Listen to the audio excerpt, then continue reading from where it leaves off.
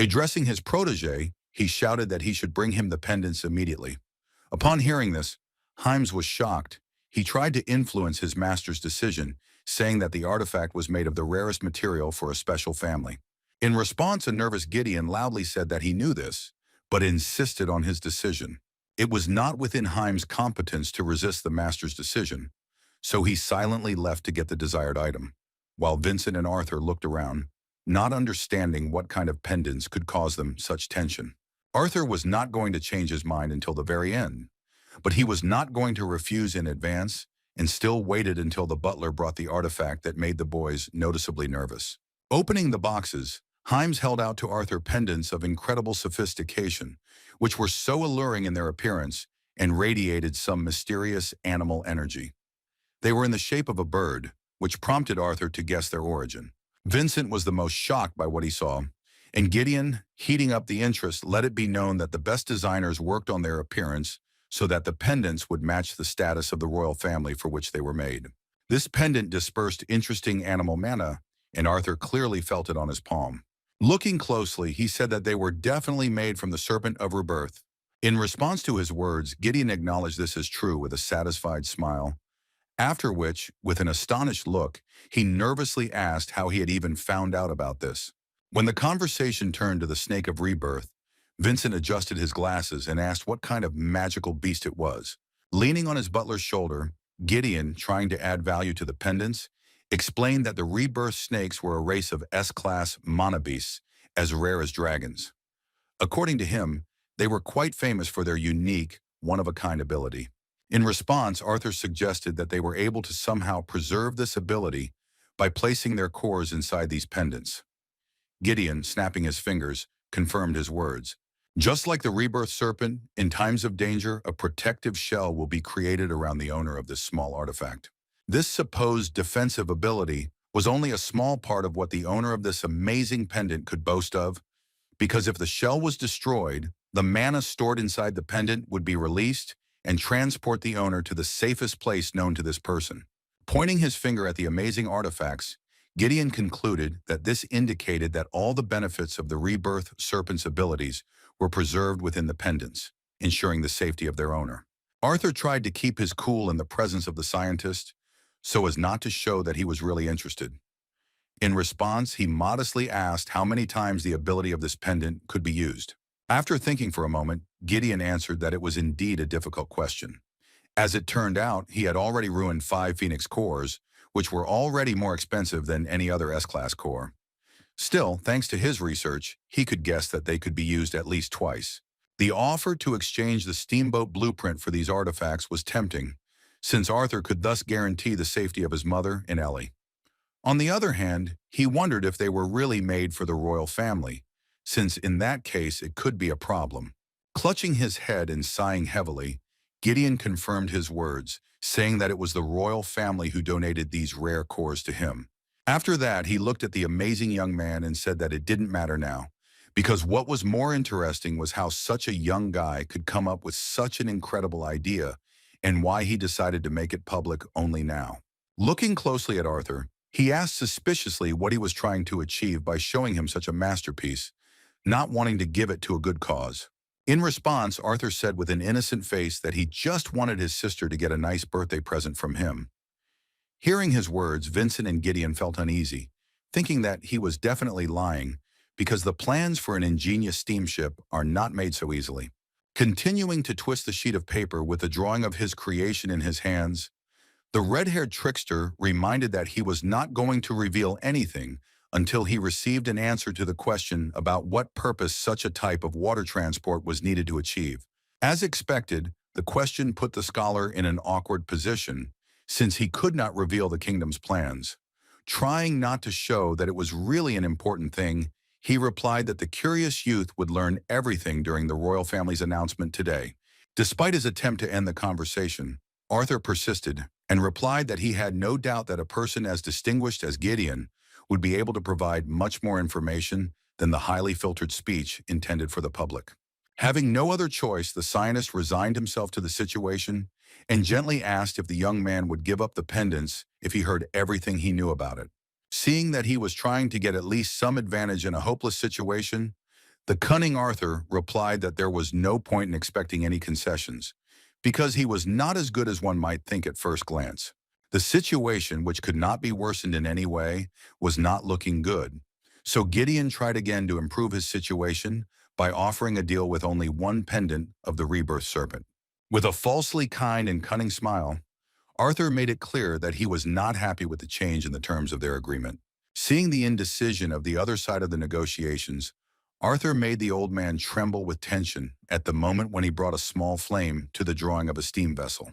Trying to somehow soften the situation, Vincent turned to the extremely nervous scientist and said that he could not know exactly what was going on in the extraordinary head of the young man, but one could be sure that Arthur could be trusted and he would definitely keep his word. Gideon screamed, tearing his hair out of his head, that in that case he would forget about asking the royal family and provide those pendants. He had to take such great risks in order to create the ship that was so needed. Gritting his teeth nervously, he continued his speech and began to tell why they needed this type of transport. As it turns out, last year they found evidence and are now absolutely certain that there is another continent besides Dicathan. When he started talking about the new continent, even Arthur was surprised by his words. As usual, adjusting his glasses, Vincent modestly confirmed his words because thanks to his connections, he already knew that similar rumors had been circulating among the kingdom's elite for a long time. Looking at his uncle, the surprised young man asked how he knew about this. The tension had affected Vincent as well, but he couldn't hide it from Arthur, so he wiped the sweat from his forehead and replied that one of the royal family's subordinates had let it slip. The subordinate wasn't sure of the veracity of the information and made him promise to keep quiet about it. However, now, having heard about it from Gideon's lips, he no longer doubted that the rumors about the previously unknown continent were the pure truth. Arthur wanted to know how they could be sure that there really was another continent. By suggesting that they had some kind of evidence, Arthur had hurt Gideon's feelings greatly, because in response, Gideon shouted that it was not even worth asking about it, because he was not some crazy scientist who would make such a statement without strong arguments in the form of evidence. Having scattered scientific garbage to the sides, the nervous scientist decided to sit down to tell about this alarming news. As it turned out, a few years ago, they came into possession of an artifact that was attached to a mana beast that resembled a bird, the likes of which no one had ever seen on Dicathan before. Even bird researchers could not explain its origin, because it was able to almost completely blend into its surroundings. Shocked by this statement, Vincent couldn't comprehend that there was a mana beast that could fly and blend into its surroundings. He was extremely curious about how they managed to catch this rare creature.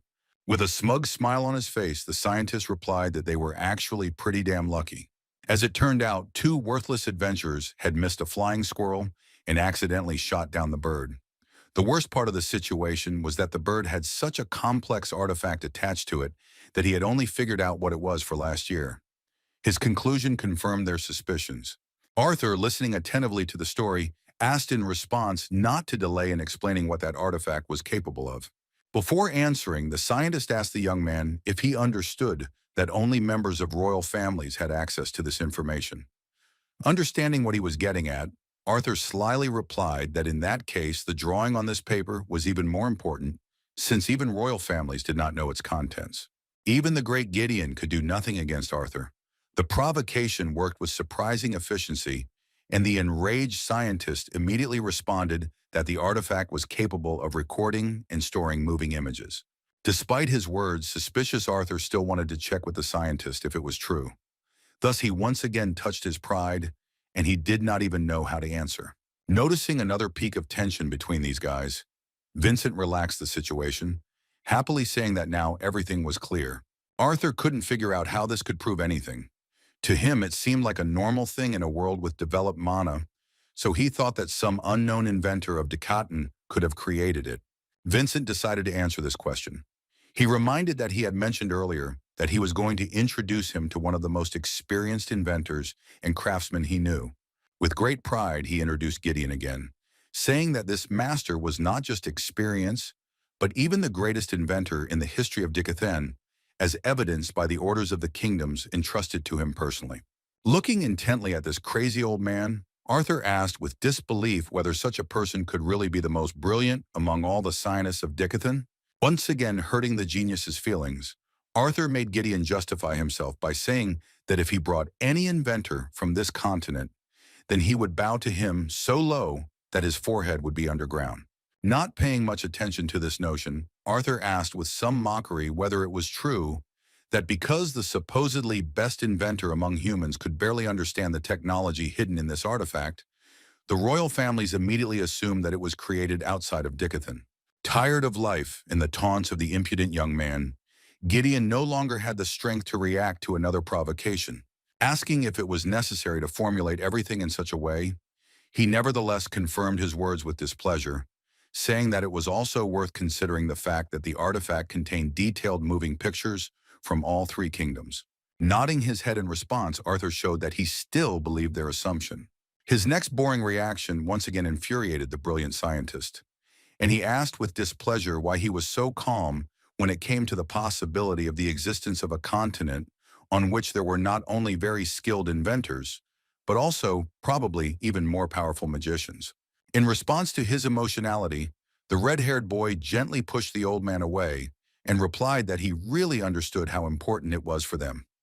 On the other hand, he wanted them not to make guesses related to their lack of confidence in their own abilities. Taking the first one in his hands, he said with a smile that there would be no problems with the steam engine because they would be able to see with their own eyes what awaited them on the new continent, which they were so worried about.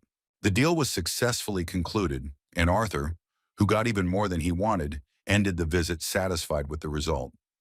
On the way to the center of the capital, Vincent admitted that in his entire life, he had never seen this grumpy Gideon so inspired and at the same time depressed by someone's idea.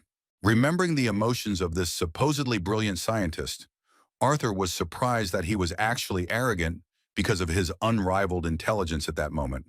When he explained that the steam engine would need special materials, he nervously asked to finish the drawing. Speaking about what the dialogue was like outside of Arthur's presence, Vincent mentioned that Gideon called his idea brilliant. The auction owner himself agreed with him because no matter how long he thought about it, he could not understand how one could get enough energy for the ship using ordinary steam. Seeing their reaction, Arthur already understood that the people of this world rely too much on mana, which is why the development of non-magical technologies is slowing down quite a lot. Based on this situation, Vincent was even surprised that Arthur's parents did not attach much importance to his genius. The owner of the auction house continued to talk about the benefits that Arthur's brilliant thoughts provided, while the red-haired guy himself did not pay attention to his words because he was only thinking about the benefits of this deal, thanks to which he exchanged harmless technology for useful things. Clenching his fist in anticipation of what the future held for him, he thought that he had never before even thought that there could be another, more advanced, technologically powerful continent beyond Dicothan.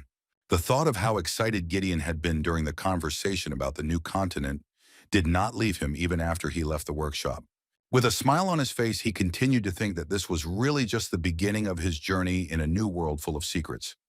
At that moment, he received a message from Sylvie that she and the little bespectacled man saw him and were going to meet him. By calling Elijah the smaller guy with the glasses, she meant that the big glasses were Vincent. The auction house owner kept saying something about how he couldn't believe Ellie's birthday was coming up, but Arthur wasn't paying attention. Sylvie and Elijah were already rushing to meet them with sincere smiles. Continuing to walk towards the center where the stage was broadcasting the announcement from the royal families, Elijah expressed his excitement at being able to witness this rare event. He heard from Elder Rakdias that the three kingdoms were discussing something regarding their unification.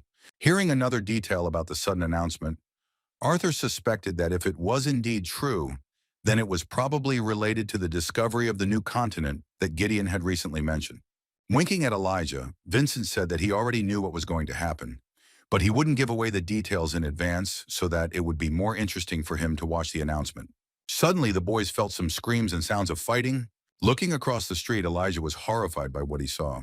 The students of Xeris Academy were laughing at some first-year student, beating him up right on the street. The guy couldn't handle them on his own. He fell to the ground and clutched his stomach, begging them not to beat him in a trembling voice through the pain, saying that he had done nothing wrong. Despite his pleas, the cocky red-haired senior boy fixed his hair and said that it was enough for him that dwarves like him could now attend the academy. According to him, He had broken the school rules the moment he started defending himself with mana. The use of magic outside of school was forbidden, causing these bullies to accuse him of having the audacity to release mana to defend himself from their iron pipes. Swinging his arm high again before striking, the red-haired bastard yelled at the poor guy to stop using magic and get what he deserved. Within moments, Elijah had interrupted his attack, throwing him aside with the full weight of his body, screaming that it was enough. Throwing the attacker aside, he caused him real anger. Ignoring the bullies, Elijah tried to help the dwarf, who could hardly breathe due to a sharp pain in his stomach. The red-haired man was furious, he said in an angry tone, that he couldn't believe that some first-year student dared to interfere with him. Picking up the beaten dwarf, Elijah asked in confusion how he dared to do such a thing to the younger students of the academy. Despite his adequate behavior, he was unable to convey his words to the impudent, red-haired bully, who responded by slapping him in the face, causing Elijah's glasses to fly off. After such impudence, the arrogant, impudent man with a nasty look asked Elijah how he dared to interfere in this situation and interrupt his fun. Vincent, who was watching this horrible spectacle from the side, could not come to terms with what was happening. With difficulty restraining Sylvie from doing something stupid, he said that he would call the guards before things took a bad turn. As he started to walk towards the nearest guard, Arthur grabbed his arm. Vincent stopped and looked at him with confusion, saying that they couldn't just let hooligans do such chaos in the middle of the day on the main street. Looking at Arthur, he realized that he was serious, which made him feel terrified.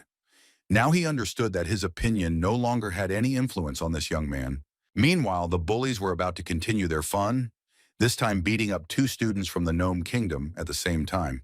Elijah indeed was, but he tried to contain his anger, knowing that if he used magic in that case, then Arthur and Mr. Helsty would be in big trouble because of him. While he was trying to maintain his composure, one of the hooligans noticed a peculiarity in his shape.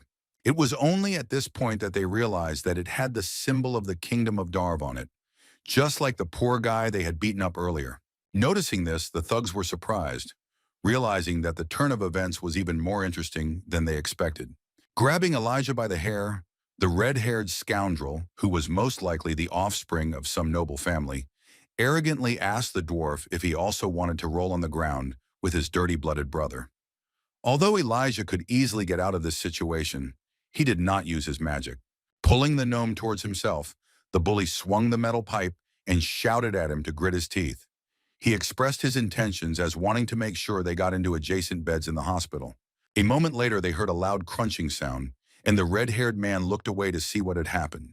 Arthur started walking towards them, and the sound they heard was due to him breaking his cane to make something similar to their metal pipes that they dared to beat the younger students of the academy with.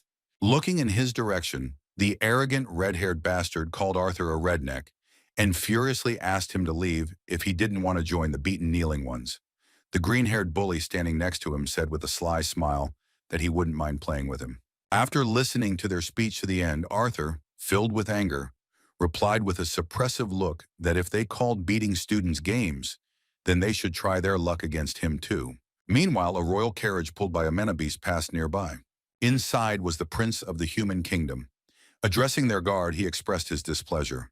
Turning to the guard, he said that he could still understand the reluctance to attend the speech of his father and mother in Atiston, but he could not understand the need to maintain complete confidentiality. He said that there was not a single royal soldier with them. In response, their personal security guard explained that given how well an event of this magnitude was guarded, one would be more than enough. In addition, he believed that confidentiality was necessary for the comfortable stay of their highnesses. It wasn't just about the heir to the throne, Curtis, but also about Princess Catelyn, who had made it clear from the start that she didn't want to attract any attention. Looking at her, the guys noticed that she was not in the mood to be in such a place. Adjusting her luxurious black hair, she corrected their guard, clarifying that she had made it abundantly clear that she did not wish to come here. Despite that, she was still here. Curtis sighed heavily and decided to spur her on, telling her that it was a miracle to him that she had lived so long as a member of the royal family. Winking slyly at her, he smugly noted that she should be grateful that she had such a cool brother, because otherwise she would have locked herself in the library for the whole day as usual. In response, the resourceful princess put him in his place and even made the guard laugh by saying that it was the smug Curtis who made her go with him only because his lady love changed her mind at the last minute. In an attempt to somehow improve his position in this discussion, where he was noticeably losing to his sister, he noted that in order for her to agree, he had to make a sacrifice and leave the grower at home, despite the fact that he had previously planned to appear with him during the announcement. Upon hearing this, His Highness's personal guard was surprised, saying that the prince's mana beast was no smaller than this carriage, and that would make his plan difficult. In addition, he thought that it was not safe, since no one had properly trained it yet. Trying to get his sister's support as an argument, the excited prince said that the grounder had become more obedient. Despite his words, Kate didn't pay any attention to him at all, because looking out the window, she saw a guy she knew, whom her uncle was trying to stop from doing something stupid. It was Arthur, and as soon as the princess saw him again, her heart sank. Nervous Vincent couldn't find a place for himself, because he couldn't influence the decision of the wild boy in any way. He had never seen Arthur so angry before, and he knew that there was nothing he could do to stop him at the moment when his emotions had completely consumed his mind. Realizing that if things continued like this, those insolent students might even die, Vincent desperately rushed forward and tried to block Arthur's path with his outstretched hand. After shouting at the hooligans that they should leave as quickly as possible before anyone got seriously hurt, he looked back at Arthur, who was consumed with anger, and said in an agitated voice that they were just kids who had started fooling around outside of their parents' sight. Although Vincent tried to save the bullies from the real monster, begging him to turn a blind eye and make sure Elijah was okay, the students of the academy did not understand. The impudent thugs began to mock the owner of the auction house, saying that the old man was trying to protect his son from them. Hearing some of their words, Vincent became seriously furious, because those ungrateful children did not even understand that he was desperately trying with all his might to protect them from serious punishment for their vile actions. Arthur, addressing his uncle in a stern but feignedly gentle tone, caught him off guard. With a forced smile, he politely asked him to step aside, but at that moment, it sounded like he was ordering him to do so to avoid trouble. Feeling incredible pressure from the angry young man, Vincent realized that all his attempts to stop Arthur's rampage were futile, and it would be much easier to deal with the consequences of his actions than to stop him at any cost. Stepping aside and politely letting him pass, Vincent mentally wished the hooligans good luck, thinking that it was all over for them. Seeing some guy with a broomstick walking towards them, with a rather frightening expression on his face, the green-eyed bully did not take the situation seriously and took the metal pipe from the hands of the girl standing behind him, saying that he would deal with the impudent boy himself. Not paying much attention to Arthur with a wooden stick in his hand, he answered his girlfriend that he would do everything quickly and would not even stain his new suit. After these words, he rushed to attack, swinging the metal pipe high. Shouting that one blow would be enough for such a weakling, he tried to strike, not understanding what kind of fight he got into. As expected, his metal pipe never caught Arthur, and the attacker himself was instantly hit in the face and sent flying to the side. It seemed that Arthur did not even raise his hand to put it on his opponent's back. The whole gang of hooligans began to take him seriously, and the red-haired girl was even horrified that one of the guys she considered the strongest missed a blow so easily. The confused, beaten dwarf was in shock from what was happening, while Elijah, sitting next to him, began to smile slyly, knowing what his incredible friend was capable of even using only brute force. Another enraged, red-haired hooligan couldn't stand still after what he saw, and nervously clutching a metal pipe, said that in front of them was a very arrogant bastard, who became like that only because he caught someone off guard. Rushing towards him, he shouted that he would show him the difference between a commoner and a true nobleman trained in the use of a sword. The arrogant redhead didn't even understand who he was dealing with. Trying to get close to him, he made many feints related to swordsmanship. As he moved around Arthur, he thought with a smug smile that his opponent was already starting to get lost, admiring the full power of his thousand-step strike technique, which had been passed down in their family from generation to generation. The pride of their family, which he was going to knock Arthur down with one blow, was his crowning strength. Moving around the enemy, the redhead acknowledged his agility because he noticed that he was able to keep up with his movements, tracking most of his changes in position. However, until the very end, he was confident of his victory, thinking that a blow from 1,000 steps away was not something that could be easily dodged. The swaying movements of his weapon were intended to capture his attention. Confident that Arthur would eventually be unable to dodge a direct hit from the metal pipe, the red-haired scion of a noble family aimed his exquisite ultrasonic slash at him. Arthur continued to play along with him, and until the very end did not react to the pipe that was aimed towards his face. Only at the last moment did he gently lean to the left, missing the blow next to his right ear. Realizing that the blow had missed, the red-haired boy felt confused. A moment later, Arthur was behind him and hit him on the ass. The red-haired bastard lost his balance and fell to the ground, clutching his butt. Arthur, who wasn't even looking in his direction, was surprised at the annoyance of things not enhanced by mana being so fragile. Throwing the broken cane aside, Arthur concluded that he had no choice but to end this childish game with his bare hands. Seeing his second comrade fall to the ground due to the appearance of some commoner, the main bully with the cheeky hairstyle looked at him in surprise. A moment later, his arrogance took over, and he said with a sly smile that it was time to put the little impudent commoner in his place. His name was Jamiel, and it turned out he was a scion of the noble Trident family. During his training in his family's craft, he learned and did not even doubt the opinion that their family technique made their fists far more dangerous than any weapon ever created by humans. Throwing the metal stick aside, he took a stance and confidently thought that he only needed one blow to end this ridiculous fight. He considered it his duty to make sure that the boy from the Academy's beginner class remembered his place in this world. In just a moment, his self-confidence was shaken. Watching Arthur approach slowly and calmly, he felt something was wrong. The overwhelming gaze of his opponent began to cause a slight tremor in his body. For the first time in his life, he felt like he was in the place of prey. Swallowing hard against the lump in his throat, he wondered how a commoner could exert such pressure on others that even his terrifying father could not boast of. What worried him even more was the fact that neither of them used a single bit of mana to influence each other. Throwing his doubts aside, he decided to dispel what he considered to be his delusion by ending this duel with one signature blow of their noble family. Arthur saw through his movements and remained calm until the very end. Aiming his blow at the red-haired bully's face, Arthur made sure he remembered this lesson for the rest of his life. For the first time in his life, Jamiel experienced a crushing defeat during a fistfight with an opponent even younger than himself. Having lost his balance from a powerful blow to the face, the heir of the noble Trident family fell to the ground. Having beaten the crap out of the leader of these ridiculous hooligans, Arthur put his hands in his pocket and walked towards Elijah and the dwarf, who had also suffered because of their sudden racist attack. At that moment, Jamiel came back to consciousness, and seeing them calmly leaving, he began to feel anger. Rising to his feet, he began to release his mana into the water, shouting that whoever dared to humiliate the heir of the Trident house would pay for it with his life. Within a moment, he continued the battle using magic outside the academy.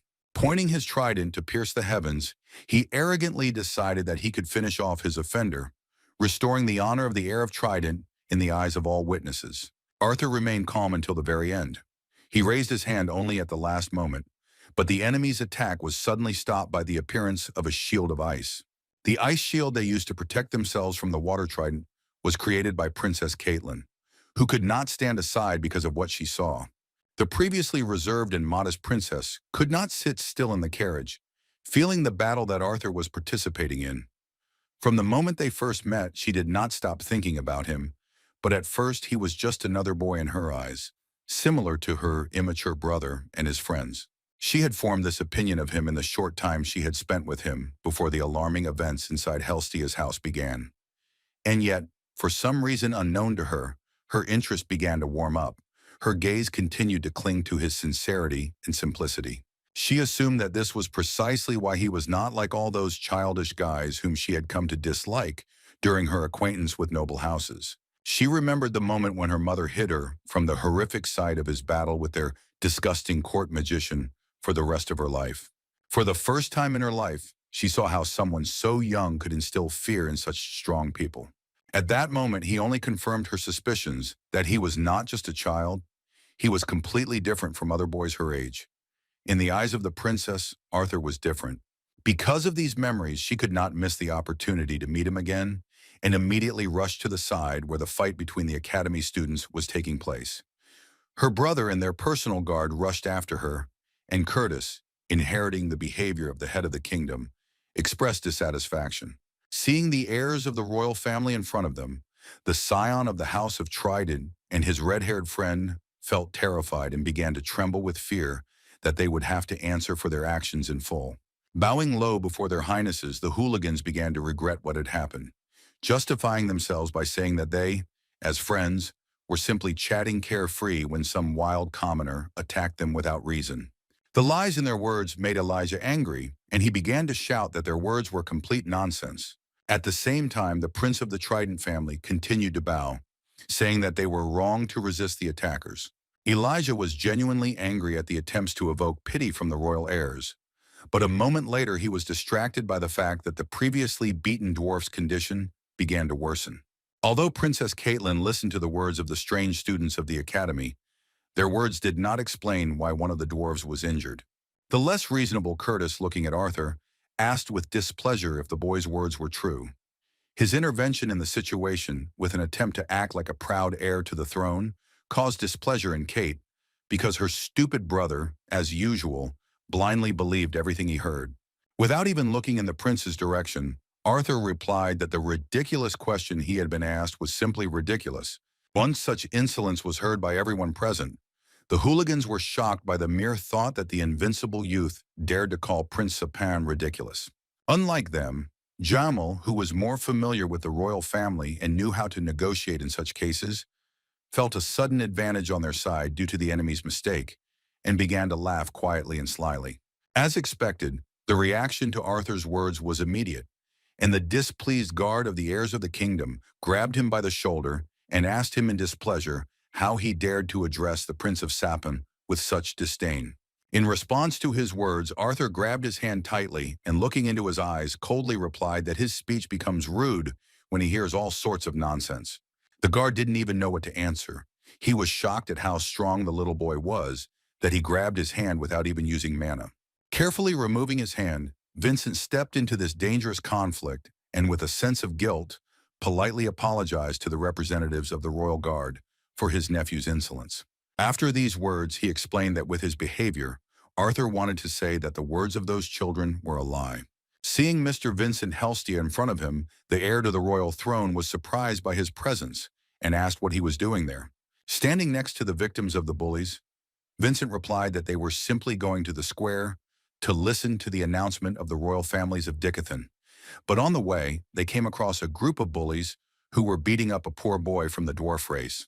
Within a moment, the poor beaten man, who was suffering from stomach pain, fell to his knees and began coughing up blood. Seeing this, Prince Curtis looked angrily at the hooligans and asked with displeasure how they dared to lie to his face. At that moment, the leader of that ridiculous gang of academy hooligans stood up and introduced himself to His Highness as the first son of the Trident family.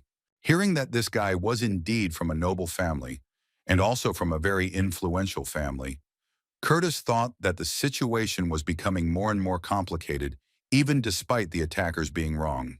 He believed that it was safe to say that right before their eyes he had used magic that was potentially dangerous or even lethal to life. On the other hand, he also took into account that the Tridents, along with the Eurus Academy, were the main sponsors of their family. Looking at this bastard, he was forced to take into account that they did not know how House Trident would react if they learned that something had happened to their heir, and even more so if rumors began to circulate that he was accused of attacking the defenseless.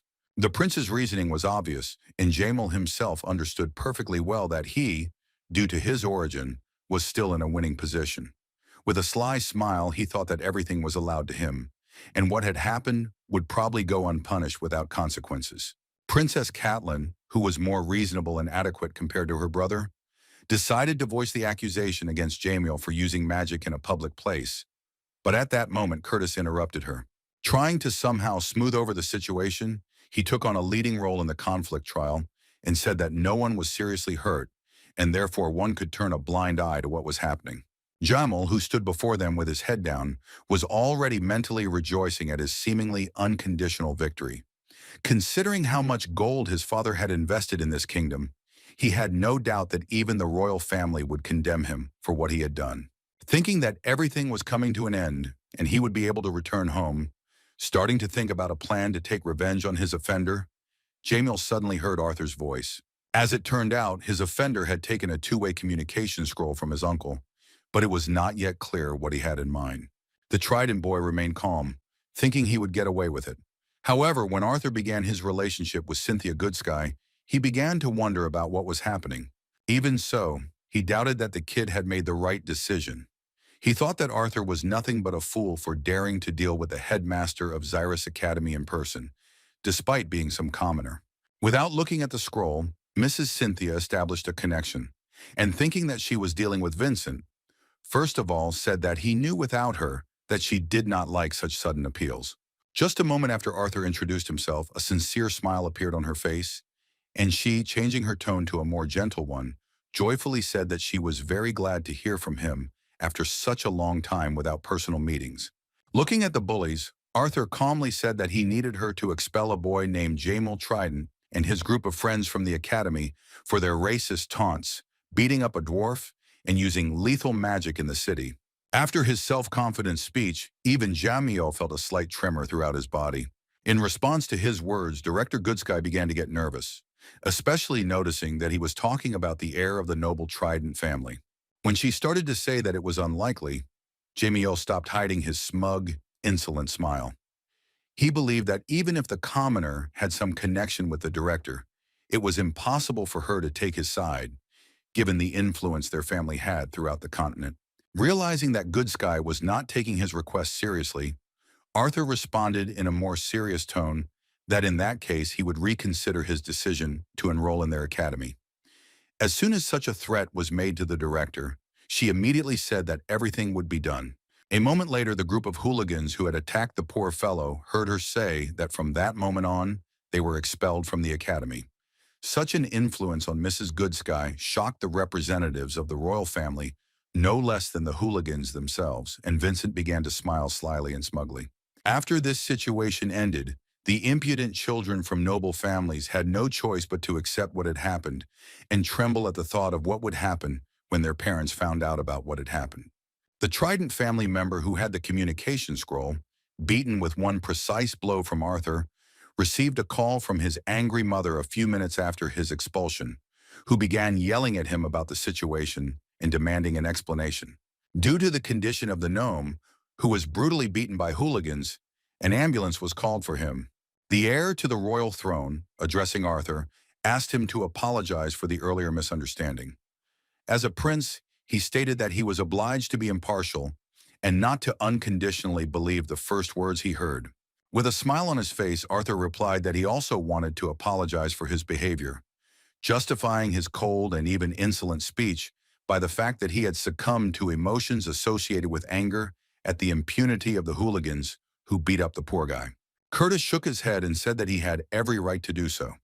He said that he was even glad that despite their status as hooligans, they would no longer have the right to study at Xyrus Academy among those who were truly worthy of standing up for all of Decathlon.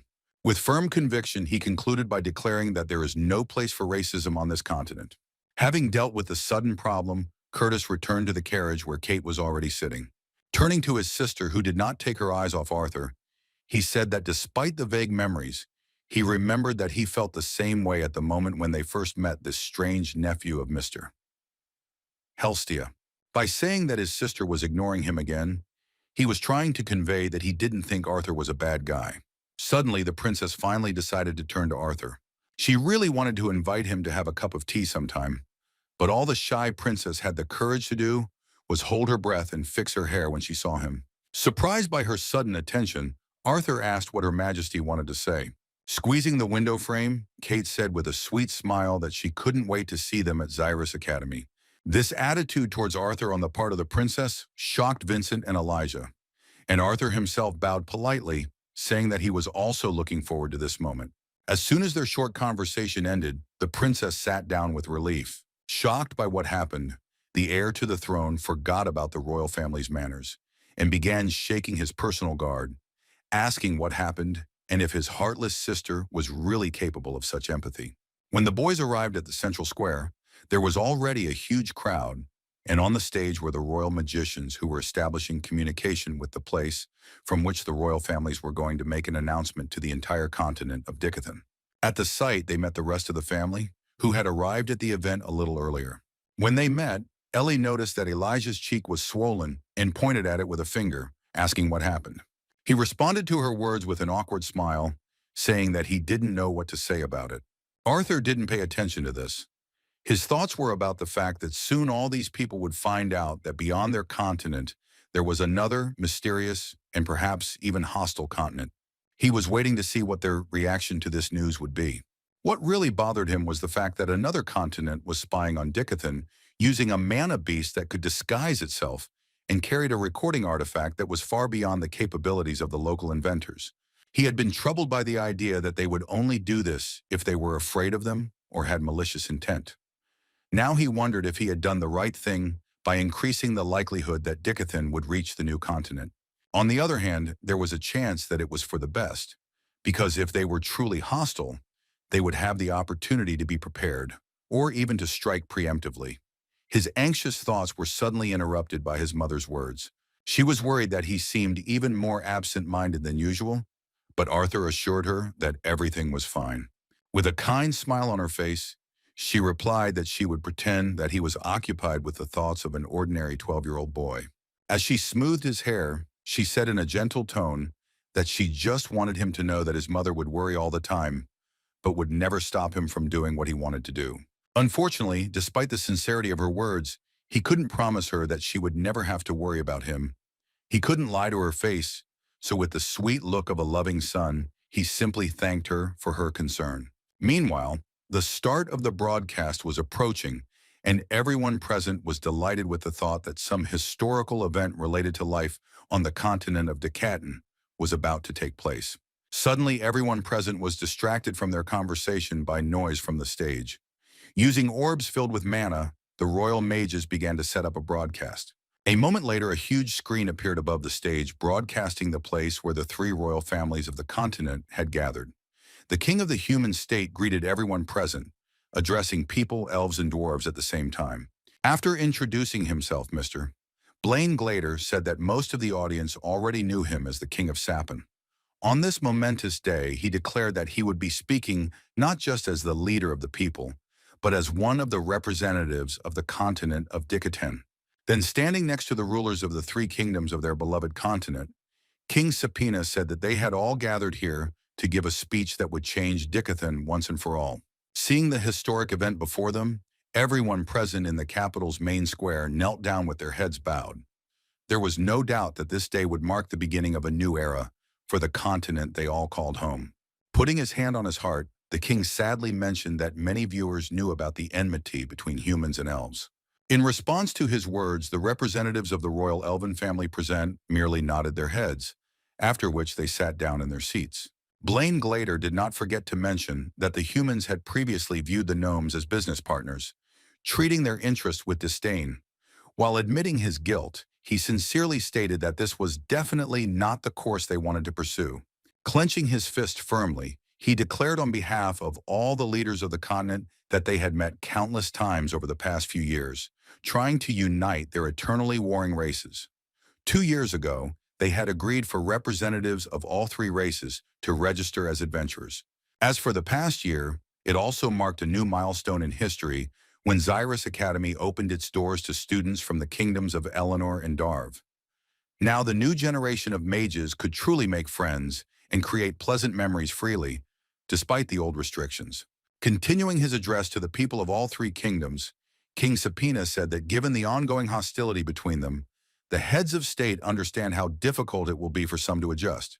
Despite this, they called on their citizens to forget the past and stop any manifestations of discrimination in order to think about something else besides this, something useful for the common future of the three races. Raising his hands, he solemnly declared that this was important not only for them, but also for future generations, who would be much better off in the world. Despite the prejudices and the large number of guards in the area, most people responded positively to Blaine Glader's speech, asking them to put aside their hostility towards other races. Having finished his part, King Sapina handed over the right to speak to King Eleanor. The Elven King, with a sincere smile, declared that it was his honor to speak on behalf of all those who had gathered on this unforgettable historical day. First of all, he expressed his full support for the words concerning the future of the continent that King Glader had eloquently spoken. Changing the subject to a more sudden theme, he told his listeners the news that although they had a fairly clear idea of the future, it could still be said without reservation that this continent still held much that was unknown. It was no secret to anyone that here, on their native Dicathan, there were places so dangerous that no one had yet dared to explore them, making a clearer and more precise map of the continent. Speaking of this, he asked all the listeners how they would react to the news that even more secrets and dangers could be hidden beyond the borders of their continent. Assuming that the citizens of Dicathan might think that they had disobeyed, he officially announced on behalf of all the heads of the kingdoms that they had managed to find solid evidence of the existence of another continent. The crowd reacted to these words with mixed reactions, as while Ray and Vincent remained coolly calm as they considered this information, their regular fellow citizens were worried about what the population of the other continent was like and whether there was a possibility that they were hostile. Looking around, Arthur felt a certain tension, because he knew that the discussion of this news could not go too smoothly, but it all turned into complete chaos. Thanks to the two-way communication, King Eleanor saw what was happening in the crowd, so he asked them to calm down a little, because in fact they themselves do not know much yet, so there are still many questions about this, and therefore it is too early to make prejudices. Continuing his speech, he said that all they knew now was that there was another continent filled with mystery, adventure, and perhaps even danger. Slowly leading the audience to the essence of the message, he mentioned that they also had evidence that the inhabitants of a previously unknown continent were trying to reach them. As soon as he mentioned that the current level of technological development of both sides was still weak, he was interrupted. The head of the dwarf kingdom suddenly interrupted his colleague and shouted for the people who were discussing this news to be silent. Within a moment of his words, silence reigned among the crowd and the chaos ceased. Apologizing for his rudeness, he continued his speech, repeating Alduin's words about how much they still did not know for sure. As a solution to the situation, he stated that in these times of uncertainty, the best thing they could do for this continent and its people was to unite. Speaking with complete seriousness, he called on people to no longer fight among themselves and to forget old grievances, even though they look different and cultural values can sometimes fuel conflicts. The king of the dwarves called on everyone to live in friendship because they were born on Dicathan. With a kind smile, he cited himself as an example, saying that he was proud of the fact that he took part in this historic day, and then expressed the hope that future generations would feel the same way as he did. Addressing the crowd, he asked them what they thought about the fact that it was time to put aside old grievances and feel part of one huge Dicatana family. Just a moment later, the previously confused and frightened crowd began to joyfully clap their hands, supporting the speech of the head of the Dwarven Kingdom. Continuing his speech as the three kingdoms' strongest mages appeared, he stated that the process of uniting their states would take time and require a huge amount of effort, so the first step toward this goal would be the appointment of 6 people. Speaking of these strongest warriors of Dicathan, he introduced them as people who, according to the royal families, are the most courageous, tactful, intelligent, and strong in each of their nations. These guys will become representatives of each of the 3 races on a continental scale. Gesturing towards the mages who had emerged, the Dwarf King declared that the primary task of these 6 men would be to protect and maintain the welfare of Dicathan. They would work alongside the rulers to ensure that their home would remain protected as they entered the new era. Before the awarding of the 6 strongest began, it was said that they would henceforth be known as the 6 spears, and each spear would symbolize the bonds that unite not only their own kingdoms, but the entire continent. After these words, the rulers of the 3 kingdoms stood up and walked onto the stage, preparing for the award ceremony. For this celebration, 6 identical rings were prepared with the seal of 6 copies. Standing nearby, the rulers greeted the first member of the new squad with a smile. The king of the dwarves solemnly declared that this was Ali Triscan. The second representative of the 6 copies was Vere Ore, who received her ring from the queen of the dwarves. Next, the gnome Ulfred Varen was awarded. Aya Greffin, warrior Eleanor, was awarded by Her Majesty Priscilla Glader. The 5th recipient was the dwarf Mika Efborn, who received her ring from Queen Eleanor. And the last of the 6 copies, the candidate from the human kingdom, received his ring from the hands of King Aladdin. This magician representing the people unexpectedly became Byron Wykes. Hearing a familiar name, Elijah was shocked by this and said with a trembling voice that it was Lucas's brother in front of them. Looking at the stage, the entire audience began to chant words of encouragement, while Arthur maintained a cool head. Continuing his speech, King Sapina solemnly ordered the 6 spears to defend Dickathon with honor and glory against the unknown. Addressing all aspiring mages, he asked them to strive to become one of the 6 spears in the future as a sign of the highest level of skill. Under the slogan that even the sky is not the limit, all 6 spears paid tribute to the people they promised to serve faithfully and truly. Byron Wykes, who was a member of a terrifying family filled with hatred for other races, certainly looked like he didn't belong here. The day of the announcement revealed great secrets that Arthur had never even thought about before, but it also brought him back to a cruel reality. Lucas Wykes, the younger brother of one of the 6 spears, was remembered by him as the man whose disobedience and betrayal had led to the death of most of their group. Thanks to his family's connections and power, he was even able to escape punishment for his crimes. But Arthur remembered who he was and was filled with hatred and a thirst for revenge. When he finished his adventurer's path, he was warned that trying to take revenge on Lucas was the same as signing his own death warrant, because his older brother was behind him. The first mention of Byron Wykes turned out to be a very unpleasant truth, that he had become a symbol of unification of all of Dickathon. Although this thought occupied the main place in his head for the next few days, everything changed dramatically when it was time for a more important matter. Tangled plans faded into the background because his beloved sister Ellie's birthday had finally arrived. Seeing that he was completely ready for his birthday and had already put on his suit, Sylvie jumped on his shoulder and happily said that it was time to go.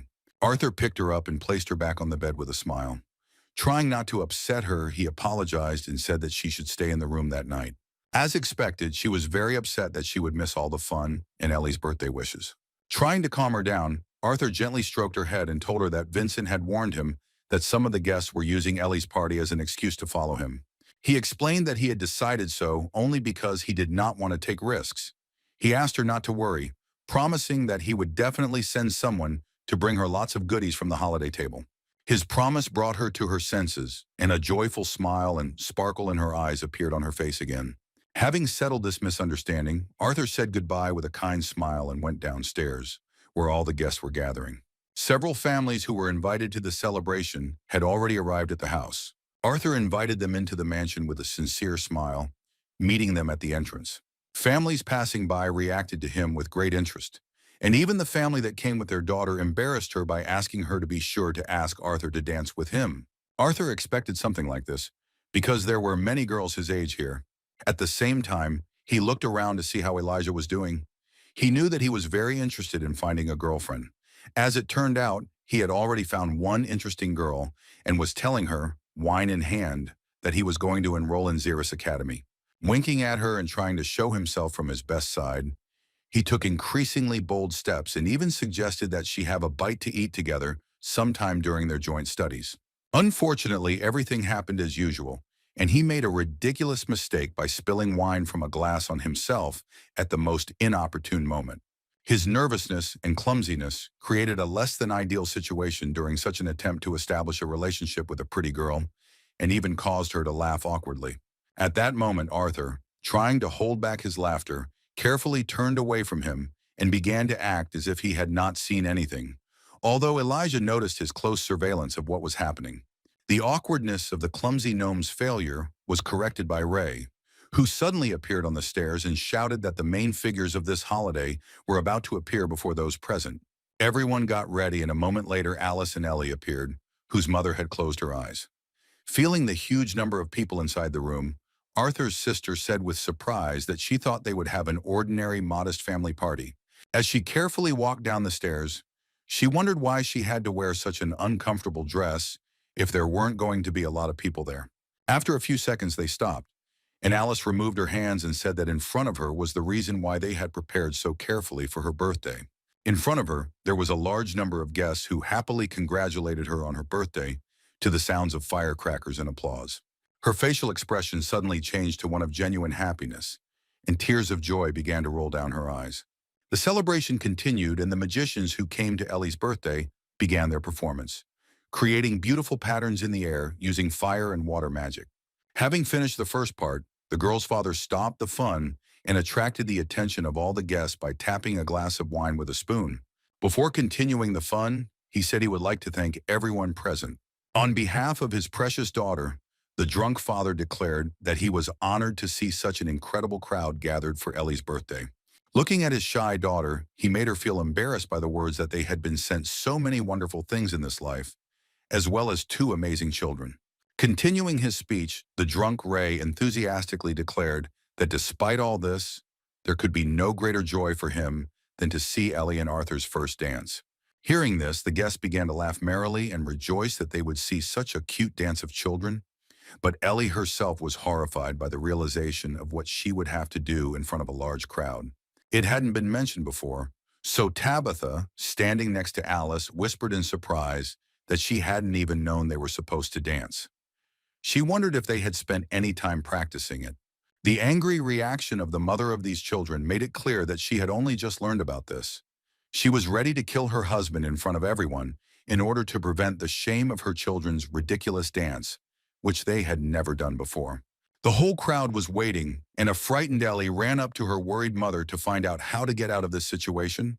Although she didn't know how to dance and was very nervous about it, her brother was more confident and extended his hand to her. With a kind, caring look, he politely asked if she would do him the honor of agreeing to dance with him once. The hesitant girl excitedly extended her hand towards him, trying to tell him that they hadn't been practicing at all, but Arthur was completely calm and nodded his head in response, reassuring her that everything was fine. Just a moment after the children held hands, the drunk and reckless father shouted that it was time to turn on the music. As soon as the first note sounded, Arthur gently pulled Ellie towards him. Placing his hand gently on her waist, he surprised her with how exquisitely he danced, despite the fact that no one knew where he got such experience from. Their dance continued and they looked truly charming. Seeing this, Tabitha was shocked and said that she thought they had not practiced. Alice tried to answer that they really were dancing for the first time, but she was so surprised that she could not utter a word. Their movements really did look gentle and relaxed. Arthur was in complete control of the dance, and his little sister could only enjoy the moment. Performing the movements, he pushed her too. At the very end of the dance, he even surprised everyone present by using wind magic to lift her to a height. After Ellie's gentle and charming landing on the ground, the audience, surprised and touched by such an incredible dance, began to applaud with incredible delight. Arthur grew even more in the eyes of the young ladies who came to this birthday party. Winking at his younger sister to show that everything had gone as planned, he rejoiced at his experience of ballroom dancing from his past life. In this way, he not only surprised everyone present, but also managed to save his father from the wrath of his mother, who feared that their children would be disgraced in front of important guests. Suddenly, Arthur heard a familiar voice, boldly calling their performance disgustingly charming. Such words could not have belonged to anyone present. As it turned out, the most brilliant scientist of Dicatina dared to say it. Gideon decided to take advantage of this event to meet the amazing boy again. Taking a glass of wine with him, he invited Arthur to go outside for a little chat.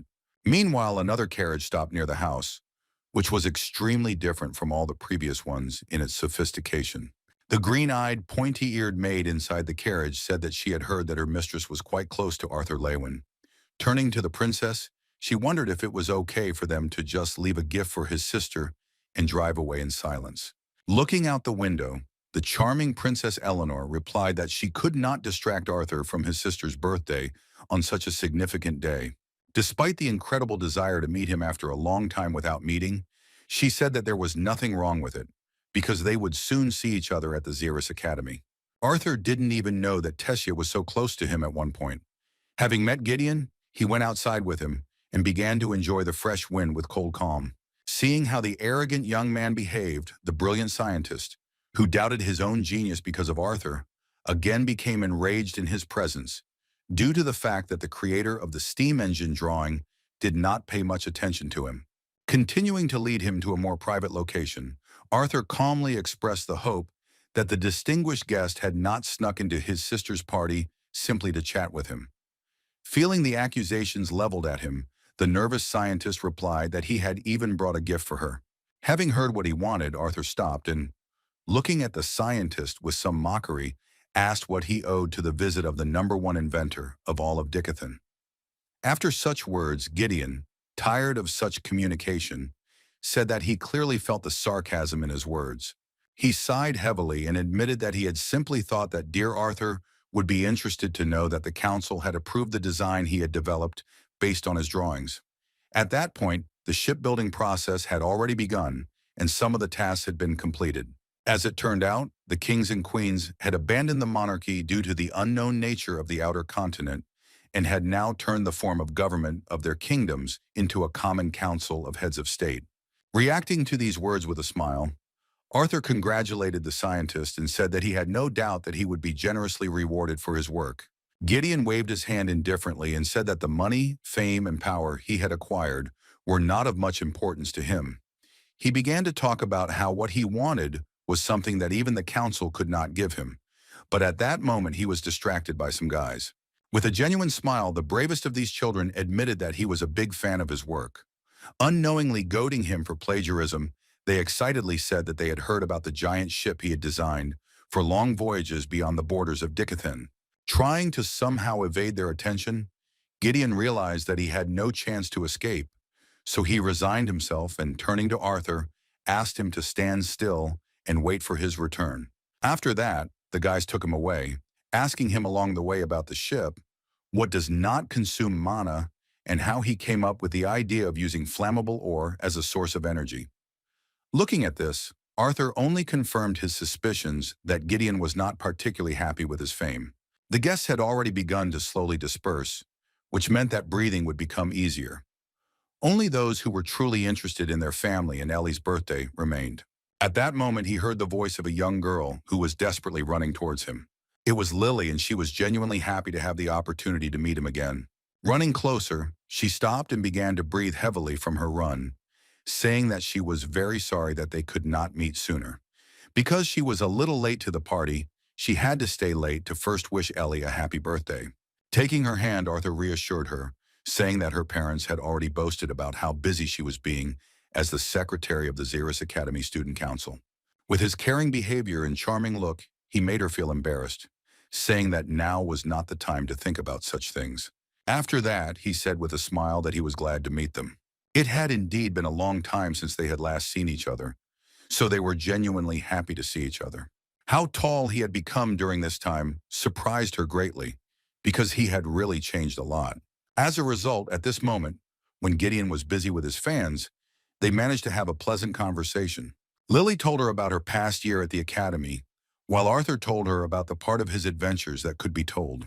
After the intense stories related to the adventure, they even found topics that could be genuinely laughed at. In the end, Arthur complimented her with a kind smile, noting that the little girl who constantly hid from her parents and dined with the servants had long since grown up.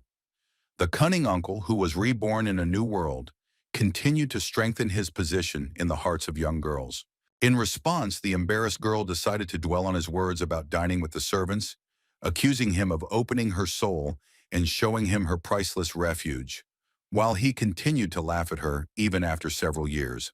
Leaning closer to her, he justified himself by saying that it was simply difficult for him not to notice how she had previously been worried about her future, while now she was doing well at the most prestigious magical academy of Dicathan.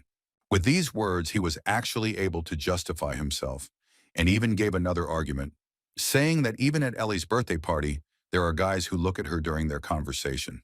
The words that she was very popular among the guys really embarrassed the young girl, and she began to justify herself in confusion by saying that she didn't even have a boyfriend or anything like that.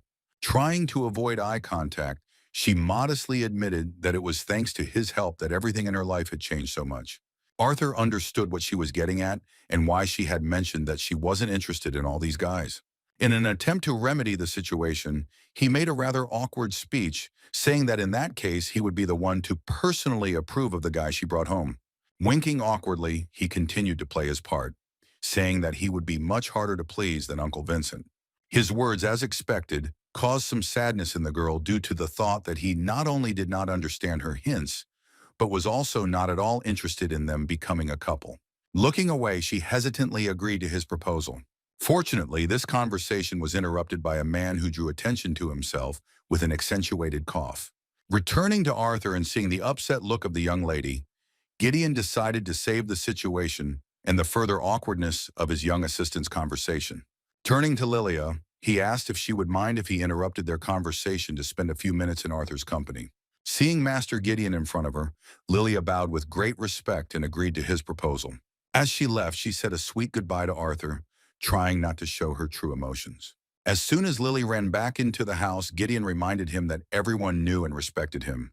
After such a modest reminder of his words, he decided to give some practical advice to the inexperienced young man, saying that he was quite popular with girls, after which he noted that this girl was in love with him. Continuing to drink the wine in small, refined sips, Arthur replied briefly that he knew about it. Surprised by the modesty of his answer, Gideon continued the conversation on the subject, saying that they were getting along well. When the old man asked if he was going to do anything about it, Arthur, looking at his glass, replied that she was the one whose life had been changed by his help. He described the feelings she was experiencing as something more akin to gratitude than sympathy. Swirling the wine in his glass, he said that she didn't understand it yet, but in the future she would be able to figure it out. She felt like a lady saved from trouble, grateful to the hero. Such a reasoned answer from the lips of the young man further suppressed Gideon's self-confidence, and he said tensely that his maturity in such matters was simply nauseating. Returning to previous topics, Arthur reminded that he certainly did not come to give him love advice. The impudent boy's words once again hurt Gideon's pride, but swallowing another insult, he decided to continue the previous conversation. He decided to continue by saying that he wanted to use the money, fame, and power that the council had given him in order to get something that he could not find anywhere else. Looking at Arthur, he briefly explained that he wanted to gain his knowledge. After these words, which foreshadowed obsessive attempts to implement something that could lead to unforeseen results, Arthur fell silent for a minute. After thinking about his answer, he admitted that he had long doubted that he had done the right thing in giving them the plans for the steam engine. Speaking of this, he expressed his reluctance to change the way the world works, any more than he had already done through some carelessness. Looking at the scientist, he assured him that Dicathin would be fine without his intervention. The guy's words worked a little differently than planned, because in response, Gideon became inspired and even said with anticipation that he probably had even more ideas in his head that could turn this world upside down. The scientist's mood suddenly changed. He was inspired and happy at the very thought that he had a source of ideas, that he looked at everything from a completely different angle. Seeing this, Arthur was not delighted, because Gideon's ears really caught only what he wanted to hear. Trying to convey to him the words that he had not understood the first time, Arthur called him by name in a more serious and cold tone, distracting him from the early enjoyment of future triumphs. Looking at the mad scientist, Arthur asked him to take the words as they sounded, after which he conveyed to him that he was not in this place to satisfy his selfish curiosity. Demonstrating his understanding of his words, Gideon threw aside his glass of wine and said with complete seriousness that these words sobered him up to the point of madness, after which he promised that he would take the request into account. Not wanting to leave empty-handed, he offered the young genius a compromise. Extending his hand, he promised that he would not ask him to invent anything that would change the world, but he would agree to consult with him from time to time as he developed his own ideas. In exchange, he offered to become his personal sponsor if he needed any artifacts, goods, or even money. The offer was quite tempting, considering how influential Gideon is. Arthur agreed to this lucrative deal to make some of his future tasks easier. After this conversation, they returned inside the building, where Ellie, Lilia, and their mothers were already looking through birthday presents. Among these presents were a lot of dresses, and even Sylvie was delighted with their appearance. As he passed by, Arthur noticed something interesting. His attention was drawn to a gift box that was different from the others in its shape.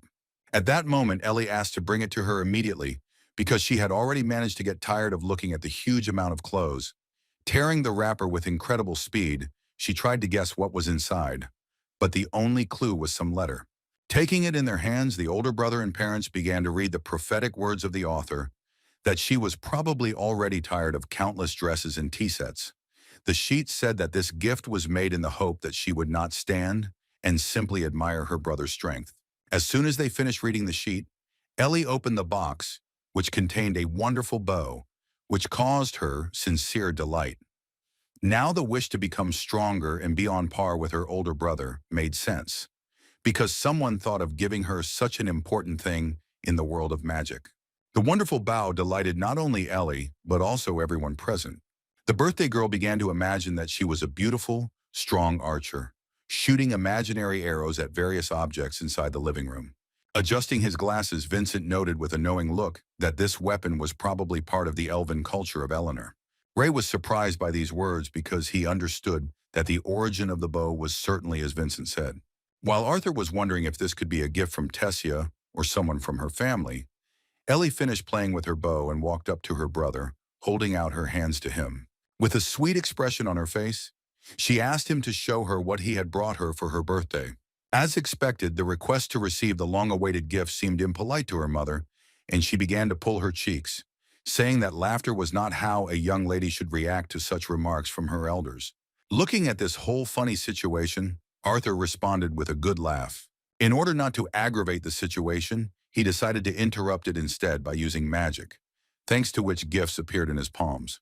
Ellie was delighted with the mysterious box and began to try to guess what was inside, while her mother was genuinely surprised that the gift was a pear, and Arthur also held out another box in her direction. Opening the box, the impatient Ellie was captivated by the beauty of the necklace, with the image of a burning bird. Pleased with how Ellie took the gift, Arthur explained that the necklaces would protect them if he or Dad weren't around. Seeing the gift from the birthday girl's older brother, Tabitha enthusiastically called the necklaces adorable and asked where they managed to find them. Shaking his head, Vincent, who could get almost anything, replied to his wife, who was interested in the necklace, that these pendants were the only ones of their kind. After opening his gift, Arthur gently placed the necklace around his little sister's neck. Looking into her eyes full of joy, he once again congratulated her on her birthday. After celebrating Ellie's birthday, her older brother began to fulfill his part of the contract with the brilliant scientist Decaton, and, together with him, went more than once to the place where the construction of a steamship was taking place at that time. Walking through the huge hangar, Arthur told the scientist that he did not have to accompany him all this time, attracting unnecessary attention. In response, Gideon explained that in saying this, the brilliant young man did not take into account the fact that only employees and council members have access to this facility. Reacting sickened by his remark, the cheeky little boy said that he had already heard about it, after which, without much emotion, he said that he was impressed and very grateful to the venerable inventor for such an honor. Gideon's feelings were hurt again by this sudden, impudent speech, so he replied that the boy's face did not look delighted. According to him, all he saw before him was an ungrateful brat who was bored out of his mind in a place that millions of Dicathenians dreamed of visiting. In response, Arthur explained with some displeasure that it was difficult to maintain interest, given the number of times he had bothered him at the slightest advancement in this project. As it turned out, using the communication scrolls, he had woken him up more than once in the early morning to contact him for practical advice. Standing next to him, leaning against the steel beam, Gideon said with some sadness that all these late-night calls had not brought them any closer. In response, the still impudent youth said that an old man like him would be better off trying to find friends his own age rather than making friends with such children. As it turned out, time flew by quite quickly since Ellie's birthday, and even Arthur managed to celebrate the same holiday.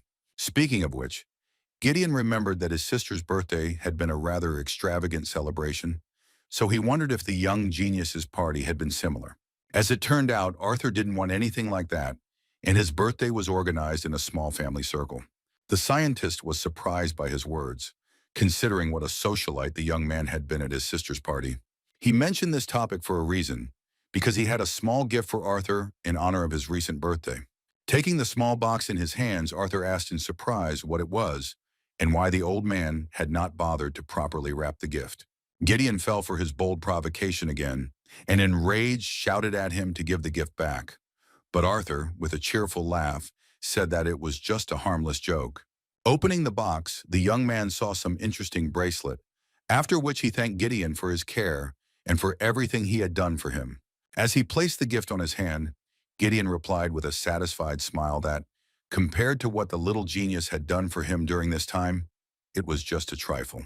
It turned out to be an item that hid some of his mana properties. Gideon was very curious as to why he needed to hide not one, but two elements. As he continued to drink the water, the exhausted old man jokingly said that it looked like he really did have an affinity with the four elements or something like that. When Arthur calmly confirmed this seemingly joke, the shocked Gideon could not contain his emotions, and all the water that was in his mouth at that moment was directed with great force at the face of the research assistant who approached him. Wiping his mouth, he asked if he was serious or not. Now it all became clear to him, and he confidently assumed that the fact that he needed such a bracelet meant that he planned to hide half of his elements. Pointing his finger at himself, he asked in confusion why he had told him a secret that he was going to hide from the others. Winking back, Arthur said in a friendly tone that the answer was simple, because the more he realized how special his young friend was, the more free stuff he would get. The boy's impudence caused the scientist to smile with interest, and he even called him a madman, which shocked his mind even despite his young age. Until now, he could not believe that he would find a young boy, that he would tell him about things that break the standards of this world and his ideas about reality, as if it were some kind of trifle. Speaking about the use of the four elements, he said with a smile that he would like to see proof of his words sooner or later. Arthur did not object and promised to gladly demonstrate his wonderful abilities as soon as the opportunity arose. Returning to the topic of building the ship, Arthur looked again at the scale of the work and noted that the speed at which this task was being completed was simply astonishing. Gideon responded to the rare compliment from the young genius with a smug smile.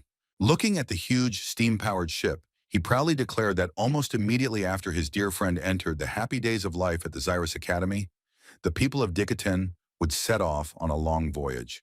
Returning home through the streets of the capital, Arthur continued to be amazed at how quickly old Gideon worked. He had never thought that he would be able to not only organize all the work, but practically build a ship with a steam engine in a matter of months. On the other hand, he was afraid of the future, realizing that if that new continent turned out to be hostile, then he would not be able to afford to train half-heartedly. Based on what he heard about the Mana Beast and the technological solutions of the other continent, he was afraid that their mages were on a completely different level. In order to continue improving, he intended to gain as many benefits as possible from the artifact given to him by Gideon during his studies at the Academy, in order to bring his level of mastery of the elements of earth and wind closer to the other two. Being completely immersed in these thoughts, he didn't even notice how he hit someone's strong back. Looking at the man who reacted with displeasure to this, he politely apologized, justifying himself by saying that he had been thinking for a bit and had stopped paying attention to the road. Pretending to be an innocent child, Arthur was unable to gain the understanding of the drunk man, even though the girls next to him were asking him to let the young boy go. When he asked Arthur where his eyes had gone, that he hadn't noticed such a huge, strong man in front of him, it made him feel sick to his stomach that he was constantly running into scum like this. Trying to show off in front of his ladies, the drunkard said that given that he was a professor, it would be wrong to just let go of an undisciplined brat whose parents couldn't handle his upbringing at all. The first lesson he wanted to teach was about hair, because he paid special attention to it, saying that a real man should have a short haircut and visible muscles, like himself. Taking the elastic band off his hair and throwing it behind his back, he directed some mana into his hand. The strange professor said that he was going to start the second lesson, saying that when in front of someone of his caliber, he had to apologize on his knees. He began to press on Arthur's head with all his strength, strengthening his body with mana, trying to pin him to the ground. He was surprised because he didn't understand what was happening, when he felt a tremor in his hand because the young guy he didn't know didn't fall to his knees. Arthur, who had easily held back his pressure even without using mana, calmly replied that given how drunk the professor was during such a ridiculous show, he was willing to turn a blind eye to it. Looking at him with a piercing, oppressive gaze, he said in a serious tone that he advised him to take his hands off him without delay. At this point, seeing the professor's indecision, one of his companions pulled him back, seeing how difficult it was for him to comprehend the difficulty of the situation. The angry man with muscles instead of a brain was seriously enraged by the young man's insolence. Hugging his companions, he asked with a displeased shout how he dared to speak in such a tone to a professor of the Xyrus Academy. After mentioning these words, Arthur stopped. Thinking that his words had worked, the professor smugly said that he had made the right decision, that he had treated his words with due respect. Continuing to boast about his position, he warned Arthur that if he were to study at the academy, then he would be better off staying away from him, because there they would be allowed to beat a little discipline into him. In response, Arthur demonstratively tied his hair with an elastic band, which the professor had brazenly taken from him a few seconds ago and thrown behind his back. With his next movement, he threw the pendant that had previously hung around the professor's neck in his direction with a sly smile, after which he said that he would look forward to studying at the academy under his leadership. The pendant that fell to the ground surprised the ladies because they didn't even notice when and how he managed to tear it off the professor's neck. The man with muscles instead of a brain was amazed, because the boy not only managed to take the rubber band that he threw away, but also to steal that medallion from his neck so that even despite his experience, he could not notice it. Having finished his business, Arthur returned home. As soon as he opened the door, Ellie, with a bow on her shoulders, and Sylvie joyfully rushed at him. Using wind magic, he held them in the air with a smile and told them that their tricks wouldn't work on him. While the alliance of the two girls were taking offense at how cleverly he had dodged their sudden attack, Arthur asked where their parents were. The younger sister replied with a sincere smile that she and Elijah were in the living room, looking at the packages that were sent to them from the Xyrus Academy. Without hesitation, Ellie pulled her older brother along with her, where the inspection of gifts was already taking place. As it turned out, they had finally been sent the academy uniform, which meant that they were already on the list of students. Receiving his box, Arthur looked at it with a smile, wondering what would await him at the academy. He was happy just at the thought of becoming a student again, just like in his past life. Unlike him, Elijah had slightly different emotions, because he was sincerely glad that he would be able to study at the most advanced school of magic on the entire continent. Preparing for his studies did not give him time to think about who he would meet this time. He was awaited by both enemies and girls who had warm feelings for him due to his strength and attractiveness. The princesses of both kingdoms could not wait to meet him. With a smile on his face, Arthur looked forward to the many things this world could still teach him. He didn't even notice how the long-awaited day of the beginning of studies at the academy arrived. As usual, it was very difficult to wake him up. They couldn't be late for their first day of school, so Elijah did everything he could to wake up a sleepy Arthur. Realizing that all the dwarf's efforts were in vain, Arthur's daughter joined the cause. A moment later, Sylvie jumped high into the air, but as it turned out, her intentions were not entirely friendly towards her father's friend. With incredible fury, she rushed not at Arthur, but at Elijah. The noise of the fight was exactly what helped bring the magician to his senses. Standing up, he said that he would be ready to go out in 5 minutes. Elijah, who struggled to lift him up and was even forced to fight with Sylvie's sharp claws, was not happy with how carefree his friend seemed. While wearing the academy uniform for the first time, Arthur started a conversation with his friend. In response to his words that he still couldn't believe that such an incredible fighter chose the faculty of learned magicians, Arthur said that he simply wanted to learn more about the theory of magic. His gnome friend replied that he still didn't understand the logic, because instead he could have simply attended electives and not built his entire education at the academy around science. Arthur justified his decision as not wanting to watch the ridiculous children fighting each other all the time. In addition, he still intended to attend classes for combat mages so that the theory could be reinforced by practice. As it turned out, Elijah was worried that Arthur, like the other mage scientists, would be discriminated against by the battle mages. A little later, he clarified that, in fact, in this case, he was more worried not about him, but about the students, whom he could send to the infirmary for their behavior. With a good-natured laugh, Arthur replied that he would try to behave decently. He couldn't fail his studies, so he thought about how to control his emotions. Still, he hoped that he would not have to waste his valuable time arguing with the children, as had happened once on the day the news of the unification of the continent was announced. Having finished their preparations, they went down to the first floor and joined in for breakfast. The parents were happy that their son and his friend would finally become students of the most prestigious educational institution of Dicathen, while the younger sister felt sad because she herself would like to go to Xyrus. Seeing Ellie's indignation, her older brother calmed her down with the words that she would certainly become Xyrus' student, but to do this she should stop being lazy in her training with magic and using a bow. Taking advantage of the opportunity to be near Arthur's parents, Elijah shyly asked Aunt Alice to patch up his face a little. Seeing the fresh scratches, the woman began to laugh tenderly, realizing that this was most likely the work of Sylvie. Ray, who could not contain his joy for this event, began to talk about how proud he was of his son's upbringing, because soon he would be attending the famous Xyrus Academy. When he mentioned raising him, Alice got mad, saying that she was the one who raised Arthur when he was a child. Seeing her unusual displeasure, Ray correctly assumed that she meant that he himself only raised his children when they got into trouble. After dinner, the parents brought the children to the carriage to say goodbye. Arthur promised to visit them as often as possible, after which he put his hand on his younger sister's head and asked her to behave well, and also to look after her mom and dad. Before he left, he reminded his mother and sister to always keep the pendants he gave them with them. In response, Ellie and Alice showed off their necklaces with satisfied smiles, while Ray asked with displeasure why he had not received farewell words from his beloved son. Remembering that the irresponsible father also needed a grain of love and care, Arthur, with some mockery, asked him not to burn the house to the ground during the next training session. His son's brash speech before his departure brought back pleasant memories of their duels in Ray's mind, while his wife and her little copy agreed with Arthur's words and nodded their heads at the same time. After an hour of riding in a carriage, the boys finally reached the main gates of the academy, and Sylvie happily squealed that she couldn't wait for the moment when the first fights between the students would occur.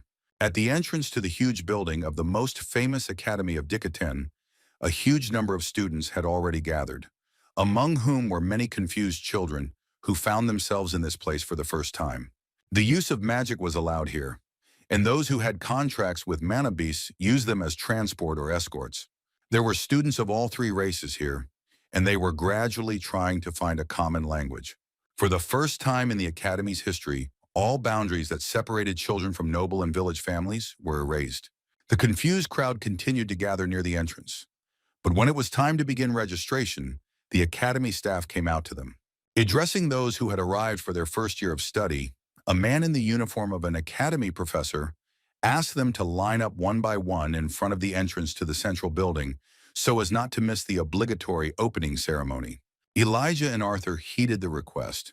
The line moved quite quickly thanks to the magical registration devices, so they got inside in a few minutes. All the first-year students were delighted with the incredible interior of this building. Elijah looked around and didn't even notice when it was his turn. Thanks to the magic ball, the academy worker was quickly able to obtain information about his first and last name, as well as the fact that he was a candidate for a combat mage who had an affinity with the element of earth. Having confirmed his candidacy, she began to review Arthur's file. Upon learning that he was a candidate for the position of a mage scientist with an affinity for the elements of earth and wind, she exclaimed in surprise. Arthur didn't understand what her reaction was about, so he thought there was some kind of problem. But Elijah responded by giving him a friendly nudge, explaining that she was just surprised that he had an affinity with two elements at once. The excited representative of the academy had seen something like this for the first time during her work, so she tried to hide her further emotions and invited them to go to the hall where the opening ceremony of the school year was beginning. Entering the huge room, they were surprised by its size, and Arthur thought that it looked no worse than the Helstia auction house. There were already so many students inside that it was quite difficult to find free seats, so Elijah and Arthur were forced to make their way through the overcrowded rows. When the friendly gnome started greeting everyone, some reacted negatively to his words, thinking that he was just another boring weakling nerd. Seeing people act like this, Arthur didn't want to leave Elijah as the guy who had been prejudiced against since the first day of their training. Just one look from him, and Sylvie's evil fangs were enough to put the impudent guys in their place. Feeling his strength and authority, they did not even pay attention to the fact that he was from the Faculty of Scientists, but only obediently let him go ahead. Once they found empty seats, Elijah immediately began to introduce himself to the kids sitting next to him, thus reminding Arthur of how kids around his age make friends. Watching the scene with boredom for a few more minutes, Arthur waited for the wind magic to appear. A moment later, Professor Cynthia Goodsky appeared in front of all the students with her always pleasant smile. Noticing Arthur, she immediately winked at him. The boy flinched at such suddenness because he didn't want the academy to pay special attention to him. Upon noticing Mrs. Goodsky, all the students present began to whisper among themselves about how amazing a person she was and how incredible her appearance was. The school principal wasn't going to wait for them to calm down, so she used her deviant form of magic. In just a moment, the effect of her technique covered the entire huge hall. There was silence inside, and the students felt as if their voice had suddenly disappeared. Seeing the excellent result, Arthur was delighted, because although he knew that she possessed sound magic, he did not think that it was so strong that it could cover an entire building. Having demonstrated a mind-blowing skill, Miss Good Sky apologized to the students for her rudeness, justifying such a decision by the fact that she does not have much time to wait for silence, and also that she does not like to raise her voice. In her defense, she clarified that without using such a spell, her throat would start to hurt, considering how hard it was to scream at her age. Having attracted the attention of absolutely every student, she welcomed future leaders, scientists, and the strongest warriors of all of Dicathan to this modest academy. With the following words, she introduced herself as one would introduce oneself to the director of an educational institution. The professor, trying to come up with a long, incredibly tedious speech, decided to stop at the words about how this was a very special year, unlike any previous one in the history of their academy. With this in mind, she proudly stated that since the founding of this academy, they had never had so many elves and dwarves studying there as they did this year. All the races present were delighted by her words and immediately clapped in support of the director's speech. Continuing on this theme, she admitted that she had decided that the best students in the academy would be the ones to greet them. Pointing her hand to the other side of the stage, she asked them to greet the members of the Academy Student Council, who would be guiding them and giving them the necessary advice. As it turned out, the Student Council was mostly made up of people who were in their senior years. To her surprise, Uncle Vincent's daughter was already there, even though she was only in her second year of school. As soon as Elijah saw Lilia, he excitedly began to nudge Arthur, saying that they should support her appearance. The appearance of the Student Council president was the most interesting for the public, because the boys, seeing such a charming beauty, held their breath, while a blush appeared on their childish faces due to warm feelings. As expected, Elijah was delighted with this young lady and asked with great curiosity who she was. Her appearance even interested Sylvie, because a joyful expression appeared on her cute face. Arthur couldn't allow himself to show excessive emotion, so he just smiled from the pleasant memories that came flooding back. All this was connected with the fact that the Student Council president was the beautiful Princess Eleanor.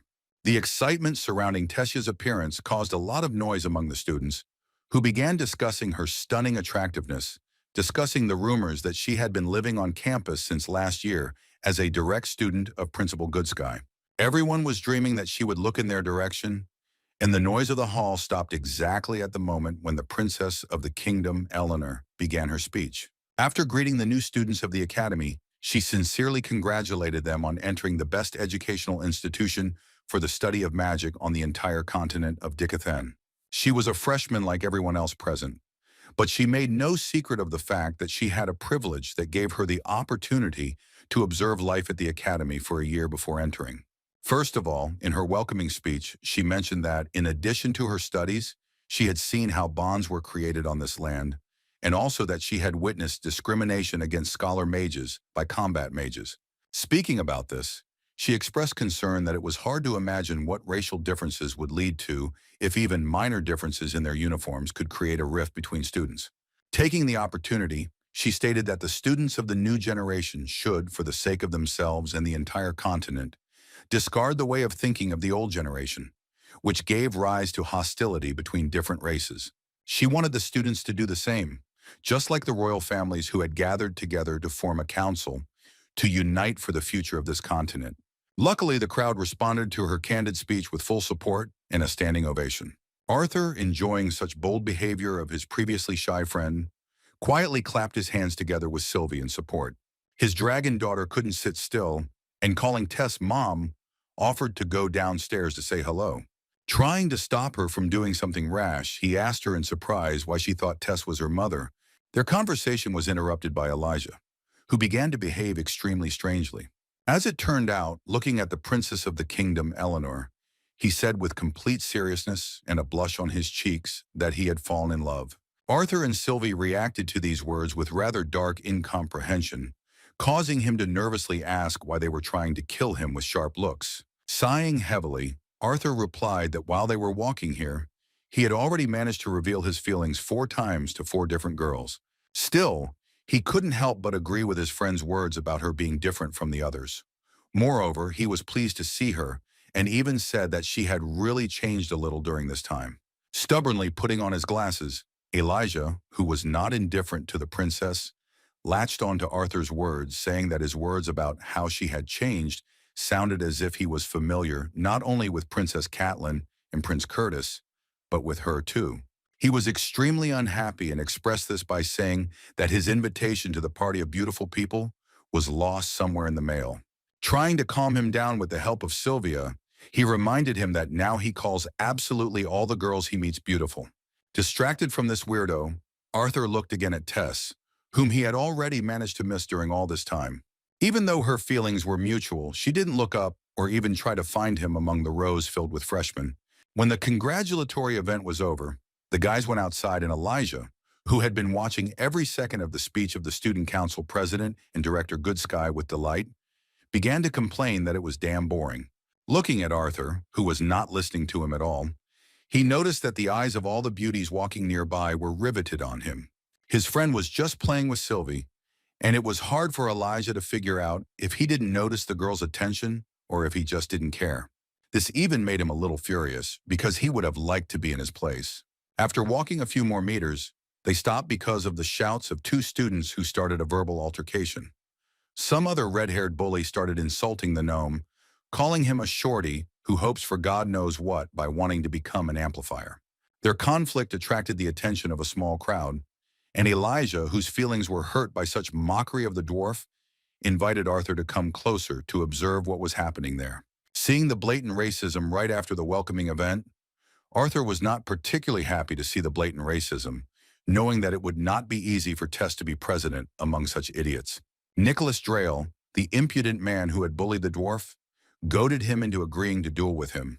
Brosnan Burr, that was the name of this poor fellow, belonging to the race of the dwarf kingdom, nevertheless agreed to this proposal and, pouring a small amount of mana into the chest artifact, said that he was declaring a duel.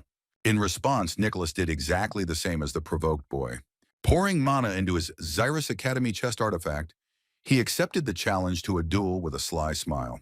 In just a moment, magic flared up around them and barriers appeared next to them, protecting the environment and other people from their techniques. Looking at his chest artifact, Arthur finally understood what it was made for. The red-haired guy, who probably belonged to some noble family due to the fact that he had a spatial ring and even a good weapon, began to laugh self-confidently, looking towards the dwarf. In response, Brosnan took out from the spatial ring a weapon familiar to gnomes, a two-handed axe.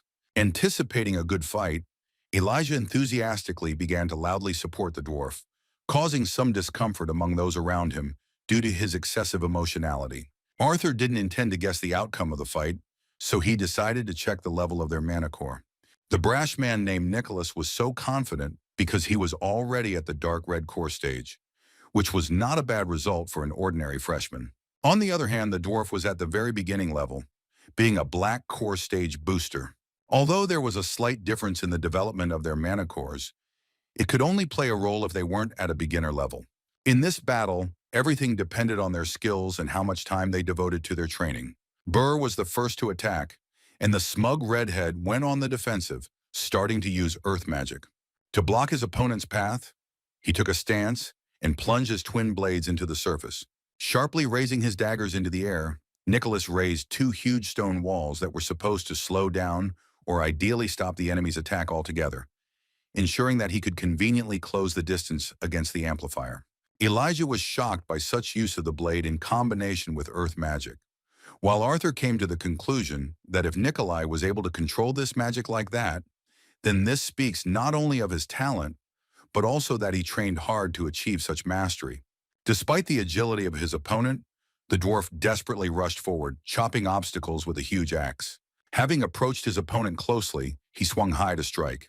Using the earth tremor technique, he wanted to bid farewell to his opponent with one precise blow, but Nicholas was agile enough to avoid the blow.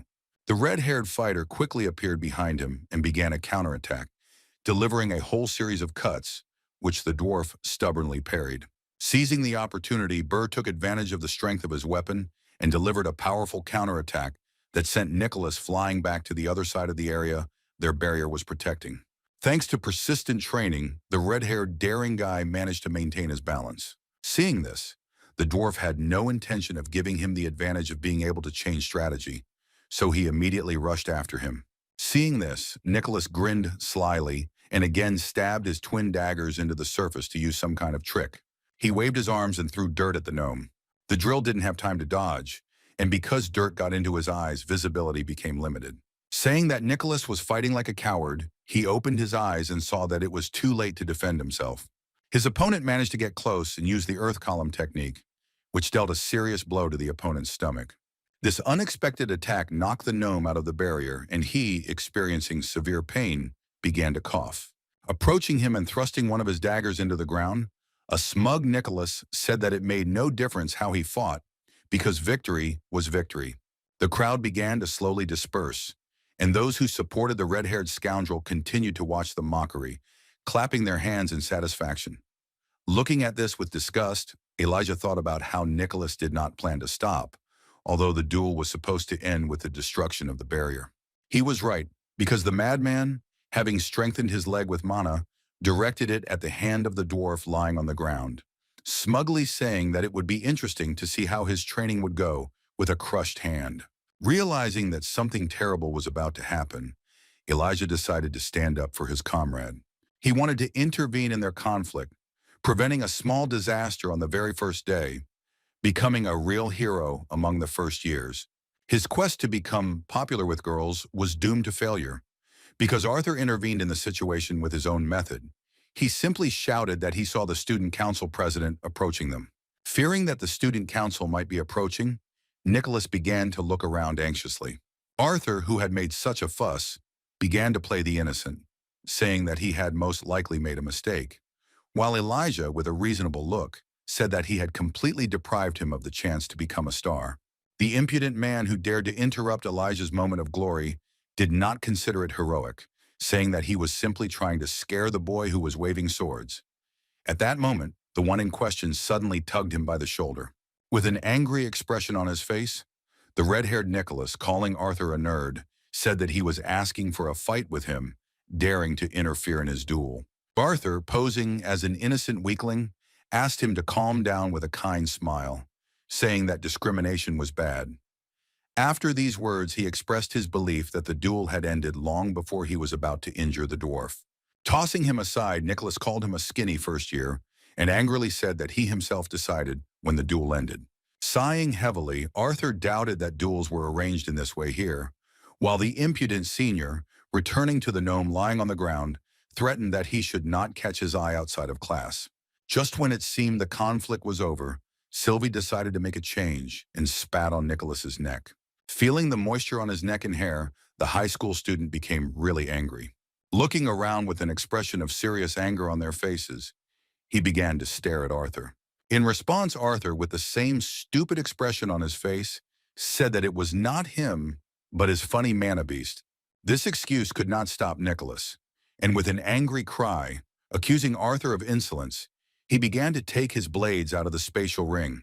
What was able to stop the fool from truly disgracing himself in front of the crowd was the gentle voice of a student who asked how he dared to do such a thing in front of a crowd of first-year students. Looking towards the recognizable voice, Nicholas realized that his impunity was over. The onlookers who had gathered there for the spectacle understood that the fighting had come to an end and would soon be replaced by severe punishments for those who disturbed the peace inside the academy courtyard. Arthur and Sylvie looked around with interest to see who had decided to interrupt Nicholas's rampage. As it turned out, it was Tess, accompanied by Lilia and another member of the student council. They found themselves nearby, just walking in such company and discussing what their next meeting would be like and what issues would be raised. Despite the heated discussion between the two student council members, their president was lost in her thoughts about how she hadn't been able to find Art during the speech. She wondered if he had missed the ceremony or if he was just in a corner where she hadn't noticed him.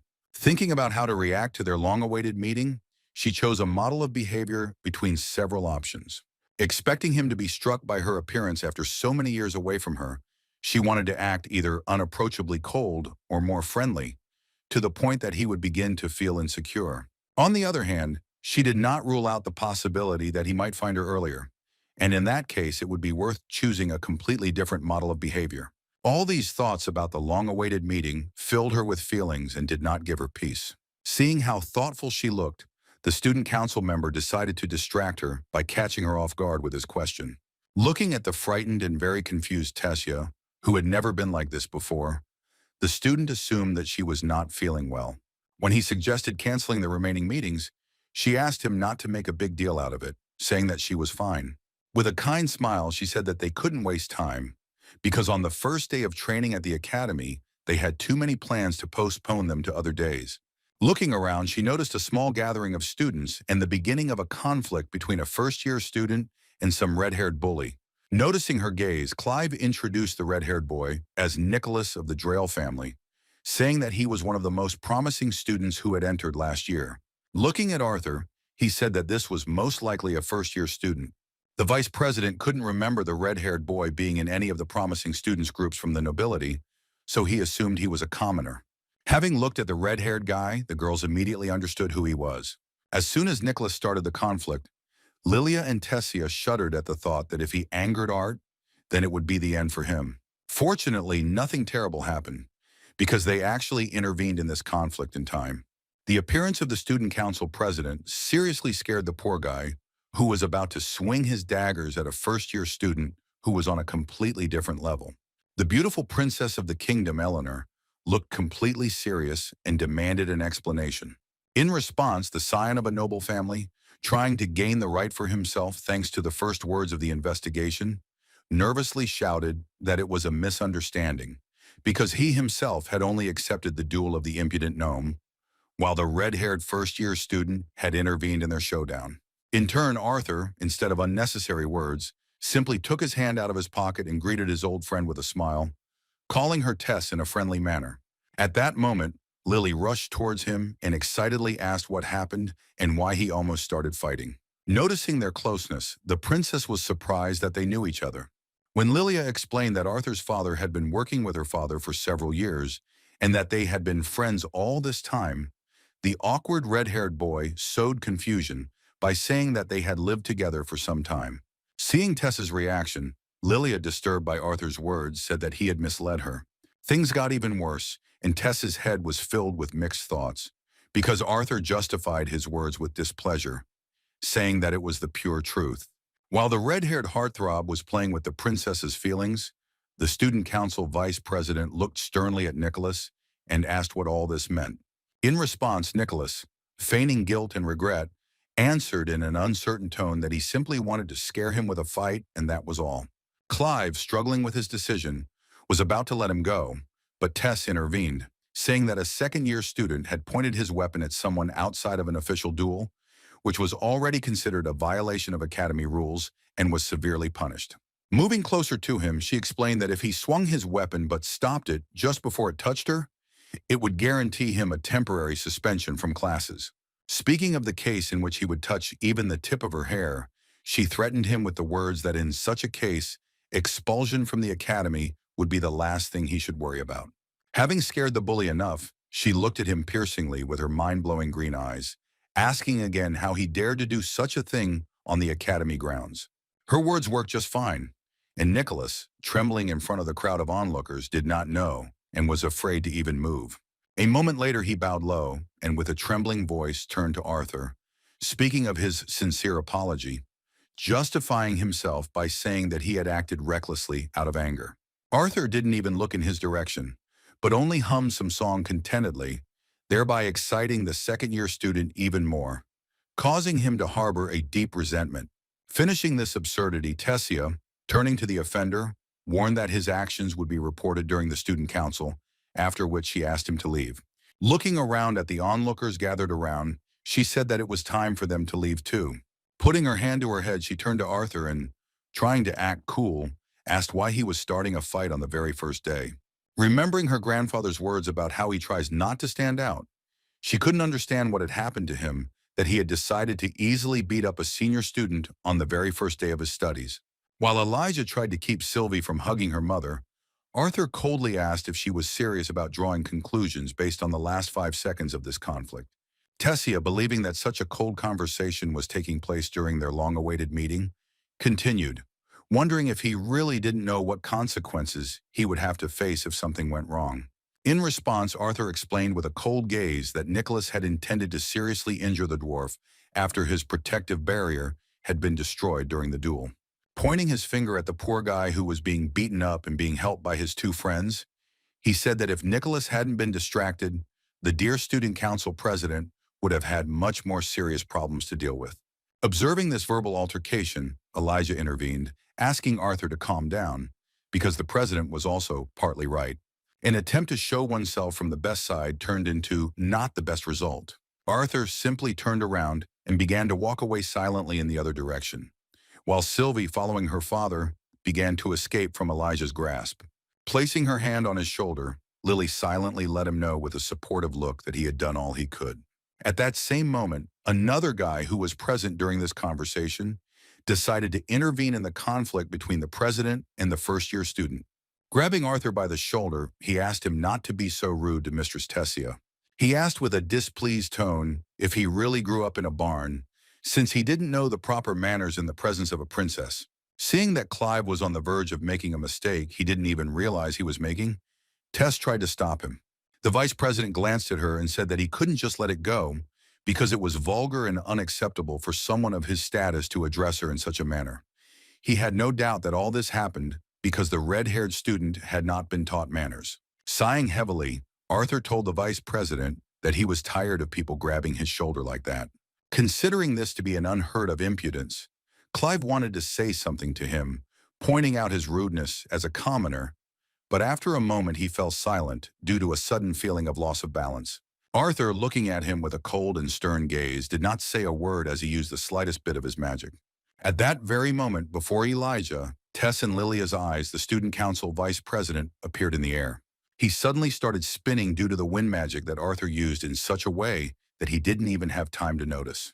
A few seconds later, Clive fell on his butt with a thud. An excited Lily immediately rushed towards him. Trying to find out if he was okay, she heard nothing, because he was too concerned about the pain in his butt. Elijah, who did not want to become an accomplice due to his close friendship with Arthur, simply grabbed Sylvie and began to run away from the scene, looking down at the ground. Because of the way this conversation went, Tessia missed her opportunity to meet Arthur in one of the planned scenarios. She couldn't utter a word as he hid his hands in his pockets and began to slowly walk towards the campus. Having finished her business regarding the student council, the princess returned to her room. She couldn't find a place for herself, and even once hit her head against the wall due to the suffering associated with thoughts about how she screwed up during the long-awaited meeting with her childhood friend. When she was alone, she could stop suppressing her emotions. Falling onto the bed, she could no longer hold back. She grabbed a pillow and covered her face with it so that the students in the other rooms would not hear her desperate cry of disappointment. She did not understand how everything had happened this way and how luck could have turned its most unpleasant side to her. Feeling deeply disappointed, she began to shout that she did not understand what exactly she had done wrong. As she discussed the events with herself, she came to the conclusion that she had simply been trying to help him, fearing that if he had gotten himself into trouble, then not only would he have been stripped of his library access, but all his privileges at the training center as well. On the other hand, she supposed that she might have gone a little overboard, since he wasn't the one holding the weapon and initiating that conflict. A multitude of thoughts haunted her. Leaving out details about that situation made her feel even worse for the uncertainty of not knowing how it had come to be that he was living with Lilia. Continuing the discussion with herself, she came to another strange conclusion, believing that it was all Teacher Goodsky's fault that she made him the student council president. She believed that if it weren't for that, she wouldn't have to think about how to treat all students equally impartially. Imagining a situation where she was an ordinary student, Tessia thought that in that case, their reunion would be like a meeting of a couple in love who would immediately start hugging each other the moment they met. Thinking about this, she felt even more tired, associated with a hard day. She was pulled out of her anxious thoughts by a knock on the door, followed by Clive telling her he had come to check on her. He was worried that she had looked haggard at all their meetings since meeting that cheeky first year. Not wanting to talk about it, she hurt his pride by saying that he was the one to worry about, since he was the one who was dropped on his tailbone. Continuing to discuss the matter, Clive, dissatisfied with the situation, began to ask who they were dealing with and how he dared to address her in such a rude tone, although she had simply given him advice. When the conversation turned to a direct complaint to the director, Tess shouted that the matter had already been settled. Having stopped talking to her unexpected visitor, whom she had not even let into the room, Tess fell back onto the bed, thinking about the mess that was happening on the very first day. The blush on her face did not disappear due to the incomprehension of how Arthur could become so senselessly handsome during this time. The young beauty did not even guess that this was due to the fact that at her age hormones were already starting to play, which changed the attitude towards guys. At that moment, the jealousy that was typical for girls kicked in, and she began to think with anxiety about how many of his classmates would fall in love with him in the near future. Her latest cry of disappointment seriously scared Clive, and this time he probably already decided that trying to establish a conversation with the president at a time when she was in a bad mood was far from the best idea. Back in the room, Elijah was overcome with emotion and couldn't stop talking about how huge the campus was. He couldn't even imagine that he would have to spend a whole day just to see everything. Looking at his friend, who was not a man of many words, he asked with a smile if he was really still thinking about that flight of their vice president. When Arthur replied that it was more than that, Elijah remarked that he had rarely seen him so wound up, as he would usually just ignore something like that and walk on by. In fact, there was some truth to this, and Arthur even admitted that Tessa's words were also true. He himself could not understand why exactly he was so irritated. Trying to forget what had been done, he was distracted by a sudden knock on the door. They weren't expecting anyone, and when Arthur opened the door, he unexpectedly saw the most influential person in this educational institution. Cynthia Goodsky greeted him by name. After some friendly words, she asked the owner of the room if he would allow her to enter for a little conversation. Hearing a familiar voice, Elijah decided to look out to see who had decided to make such a late visit to their humble place of residence. Seeing Director Goodsky in front of him, he froze in place in surprise. A moment later, he bowed low and said emotionally that it was an honor for him to meet her in person. Looking at the interesting young man, Mrs. Goodsky remembered that his name was Elijah, after which she said with a kind look that she had heard many good things from Vincent about the kind of young man he was. Gently pushing aside Elijah, whose smugness had skyrocketed, Arthur invited the director to enter their modest room. Remembering that their relationship was different from the usual relationship between students and the headmaster of the academy, Elijah decided that he did not belong here, and they needed to be alone. As he left, he said he would bring them something to drink, which earned him some respect from Mrs. Goodsky. Once alone, they began a conversation, and the first thing the director did was remind them that she had asked them to call her simply Cynthia. Arthur had no intention of doing this, and did not even hide the fact that he felt it was wrong.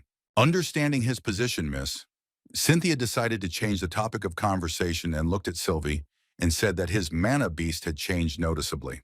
Besides, she couldn't help but sense another change, which concerned Arthur himself.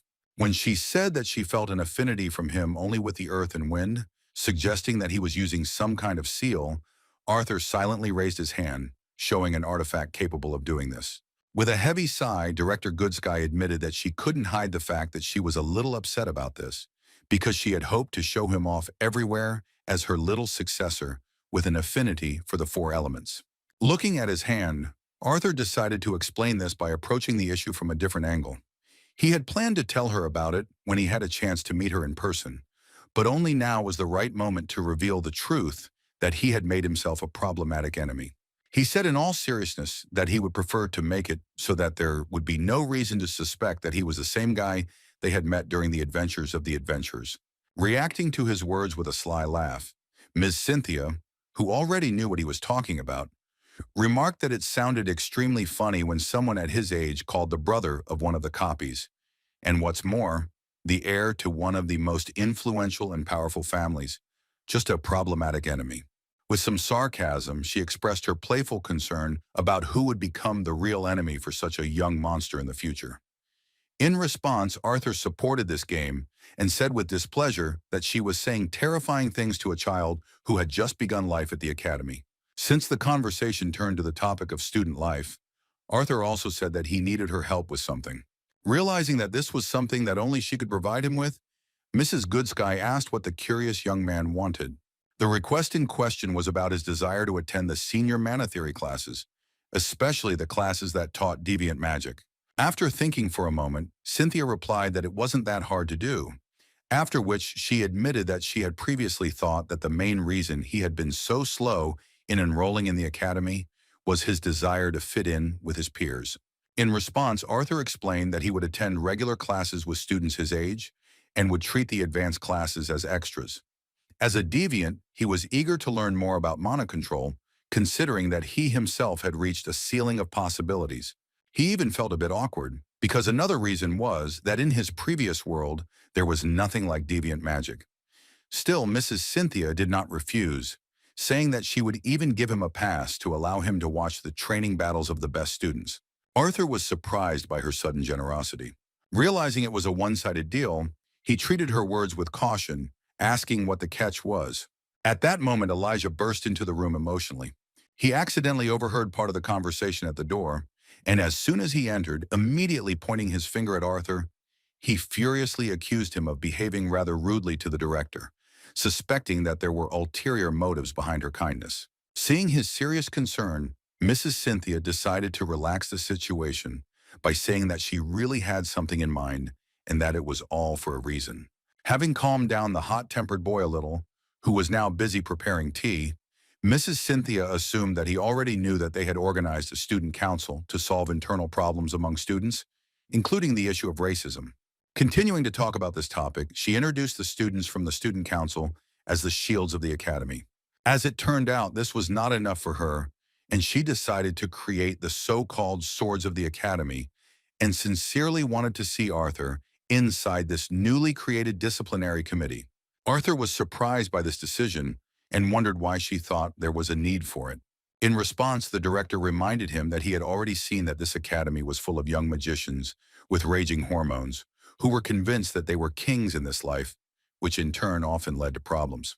In this regard, she decided to create a disciplinary committee that would maintain a stable peace and ensure compliance with the rules on the territory of their academy.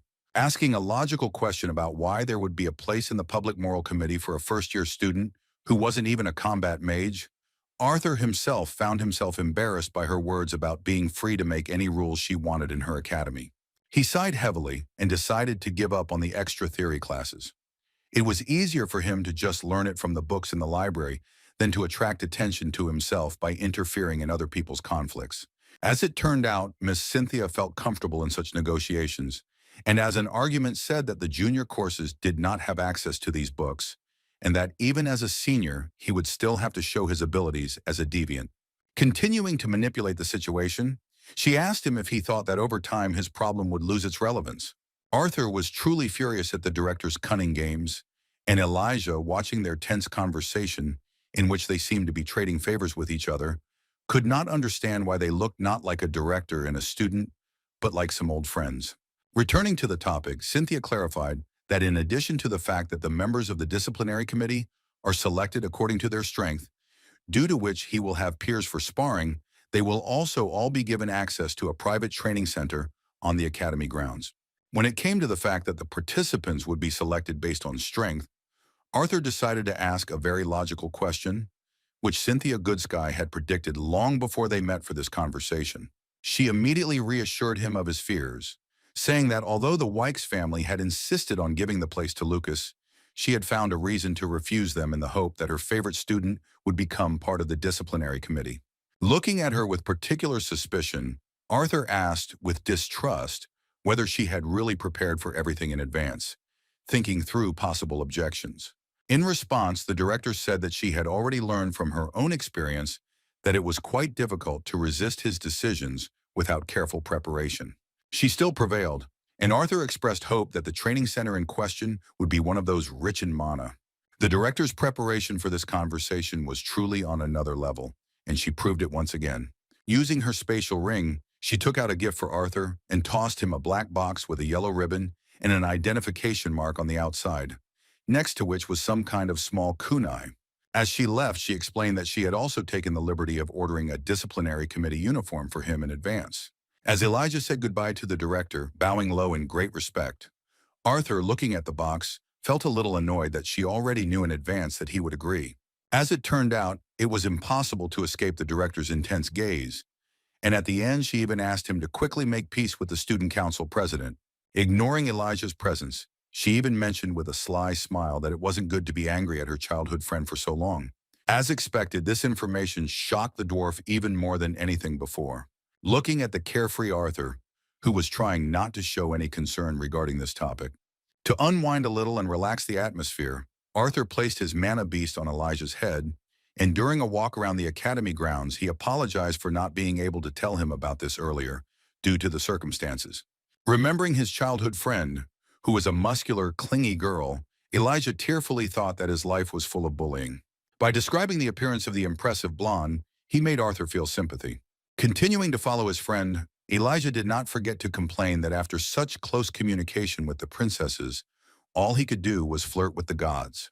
When Arthur tried to calm him down by saying that he hadn't flirted with anyone, things got worse because Elijah began to suspect that he was emitting some kind of pheromones that attracted pretty girls. During this awkward conversation, they entered the dining hall, which just happened to be filled with quite a few students, including first years. Elijah literally clung to him, hoping that he would get at least a little bit of the amazing pheromones that attracted even princesses. Feeling awkward, Arthur carefully ran away and began walking towards the empty table. Looking around, he began to notice the strange looks of the students. They all looked at him with special attention, with some kind of prejudice. This concerned not only those who had already taken their place and did not want to share it with him, but also those who had just taken food. Noticing these glances, Elijah assumed that the gossip about him had already spread. Trying to support him by saying that it was nothing to worry about, Arthur reacted extremely strangely, boasting that he was now very popular among the students. Luckily, they managed to find a large table that was completely free. Communicating on various topics, they were a little distracted from the tense dialogues associated with misunderstanding and even discontent on the part of Elijah. At that very moment, some arrogant guy suddenly approached them, apologizing for interrupting their dialogue, and confessed that he couldn't help but notice that he was wasting his time on someone who wasn't worthy of it. Introducing himself as Charles Ravenpur II, the boy from the famous family proudly assumed that Elijah already knew about him. Calling himself magnanimous, he smugly declared that he would allow him to become part of his entourage, after which he assured him that he would not regret it. Most likely, Elijah missed all of his words because what he was really thinking about was the last name, which he heard as Raven Poop. Within a moment, they, along with the red-haired scoundrel, began to choke with laughter. And while Elijah apologized for having heard incorrectly, Arthur began to mock regarding the certainty that no noble family would name itself after bird droppings. Charles, who could not stand the ridicule directed at him, became so angry that he angrily threw their food all over the dining room, shouting that it was enough. Looking at Elijah, he angrily asked how he dared to mock the nobility, even though he had done him the honor of deliberately taking time out from his own business to invite him into his group so that he would no longer have to deal with the problematic scum of a scientist. The bird dropping's disgusting words made Elijah question why he should be around someone who would blatantly insult his best friend. Referring to how everyone in this academy was a mage, he called on the impudent nobleman to take off his crown. In response to these words, two of Charles's sycophants suggested that he lived in a cave, since he did not know the difference between battle mages and scientists. In response, Elijah did not deny that he lived in a cave, after which he recalled the words of the student council president that they should not treat people like him differently. While they were trying to resolve the conflict with words, Charles thought that attacking Arthur was the knight's move. So with a smug smile, he pointed his fist towards his face. With a heavy sigh, Arthur instantly parried the blow, and the attacker's hand flew back. Charles was surprised. He didn't understand what hit him, because he couldn't even see it. Unable to comprehend reality, he looked at Arthur, who began to get up from the table, and thought that he was most likely just lucky. Believing that he had simply blinked at that moment, and being absolutely certain that some poor scientist could not move that fast, the fool accelerated his strike with mana and tried to hit his attacker again. At that moment, Elijah suddenly appeared in front of Arthur, with his arms outstretched, trying to stop Charles. Arthur didn't understand his motive, because he probably knew that he could easily dodge this attack using magic. Elijah's determination was fully appreciated, but the situation resolved itself in a most unexpected way. A moment later, vines appeared in front of them, enveloping the body of the ridiculous nobleman, completely restricting his movements and lifting him into the air. It happened very suddenly, and Charles, trying to break free, began to scream in confusion to be slowly lowered to the ground. While being bound by these vines, he couldn't believe that there was a student with deviant abilities who could use such powerful magic, so he assumed that it was the teacher's doing. Elijah couldn't believe his eyes because These vines seemed very familiar to him. Looking around, Arthur confirmed his suspicions. Nearby was a beautiful elf with silver hair who did this to the troublemaker. Smiling, Art thought that Tess had intervened in their conflict at the right time. The problem partly remained, and he had to think about how to deal with the inadequate nobleman. He couldn't use magic because that would only get him and Elijah into trouble, but he had some clever way in his head. Charles, realizing that Arthur was up to something, began to desperately threaten, saying that he would not get away with it because his mother would soon find out about everything. A moment later, he fell silent, feeling the cold gaze of the student, whom he considered an ordinary, worthless scholar from a common family. The pressure exerted by the scientist, whom he considered a scumbag, shocked him, and he could not understand why he no longer resembled his former self. Walking slowly towards Charles, he, without looking up, called him one of those brats from a noble family who likes to beat his fist in the chest and boast about his wealth and power. Looking at the arrogant scoundrel, he called his actions a disgrace to their families. In response, Charles, enraged by such a speech, began to justify himself, saying that there was nothing shameful in showing such scum as his rightful place. His self-confident words about how his parents would be proud of his actions made Arthur decide to check what he said. Watching this, Elijah began to worry that his friend was about to break down and still bring them serious problems, even despite his friendship with the director. Extending his hand towards Charles, the red-haired scholar asked him for permission to be honored and teach such an important nobleman one important lesson. The tied-up hooligan thought he was in an advantageous position, so he replied that they wouldn't do anything to him since he was unarmed and tied up, and there was a whole crowd of witnesses around them. The words that Arthur would not be able to get away with using magic outside of a duel did not stop him. In a moment, he said that his valuable lesson would be more cruel to him than any bodily harm, after which, with a deft movement, he lowered his pants to the ground. Charles clearly did not expect this turn of events. He was in incredible shock when he felt his pants and underwear fall to the ground. The crowd of witnesses who were supposed to see the breakdown of law and order saw something that did not look very much like Charles's dignity. Everyone started laughing at him, causing him to get really mad, while Arthur slowly walked towards the exit of the Academy's dining hall. Saying that he would be back soon, he warned Elijah of his departure and calmly continued walking. As he stepped outside, he felt the presence of the princess. Tessia sat around the corner and enjoyed the pleasant evening breeze. It was noticeable that she was a little nervous before their second meeting. Looking at her, Arthur decided to sit down next to her with a smile on his face. The first words were words of gratitude for her help, but Tessia denied them, saying that he did not need it and he himself would have coped with this task perfectly well. Trying to somehow calm her down, Arthur calmly said that even despite her words, she had already managed to help him avoid trouble twice that day. After his words, they continued to sit awkwardly next to each other in silence. Arthur was a little confused because he couldn't understand what he should say in such a situation. As it turned out, their thoughts were completely identical, and at that moment when Tess sighed heavily, plucking up her courage, Arthur pulled himself closer to her to apologize. As soon as he began to say these words, Tess suddenly jumped up and accidentally hit him in the teeth with her head and shouted an apology. Their identical thinking led them to the fact that instead of timely apologies, they simply smashed each other's heads. While Tess held her head, Arthur tried to check if his tongue, which he had bitten, was still there. Trying to somehow improve the atmosphere, he said with a smile that he heard his jaw crack. Tess didn't say a word in response. The silence was broken only by her quiet whimpers. Arthur was surprised and asked if she was really crying. The tearful girl, looking carefully in his direction, said that it was painful. When the red-haired man wondered if it really hurt that much, she responded by pulling her head towards him and pitifully telling him to see for himself how swollen her head was. Putting his hand on her unfortunate head, Arthur pressed her to himself. Tess calmed down a little and admitted that she thought he hated her. In response, Arthur tenderly said that he would never hate her, even if he was angry at times. As it turned out, this was not enough for her. For the first time in that time, looking into his eyes, she sincerely said that she did not want him to be angry with her.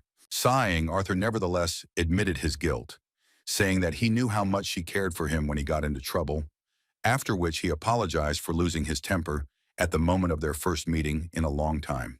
In turn, Tessia admitted that she was also wrong at that moment when she allowed herself to yell at him in front of all those people. Pressing herself even closer to him, she felt better, and still admitted that it was difficult for her, because she had not yet fully mastered everything that concerns the post of student council president. At that moment, Elijah, who was walking nearby and accidentally saw Arthur, immediately told him that Ravenpup was still able to free himself from the vines and pull up his pants. He was cheerful and regretted that Arthur had not seen his face after it was all over. A moment later, he noticed that Arthur was not sitting there alone, but Sylvie, who finally had the opportunity to meet her mother, rushed towards her. Elijah had a very unusual reaction to the fact that his friend was sitting and tenderly hugging the princess on a bench near the cafeteria. He was simply in shock and, fearing to disturb Arthur, quickly ran away from this place. Tessia didn't have time to notice him, because the appearance of Sylvie, who joyfully threw herself into her arms, made her forget about everything. Suddenly, in the middle of their long-awaited meeting with Sylvie, Arthur stood up from the bench. Extending his hand to her, he sweetly suggested that they take a short walk in their company. While walking around the academy grounds, Arthur told about what happened during his journey as an adventurer. In turn, he learned from Tess that Principal Goodsky was quite close to her grandfather, and that this was the reason why she knew so much about him. In addition, she believed that due to Grandpa Varian's close acquaintance with Goodsky, she took her as her personal disciple. However, Arthur disagreed, saying that her skills influenced this much more. As they fell silent, Tess reflected on how much her childhood friend had changed since they last met. She couldn't help but notice that his movements and behavior in general became much more confident, and what made her heart beat even faster was the attractiveness of his appearance. She thought with some resentment that she felt jealous of the Jasmine from Arthur's stories, who had traveled with such an attractive guy for those 2 years. Noticing her strange, even slightly offended look, the young scientist stopped and asked if everything was okay. Feeling awkward about his sudden question, Tess began to laugh, panicking and justifying that everything was fine. When they reached the academy dormitories and it was time to say goodbye, Arthur took out the Mana Beast core that Tess had only heard about from Teacher Goodsky, and then held it out towards her, saying that it was a small gift in honor of her becoming a dual-element mage. Confused by such an unexpected and incredibly valuable gift, Tessia began to apologize, saying that she could not accept it, but Arthur insisted on his own and put the core of the Forest Guardian in her hand. With a sincere smile, he explained that this was the best thing he could do for her at this moment. This touched the heart of the young princess very much, and she looked at him tenderly. To avoid prolonging this emotional moment, Arthur said goodbye, saying that they had a hard day ahead of them, so they both should try to get enough sleep. Tessia waved back at him with a gentle smile and stood there for a while, watching him go. It was hard for her to understand what he was thinking when he gave her something so valuable. However, these thoughts did not stay in her head for long, because the warmth of care emanating from this gift made her experience very pleasant feelings. When Arthur returned to the male part of the dorm and entered the room, he saw something strange. Instead of Elijah on his bed, he noticed that his blanket was twisted into the shape of some kind of worm. Within a moment, Elijah's face appeared at the end facing the exit, and he welcomed him home with a frightening expression and tone. Seeing such a sight, Arthur and even Sylvie were seriously scared.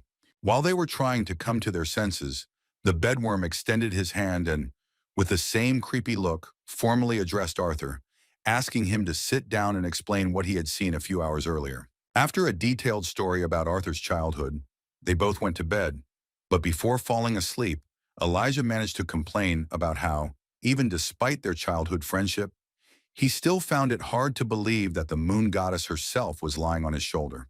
Hearing such a strange description of Tessia, Arthur looked at his friend with incomprehension, and he, in turn, explained that he did not come up with it himself because it was a nickname that was awarded to the student council president by the students of their academy. Pointing demonstratively at the full moon outside the window, he explained with great acting skill that Mrs. Tessia was as beautiful as the moon, because she seemed so close that you could touch her. But no matter how hard you tried, you were not destined to reach her. Having finished this speech, he suddenly became furious that Arthur not only managed to touch the moon, contrary to general knowledge, but also to press himself against it. Tired of all this chatter, Arthur stopped this one-man show by throwing a pillow at his head. Turning to the other side, he asked his restless friend to finally go to bed to prepare for the difficult first day of school. Much to Arthur's surprise, the next morning, Arthur was able to wake up on his own for the first time, while Elijah, depressed by what he had seen the previous evening, was still lying in bed, imagining how far away he was from the moon. Arthur had slightly different plans than his friend, so he surprised everyone who saw him in the academy corridor by wearing the distinctive uniform of the disciplinary committee. It was still too early for classes, so he decided to fulfill his part of their agreement at the request of Director Goodsky. Standing in front of the entrance to the disciplinary committee office, he told Sylvie with anticipation that they were there. Coming closer, he felt the approach of a strange mana. Without attaching much importance to this, Arthur decided to open the door to see with his own eyes what the so-called strongest students of the academy looked like. Just a moment after he opened the door, a huge lion appeared in front of them like a screamer and began to roar furiously. The blast of air from his lion's mouth was so strong that Arthur could barely stand on his feet, and Sylvie could barely hold on to his hair. Just a moment after Arthur's entire face was covered in drool and Sylvie was seriously pissed off, the lion calmed down and continued to look at them with a suspiciously kind smile. In response to such insolence, Sylvie gave him a furious slap in the face, and Arthur began to slowly walk into the room where they were already waiting for him. The first to greet him was a fair-haired guy with a sly look and a smile, who smugly said that everything definitely did not go as planned. Carefully wiping his face, Arthur calmly asked if he should perceive such a meeting as some kind of cunning plan to test his strength. The strange senior did not deny his assumption, after which he began to walk around him. He looked at the new recruit with interest and slyly said that Director Goodsky had indeed found someone interesting. He asked himself a rather rhetorical question about whether the director's choice was based on the recruit's achievements or on the fact that there was some special connection between them. Looking into the eyes of the calm Arthur, he said with a piercing gaze that you can't fool blood. Not understanding what was being said, Arthur asked what these words meant. Continuing to stare into his eyes, trying to sense even a drop of uncertainty or excitement, the strange member of the disciplinary committee still did not achieve the expected result. Asking him to ignore the words, which were simply an old saying, the fourth-year student extended his hand, introduced himself as Kai Kressels, and then offered to immediately switch to informal familiarity. In response, Arthur introduced himself and said that he was glad to meet them. After introducing himself, he pointed his finger at Sylvie, saying that this was his mana beast. Sylvie looked quite stern, having managed to tame the great and mighty lion in just a few seconds. Seeing her, Kai was even a little confused, because he could not understand what kind of beast it was, if it was capable of making an A-rank lion so submissive. At that moment they were interrupted by a low female voice, which said with displeasure that another small, fragile boy had joined their team. The strong-built girl who was on the disciplinary committee was not content with the fact that there were no real men among her colleagues. Seeing her, the confused Arthur thought that this was Helgard, about whom her friend Elijah had told him. That was exactly how he imagined her. But in front of him was not her, but Dora Drea Rearguard, a first-year student at the academy. Feeling awkward about his mistaken assumption, Arthur apologized and introduced himself properly. In response, the easygoing Dora Drea slapped his outstretched hand, laughingly telling him that he shouldn't act so stiff. Distracting them from their introduction, Kai suggested going to another room, where the rest of the disciplinary committee members were already waiting for them. On the way, he told them that Director Goodsky had actually said practically nothing about the new recruit, and even Arthur's name remained a secret to them, so they were all very curious to know who he was and what he was like. Dora Drea, who was walking ahead, did not want to slowly reach the room where their colleagues were. Suddenly grabbing his hand, she pulled him towards the door. With a loud laugh, throwing Arthur forward, she turned to the guys from the disciplinary committee, informing them that their last boy was already in place. The first person they met here was calmly waiting for them, sitting on the sofa. It seems he guessed that Arthur would be their last fighter, and the red-haired scientist himself found out who said these words. Another person representing the Academy's disciplinary committee was Curtis. With a kind smile, Arthur noted that he was not even surprised that such an amazing guy would be keeping order with him. In response, the prince looked in surprise at how the grounder, who was taken to scare the new recruit, obviously failed in his task and behaved unusually calmly due to the small mana beast sitting on his head. As it turned out, the one in front of them was the same world lion that the prince had purchased during their first meeting at the auction.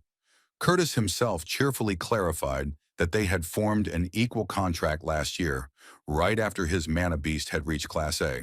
Having greeted each other as it should be done, They surprised Dorothea and Kai even more, because they could not even think that these two already knew each other.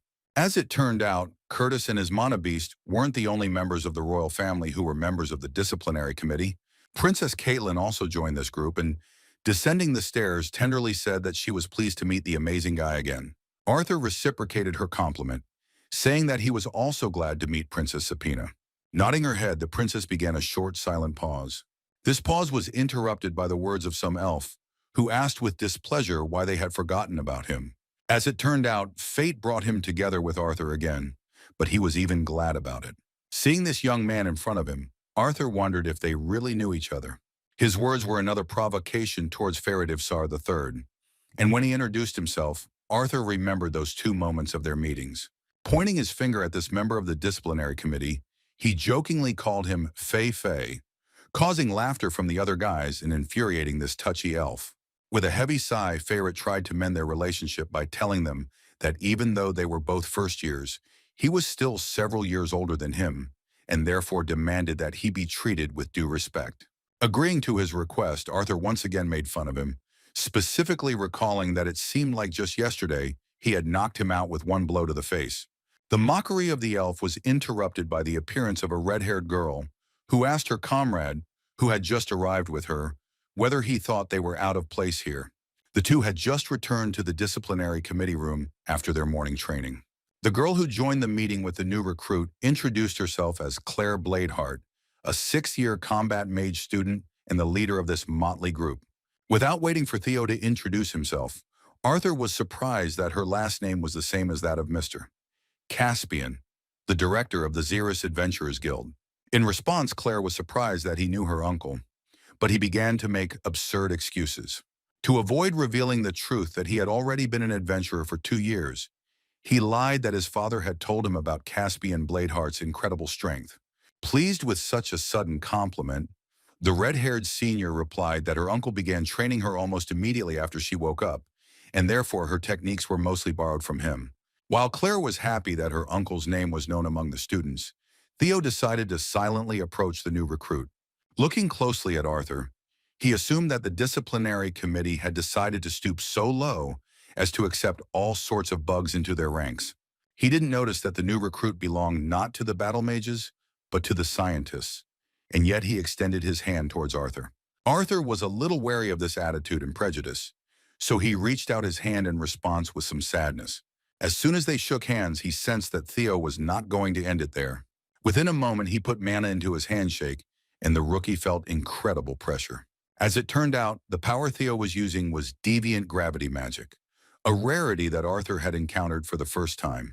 Feeling the incredible pressure and the still intense gaze of this 6th-year student, he understood that this was some kind of test. Gritting his teeth, he strengthened his body to stay on the surface. It was only through the use of magic that he was able to maintain his balance, even though his body's brute strength was simply superior to that of the other students in the academy. In addition, assimilation with Sylvia's will also played a role, because without her he would hardly have been able to stand on his feet for so long and even confidently look at the senior student. Everyone present was surprised. Kai probably expected something like this from the amazing young man, while Faye even began to get nervous that the competitor was so strong in this test. Dorothea was delighted that he was so strong, and Curtis was surprised and hummed songs. Removing his hand, Theo, with a satisfied smile, called his result indeed not bad. Kai clapped his hands and noted that he now had no doubt that the new recruit, whom Director Goodsky had introduced with great hope, not only had a pretty face, but also impressive strength. Looking back at Ferret, who was dissatisfied with Arthur's resilience, he noticed that he almost immediately collapsed to the ground when Theo performed the same test of strength on him. Enraged by such a mention, Faradivsar III began to nervously justify himself by saying that he was a spellcaster, while Arthur was an amplifier. Not knowing the full truth about his competitor, with whom he could not establish a full-fledged friendship, he shouted that he should not be compared to him. Claire put her hands on Kai and Ferret's shoulders and decided to ease the tension among her fellow disciplinary committee members and asked them to stop messing around. She wanted them to put serious expressions on their faces as they were about to introduce their committee to the students. With a cheerful laugh, she called this day significant, saying that for the first time in its existence, The students of the academy would see the guys who would protect law and order inside this wonderful, magical educational institution.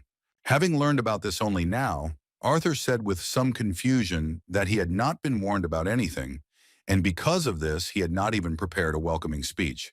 In response, Curtis winked at him and said that the student council president would announce them herself, while their job would be to just show up and look cool.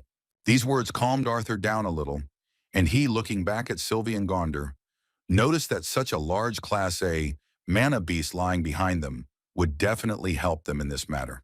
Claire clapped her hands to announce that everyone was assembled and ready to carry out their first task. Inviting the boys to go on stage, she asked them to show all those pompous students what they would have to face if they decided to break the rules of the academy. The presentation of the entire disciplinary committee was quite impressive, and when the first class among the first-year students began, everyone already recognized Arthur as a member of this squad. Many of them doubted that a learned mage, being a first-year student, could be among such strong battle mages. While all this whispering about Arthur was bothering him, Elijah, calling him Mr. Representative of the disciplinary committee, tried to cheer him up by saying that he really had become a celebrity. Arthur didn't really want to attract so much attention, but his friend reassured him, saying that 1 in 8 people wearing a black uniform would definitely not go unnoticed, and nothing could be done about it. The conversations inside the lecture hall continued as the teacher finally appeared in front of them. Taking a closer look at him, Arthur realized that he was a spellcaster, because he had a wand with a magic stone hanging on his belt. At first glance, he felt how good he was at controlling his mana core, because he still couldn't figure out what stage he was at. A moment later, the teacher loudly closed his book. All the students present instantly fell silent and stared at this magic caster with interest. Putting his books aside, Professor Obvious, who had captured the attention of the first years present, welcomed everyone to his class on the subject of fundamentals of mana theory. He understood that they had more interesting topics to discuss at the moment, which concerned their first days at the academy, but still asked them to be quiet and concentrate on their introductory lesson. Taking up the chalk and moving it to the board, he called the course basic and expressed hope that they would realize the need to know most of what they would cover this semester. As he began writing the topic title on the board, he surprised all the students by saying that this semester they would have to remember their school days. To further emphasize the importance of theory, he spoke about his intention to offer them many interesting projects and problems to solve along the way. The topic he wanted to discuss in the first lesson was how the stereotype that spellcasters were better than amplifiers came about. While emphasizing that this was just a stereotype, he began his story by mentioning that in the past, when even the orange core stage was difficult to reach, spellcasters had a huge advantage over enhancers. Even purely physiologically, spellcasters have much better developed mana veins, which are responsible for absorbing mana from the environment and its subsequent transportation to the core. On the other hand, enhancers are born with better developed mana channels, which are responsible for distributing mana from the core throughout the rest of the body and releasing it in the form of mana enhancement to the body. Because spellcasters were able to absorb mana from the surrounding environment much more efficiently, it was much easier for them to break through to the next stage. After telling this, the professor returned to the original topic of the stereotype and stated that when both types of magicians can reach higher core stages, this difference is completely leveled out. His words did not inspire confidence in everyone, and some students were already discussing assumptions that undermined his theory. By releasing the mana, the professor demonstrated his incredible control, saying that spellcasters could distribute mana more freely throughout their bodies. Continuing his story, the cunning professor directed a certain amount of magic of some incomprehensible element toward the two girls. Even though Arthur assumed he was a spellcaster, Professor Obvious surprised him by transforming the flow of magic into a feather, saying that the amplifiers were becoming much better at mana manipulation at a distance. Having demonstrated his high-level mana control in both the caster and amplifier, Mr. Avius asked the students which side would have the advantage if both the amplifier and the caster eventually reached the silver stage. Trying to lead them to the answer that the amplifier would have some kind of superiority, he wondered if a mage who trained only his core would be able to withstand such an opponent. While all the spellcasters present among the students tried to dispute the professor's statement, Arthur watched this with a sense of satisfaction. The lecture actually turned out to be quite good, as a real debate began between the professor and the students. And since these debates could only be based on hypotheses and previously described duels between high-ranking mages, this discussion left the students with food for thought. After leaving the hall, Arthur and Elijah went their separate ways, as their further activities were slightly different. They agreed to meet again during lunch. Arthur went to the next lesson with anticipation of something interesting, knowing that there was a prepared arena waiting for them there, where the teacher could demonstrate his magical power. When he arrived and took his seat, he began to feel bored like the other students, because they had been waiting for the professor for quite a long time. Suddenly, he heard a familiar voice asking if he could take a seat next to him. As it turned out, it was Princess Caitlin, her appearance attracting many glances, as did her desire to sit next to the mysterious new recruit on the disciplinary committee. Even though there were a lot of empty seats, she wanted to sit next to Arthur, and he didn't object. Sitting down next to him, she took a closer look at her friend's amazing mana beast. The princess had never seen such a beast before, and did not know why it was so impressive even in the eyes of Grouder. Looking at Sylvie's face, she couldn't contain her emotions. Arthur and his daughter were indeed surprised when the princess looked away from Sylvie, saying that she was very nice. At that moment, another member of the disciplinary committee decided to join them, who was much more talkative than the modest Kate. Firet, seeing two colleagues in front of him, said that it would be an honor for him to listen to a lecture next to the princess and his old rival. Sitting down next to them without even asking permission, Fei surprised them, especially with the words that Arthur was his rival. At that very moment, a professor appeared in front of them, who said with delight that although he expected his classes to be popular, he never even thought he would see a whole crowd of students. Taking a closer look, he remembered that this was the same drunkard with whom he had once had a conflict on the street. The arrogant man with a headband teaching the practical classes on mana management explained that from the name, it was logical to assume that such a hall with an arena in the middle was due to the fact that during the classes, they would spend more time on practice rather than boring theory. Looking around, he smugly asked if the students agreed that there was nothing better than experience gained in practice. Looking through the rows, he noticed quite a few cute girls to show off in front of. It was to be expected that he would not be able to miss Arthur, who was remembered by him for humiliating him in the presence of two ladies. He had guessed that they would meet at the academy, but he never imagined that he would be wearing the distinctive uniform of the disciplinary committee. With a sly smile, he decided that during the lessons, he would have plenty of opportunities to make a fool of him. Addressing those sitting in black uniforms, the professor said with feigned respect that it was an honor for him to teach their disciplinary committee. As soon as he paid special attention to them, Arthur immediately realized that the drunkard was probably up to something. Extending his hand in their direction, the professor actually made it clear that he held a grudge, after which he warmed up the interest of those present by saying that he was certainly not the only one who wanted to see what the members of the newly created law enforcement squad could boast of. With a sly smile, Gates reminded them that they had to be damn strong, because they would be the ones responsible for protecting all the students in this academy. Surprised by the primitiveness of this speech, Arthur wondered what kind of idiot would fall into such an obvious trap. As it turned out, he forgot that Ferret was with them. Standing in front of all the students and the professor at full height, Ferret introduced himself and stated that on behalf of the disciplinary committee, whose representatives were personally selected by Director Goodsky, he was more than willing to demonstrate their modest abilities. Everything worked as planned, and the smug Professor Gates, hiding his reaction to the fact that his words were taken in, invited Ferret to enter the arena. As the naive elf descended into the arena, he bowed deeply before the professor, saying that it was an honor for him to learn from such a master, considering the fact that his core level was significantly higher than any student. Using the spatial ring, the professor took out his large sword with a rather unusual blade shape. With a smug look, he stated that as a booster, he would only use long-range attacks as a perk. Winking at his students, Gates made them laugh at the ironic remark that if he lost, he would at least have some excuse. After these words, he took out an artifact from his pocket and put a small amount of mana into it, which set it into action. As the barrier around them closed off their arena from the students, the professor suggested that they begin their fight. An unsuspecting Ferret happily agreed to begin and decided to launch the attack first. Releasing the magic of water, the elf began the first obligatory step of the caster during the battle. He created a safe, protected area for himself using the wave domain technique. While the others were trying to figure out what kind of technique it was, Arthur responded to it with a smile, realizing that it was a high-level spell that made the area around the caster more favorable.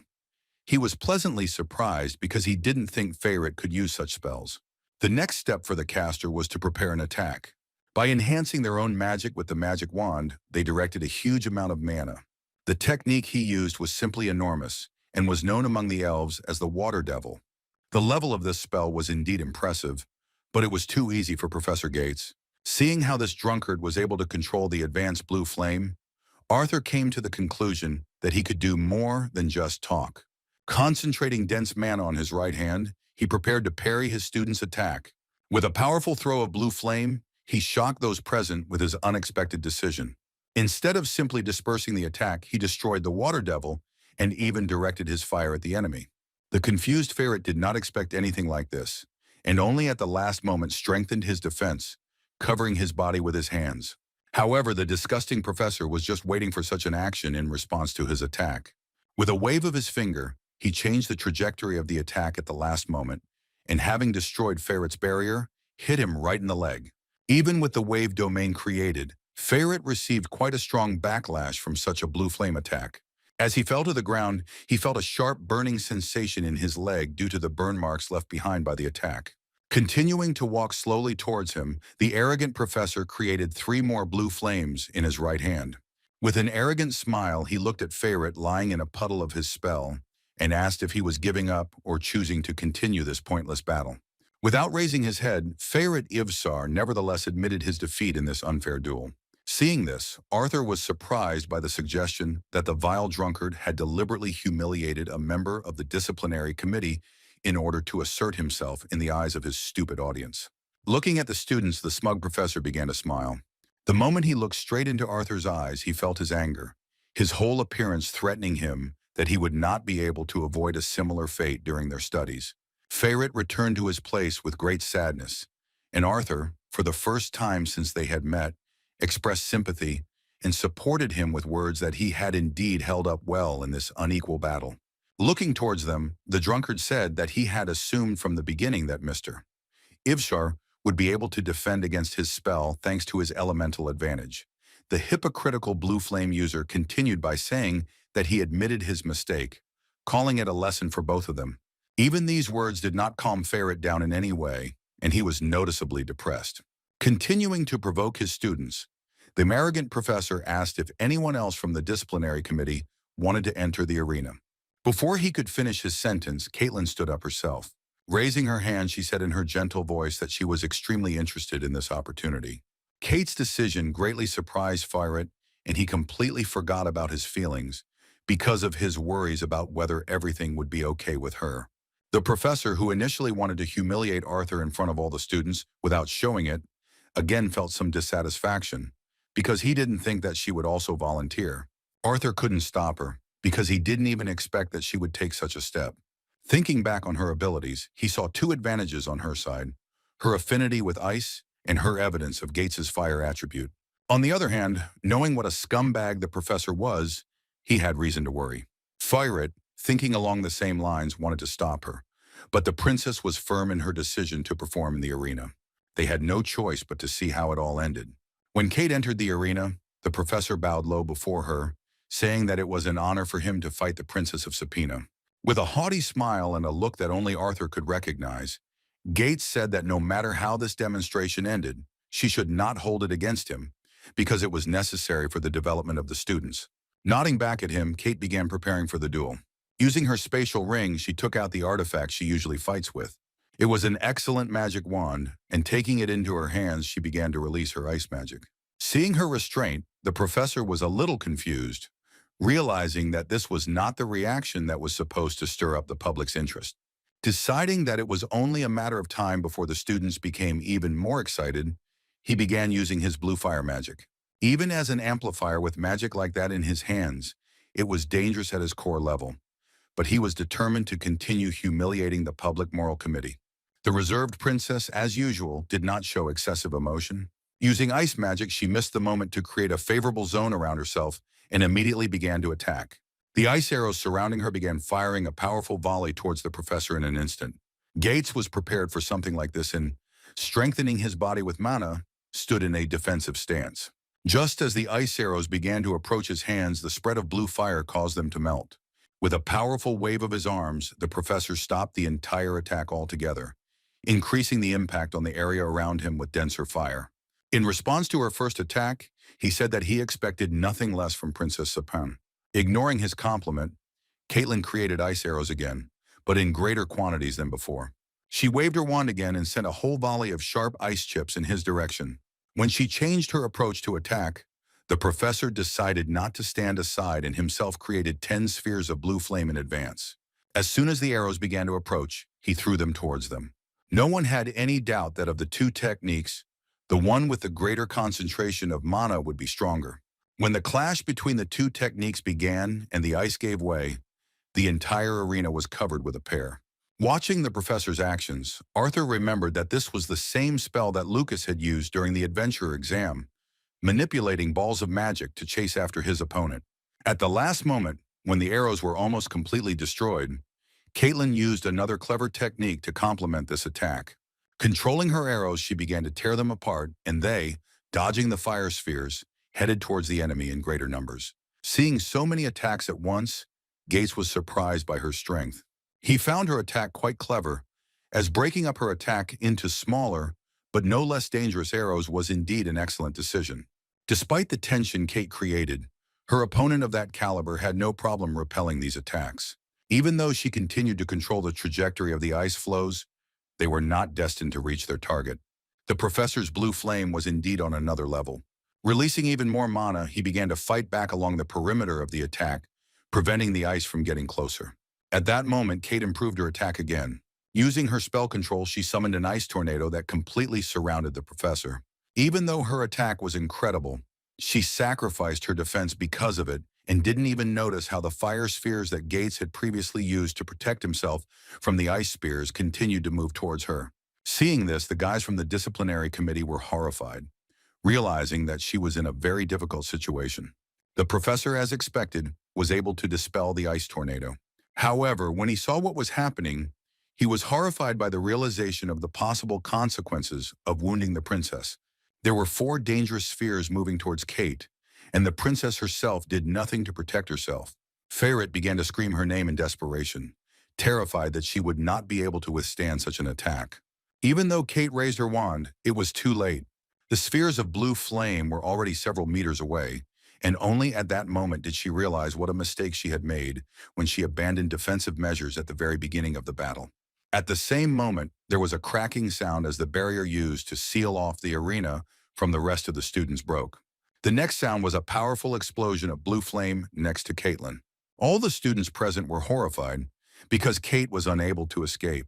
Ferret could barely stand on his feet, fearing that the princess's life was in danger. After a powerful explosion, steam rose, blocking the students and the professor's field of vision. Gates could not find out where the princess had disappeared. Trying to see through the thick steam from his own attack, he was in despair for fear that the princess was seriously injured or even dead. In just a moment, everyone present in this lecture hall saw Caitlin and Arthur standing next to her, who was forced to use wind magic to protect her. Luckily, he broke through the barrier in time, and looking at the professor, sternly said that his game had dragged on a bit. Hearing these insolent words, the drunkard angrily clenched his teeth. Fearing that he would lose face in front of the students, he returned to his usual self-confident demeanor and said that although he understood the disciplinary committee's concern for the princess's life, there was no need to interfere in their battle, since everything was under control until the very end. As expected, these false words caused real displeasure in Arthur. Gates, in turn, continued to justify himself, confidently saying that a professor at this prestigious academy would not put his student in danger. Unfortunately, most of the students listened to his words and even believed that it was true. Continuing to lie openly and shamelessly, Gates even began to rave about how he was just about to cancel his spell at the last moment, so that Kate would realize what consequences there are for spellcasters with poor protection. After these words, Arthur felt even more angry, because from the moment Lucas demonstrated this technique during the adventurer exam, he remembered that once the spell was completed, it could no longer be undone. Despite the professor's outright lies, he had nothing to complain about, because in the end, Caitlin was not harmed, and he had no particular evidence of the drunkard's guilt. His anger knew no bounds, but he could not continue this argument. Instead of trying to get to the truth, he simply agreed with the professor's words that he was so arrogant towards his students. Now there were two people playing this game, and not only Gates, but Arthur also wanted to push his longtime opponent into an obvious mistake. Turning to the professor, the red-haired scientist, who was not a strong fighter in the eyes of the students, suddenly offered to pair him up with him instead of his colleague for the last demonstration of practice. Everything was even better than Gates could have imagined, so he agreed to his condition without delay. Looking at the princess, who had only just risen to her feet, he said that this was a good option, since she was no longer able to continue. She didn't pay any attention to his words and lies that he would never harm her. Turning around, she simply headed to her seat in the hall. Looking after her, Arthur asked her carefully if she was okay. Pausing for a moment, the princess, without looking him in the eye, replied that his help was unnecessary. Despite these cold words, she still added tender words of gratitude for him doing this for her. Having made sure that she was okay, Arthur watched her go with a kind smile. Returning to the situation, he looked at the drunkard again. Although he had no intention of drawing unnecessary attention to himself, this time he had no choice, because the reason was very compelling. Using the spatial ring, he took out his blade to fight in his usual manner. Releasing wind magic, he asked the professor with a menacing look and a cold tone to do him the honor of giving a private lesson, especially for him, the third member of the disciplinary committee for this class. The amazing blade that was in his hand interested all the students. No one present had ever seen a weapon like this with such a transparent blade. The Ballad of the Dawn was indeed charming, but Kate and Faye were still tense, knowing that their professor was a madman who would hardly tolerate Arthur's insolence. With the same smug face as before, the professor complimented the young scientist on the fact that he had a pretty good weapon. As he walked away to his place in the arena, he said in a playful tone, anticipating his victory, that since his opponent was an amplifier, then it would be fair if he chose how to fight him. In response, Arthur said with indifference in his tone that he didn't care. Hearing this insolent answer, the teacher froze in anger, thinking that now the student would be punished even more severely for such arrogance. Through his incredible anger, Gates, trying to hide his fury, clarified that he insisted that he choose the method of battle for him. Given a second chance, Arthur, with the same boredom, asked the professor to use what he was really good at. Grabbing the hilt of his sword, the smug drunk decided that his opponent would regret having so arrogantly given him the opportunity to fight using the enhancer techniques. While he was trying to show off in front of the public, he didn't even think about the fact that now, using his main fighting style, he would not be able to justify his failures in the duel against the first year. Covering his blade in blue flame, the professor declared that he would try to be gentler with such a self-confident student. In response, Arthur only silently looked in his direction, making it clear that he was already ready for battle. The first attack was, as usual, a test of strength, and as they crossed swords, they felt that the battle would indeed be serious. When the professor's eyes found themselves opposite Arthur's, he confidently began to think that he would humiliate such a cold-blooded young man in front of all the first years. Arthur, not wanting to stand in front of this scumbag for long, made a second cut with his sword, from which the enemy had to defend himself. The professor was thrown back several meters, but his balance was not disturbed. Feeling how much effort his opponent was putting in, Arthur knew perfectly well that he was indeed going to fight the student using all possible means. Clenching his blade even tighter, Gates once again empowered the weapon with even more mana. Using a fairly quick dash, he demonstrated the seriousness of his intentions. His next deadly cut was easily predicted by Arthur, who dodged it without any problems. Without even trying to block, he carefully backed away from the obvious attacks of his emotional opponent.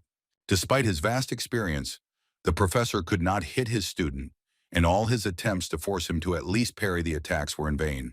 The more failures his students saw, the more enraged he became at the situation. And what really irritated him was the fact that Arthur didn't use any spells at all, but simply strengthened his body and sword with regular mana. Not wanting to accept the fact that some brat was much better at sword fighting than he was, the professor charged even harder. Continuing his futile attempts, he, afraid of losing his authority with the students, shouted that he didn't think that the disciplinary committee was recruiting rats who were only capable of running away and evading attacks. Jumping back to a safer distance, Arthur, whose blade had been lowered all the time, decided to respond to this provocation. With a rather arrogant look and tone, he asked why he needed to waste his energy on attacks if their highly respected professor was not able to even touch a first-year student once. The counter-provocation was so successful that Gates was furious as never before. He was no longer content with just enhancing his own weapon and began using magic on his other hand. Jumping into the air, Arthur suddenly felt the presence of another source of mana. Looking towards his opponent, he saw that he had directed a spell at him, more powerful than all the previous ones that he had used during this lesson. It was a huge column of blue flames, and Arthur, not being ready for it, only managed to jump aside at the last moment. The enemy had no intention of giving him a moment's rest. Even though Gates began to fight at an even greater speed, Arthur was still able to track his movements, even without using the elements. Another dangerous cut aimed at him was not blocked, as the disciplinary committee member once again deftly dodged the attack. Standing in place, he felt that the enemy would continue to press him with spells combined with sword attacks. Leaning towards the ground, he decided to push off from it in order to unexpectedly change the trajectory of his movement. This clever trick helped him to dodge the column of blue flames once again. Fighting with complete seriousness, the smug professor, who thought he had caught the annoying student off guard, decided to strike again from the air and swung his blade high. Even though he barely kept his balance, Arthur still avoided his attack without using his own sword. At the moment of their next meeting of eyes, he was as unshakable as before. His behavior seriously got on the professor's nerves, and he no longer knew how to put even more pressure on the arrogant student so that he would finally break. All the students present in the class watched this fierce battle on the professor's part standing up, but few realized how dangerous their teacher's fighting style was. Realizing that this did not look like a normal demonstration, Fairy was angry and wondered whether he should call the student council. Gates rushed desperately towards Arthur again and again, not holding back his strength. The pressure from his blade coupled with the use of spells at close range forced Arthur to change his battle strategy, and this time he still blocked his Dumar. Taking advantage of this distance, he swung his blade to throw his opponent back into the distance. This time he took the initiative in the battle himself, and in an instant, he made a powerful and incredibly fast dash towards the enemy, simultaneously dodging another huge column of blue flame. Once within striking distance, he aimed the blade at the enemy's neck. The professor, not expecting such enormous power from his student, did not have time to cope with his attack, and only thanks to the protection of mana was able to stay alive. Once on the brink of death in this fierce battle, Gates jumped back to a safer distance. He was amazed at Arthur's speed and could not believe that he was so skilled in fighting. Leaving him alone after the first demonstration of his own attacks, Arthur, having gained the advantage both in the battle and in the eyes of the students, said that even rats could become deadly if cornered. Pointing his blade towards the professor, he showed that he was not going to stop there. Although Gates might have thought that ending the demonstration at that moment was the most advantageous decision for him, he could not take the initiative away from Arthur, and especially did not want to come out of this battle as a loser in front of the freshman. A moment later, Arthur once again made an incredibly fast dash, and the professor realized this only when his young opponent appeared right in front of him. After closing the distance to the striking distance, Arthur strengthened his blade with wind magic and made a cut, knowingly wanting only to intimidate his opponent. The confused professor began to lose his balance and barely managed to stay on his feet after barely dodging a blow from a gust of wind. The members of the disciplinary committee, watching this sudden turn of events, could not believe their eyes. Ferret was genuinely shocked, while the cold princess calmly noted that Arthur was indeed pushing Professor Gates aside. Seeing how terrifying a monster Arthur was in his fight with Professor Fay, he told her that he was on a whole other level. While a confused Gates was looking for an opportunity to somehow escape from Arthur's attacks, Arthur continued to put pressure on him even without using his true power.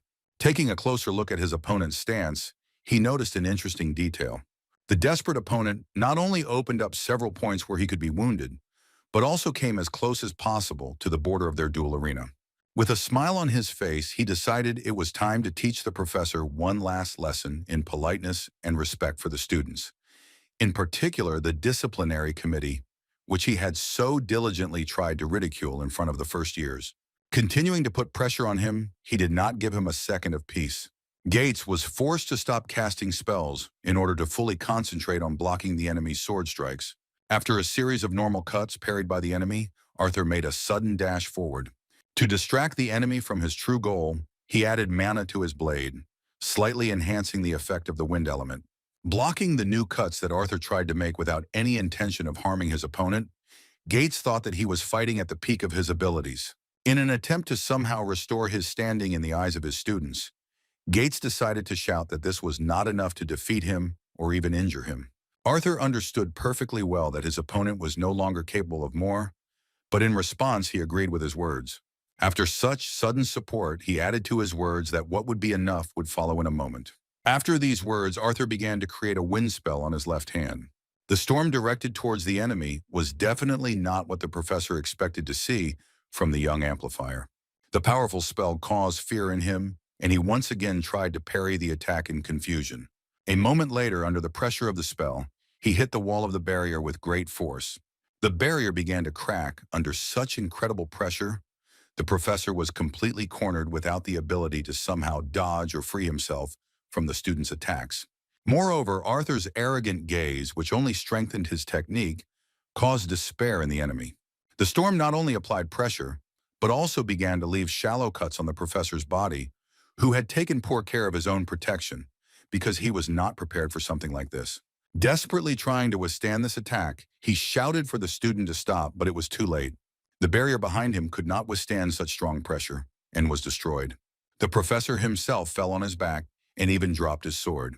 A moment later, Arthur was back at his side, his Ballad of Dawn planted next to the naked, frightened Gates. Looking at the disgusting professor who was about to humiliate him, and even the entire disciplinary committee, for the sake of his own pride, Arthur coldly thanked him for his guidance in this duel. As soon as the duel ended, Arthur put his blade away, and the bell for break rang inside the lecture hall. While the students loudly applauded the disciplinary committee member, the usually cold Princess Sapina silently walked into the corridor. Trying to keep up with her, Arthur said her name, but Faye and Sylvie on his shoulder thought that this was not worth doing. Putting his hand on his shoulder, Faye decided to stop his friend, who had humiliated the teacher in front of all the first-year students. With a kind smile, the elf admitted that his performance was quite impressive. He even added that this was to be expected from his opponent. Having Sylvie back in his hands, Arthur returned the compliment on his performance, saying that if he had known what type of spell the professor would decide to use, then he would have no doubt been able to prepare a countermeasure.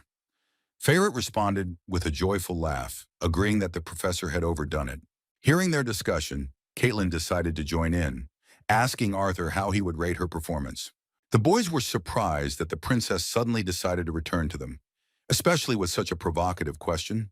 Trying to get out of the situation by being honest, Arthur answered with some hesitation that in fact her biggest mistake was that she decided to abandon her defense and finish the last spell without preparing for countermeasures.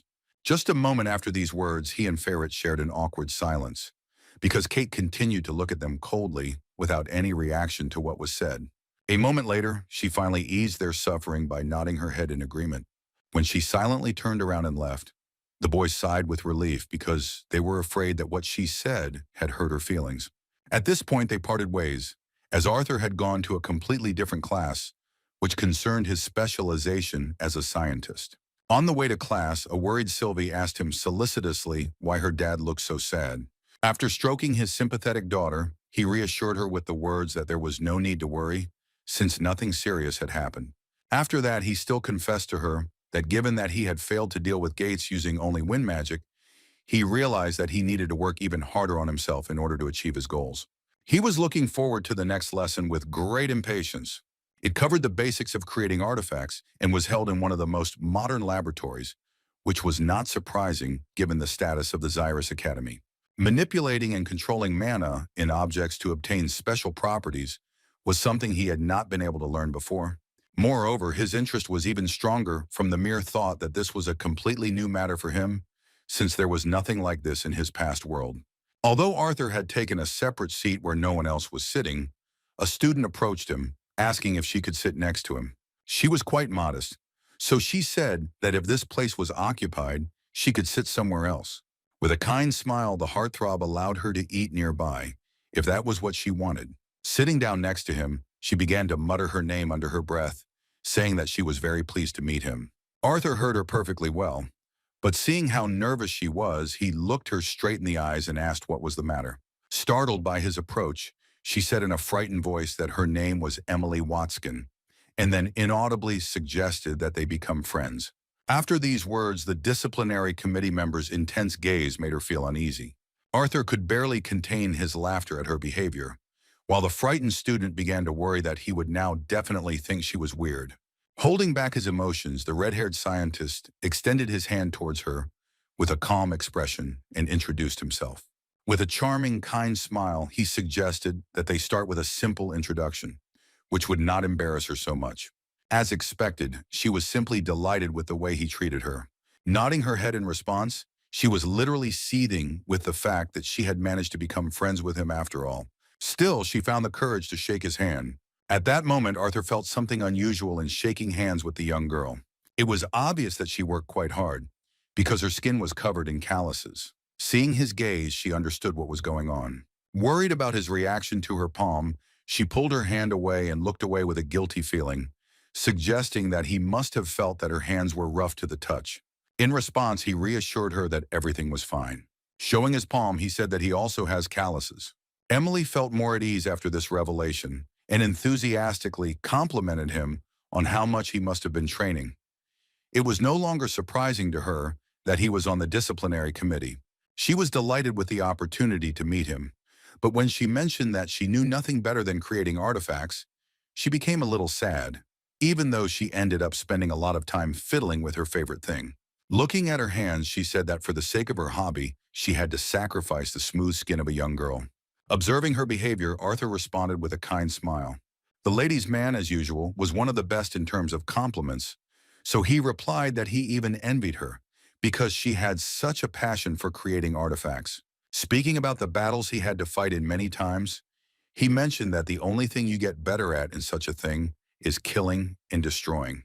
Looking at some of the exhibits in this hall, he noted that when creating artifacts, the better you are, the more items you can create and the easier people's lives will be. His speech greatly inspired the modest inventor, and she admitted that she had never thought about it in such a way and did not even expect to hear such a thing from a 12-year-old academy student. Arthur answered her with a laugh that she spoke as if she were much older. As it turned out, it had been a long time since anyone had reminded her of her age, at least since she had invented a broadcast display like the one used during the announcement of the unification of the continent. This news was simply shocking, and Arthur, holding back his emotions, respectfully said that it was an honor for him to be next to such a genius as her. As it turned out, the modest student could not cope with such a number of compliments at one time. In response, she asked him not to make her laugh, saying that this was said by someone whose past was unknown to anyone, who had a strange mana beast that looked like a fox, and who was also able to suppress and defeat the professor, a veteran among adventurers with a light yellow core stage. Arthur was very surprised that she knew so much about him. It was clear from the start that she was strange, but after these words one could assume that she was following Arthur and Sylvie. Adjusting her glasses, she asked not to be surprised, saying that in the Academy of Magic, news travels quickly and gossip even faster. At the same moment, the front door suddenly opened and slammed loudly rather quickly as it closed. The teacher who entered caused a real shock among everyone present. After greeting the students in his usual manner, the unrivaled inventor of the continent of Dickathon honored those present with the honor of becoming his students.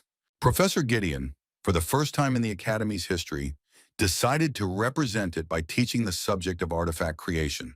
Looking at the rows of students, he stopped his gaze on Arthur, which the other visitors to this course could not help but notice. Gideon, with great acting skill, asked in surprise whether Arthur Levin was really the one who would agree to attend his modest classes. By telling a blatant lie about not even realizing he would be in his class, Gideon had seriously infuriated Arthur. In order not to anger Arthur even more, Gideon decided to start his own business, and as befits a narcissistic scientist, all this time he talked about what he had invented and what technical solutions he had introduced into the education system. Everyone present listened to him with incredible delight, because they could not even imagine that such an incredible person, whom it is difficult to even meet even once in a lifetime, would himself teach them the basics of creating artifacts. The one who was the culprit of this wonderful holiday fell asleep right during the lesson, because the narcissistic professor did nothing but boast about his fame and success. The boring pastime promised to be just as boring because nothing foreshadowed what would happen a few minutes later. A rather large manna bird was heading towards their office at high speed. Flying through the open, narrow window, she headed straight towards the students. In fact, she was only interested in Arthur. He only felt her approach at the last moment, while Sylvie did not notice her at all until the moment she landed on her dad's shoulder. Feeling pressure on his shoulder, the red-haired scientist was surprised by such suddenness. Looking around, he saw that a huge owl with green feathers and some kind of magical horn on its head had flown towards him.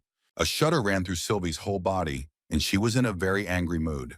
Looking at this bird, she mentally contacted her dad and said that he should be careful, because this animal is really dangerous. They didn't know yet that this wise owl with green feathers belonged to the director of Good Sky. Everyone around was surprised, and Professor Gideon, realizing that Arthur was called for a serious conversation, decided not to detain him and allowed him to leave the class a little earlier. The student didn't mind missing a lecture that wasn't particularly important to him, and as he started to rise, ignoring the battle between the owl and Sylvie on his back, Emily reminded him that news traveled fast in the academy.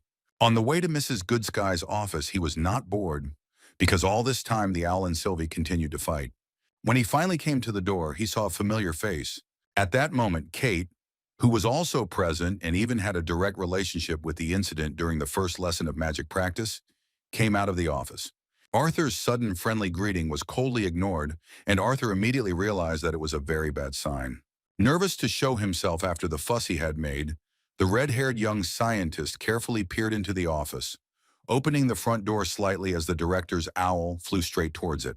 In the spacious two-story office, only Director Goodsky was sitting, and Arthur felt awkward because she seemed angry to him. Seeing him, she suggested that they not delay and sit down on the sofa. The professor herself decided to sit opposite him instead of her usual conversation with visitors at her desk.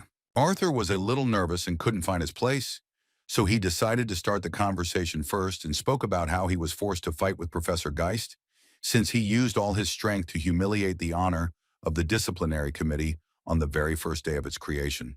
Interrupting his story, Miss Cynthia said that she hadn't called him because of what had happened between them during the mana practice class.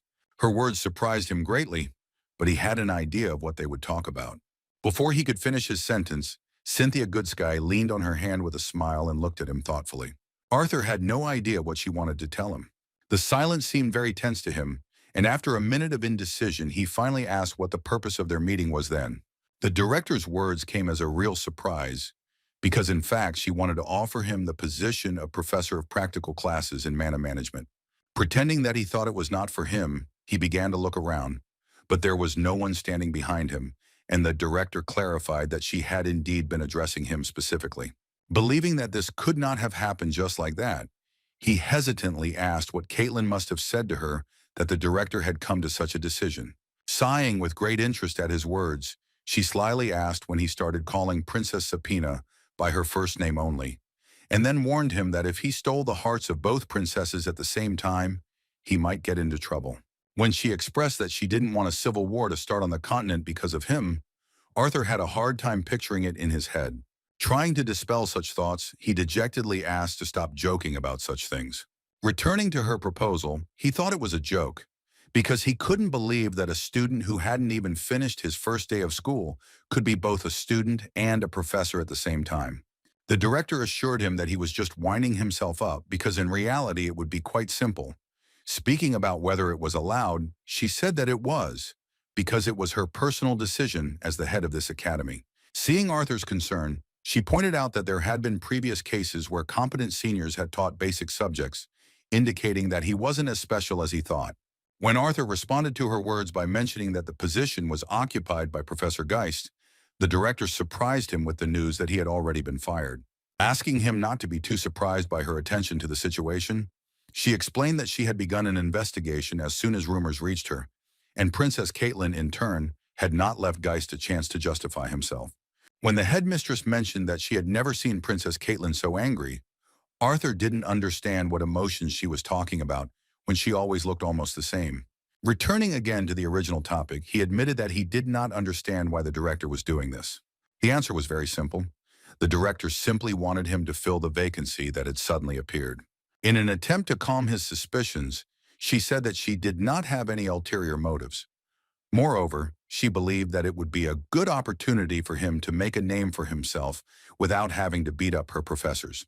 She did not deny that in some sense he would be the center of attention, but she assured him that if necessary, she would be able to protect him.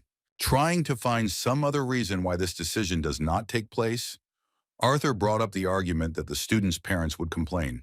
In response, Mrs. Goodsky, with an unperturbed expression on her face, replied that she didn't care, because it was up to her, the director of the academy, to decide. Saying that such a decision was still better, to just take and cancel these classes, she extended her hand towards Arthur, saying that the final decision was only his, after which she argued its correctness by saying that it was better to use his time this way than to be bored in the one where he was the best. Seeing how much she insisted on it, Arthur thought that he really wouldn't be able to continue to avoid unnecessary attention after this situation, considering that he was also on the disciplinary committee, which would be on everyone's lips anyway. Taking into account all the nuances, he still accepted the offer. Extending his hand in a sign of agreement, he promised that he would at least try to cope with this task. Having achieved her goal, Cynthia Goodsky replied with a satisfied smile that she was sure he would do just fine. As Arthur left, Cynthia continued to watch him go, asking her owl what it was about him that always kept her on edge. When she spoke to Avier, she wanted to hear his opinion and mentioned that when she had to negotiate with him, she had to spend much more nerves than when she had to deal with royal families. In response, the incredibly intelligent owl thoughtfully replied that Arthur was simply different from the people they had met. He asked her to be careful, saying that he should not be taken as an ordinary child. Referring to his mental abilities, a witness to their conversation said that, like his emotional maturity, he is much older than he may appear, and has something that cannot be seen with the eyes. The confident speech of the mana beast with amazing mental abilities once again amazed Director Goodsky, and she wondered why he was so convinced in his reasoning. With wide eyes and special interest, Avier explained that what impressed him most was the mana beast of this young man. Mrs. Goodsky was in an unimaginable shock when she learned that the true form of this white fox was a powerful dragon that they had never met in their lives. Avier had no doubt that when Sylvie fully developed, his strength would not even be close to her level. Continuing to talk about Arthur, he asked not to make him his enemy. They shared the opinion that if they treated him with respect and trust, he would become their greatest ally, but betraying him once could be a terrible mistake, as such a powerful man could cause the destruction of an entire continent. After talking with the director, the lesson came to an end and Arthur, as agreed with his friend, went to the cafeteria. Elijah had already taken a seat and was waiting for him to come to him. As it turned out, by leaving him alone, Arthur gave him the opportunity to make a new acquaintance, because there was already a girl sitting opposite him. When he sat down next to Elijah, Elijah introduced him to Charlotte as his best friend and roommate. There was no doubt that Charlotte already knew him, so Arthur decided to find out how his dear friend's classes were going alone, to which Elijah replied that everything was even better than when they attended them together. This was not surprising, since he managed to drag some girl with him.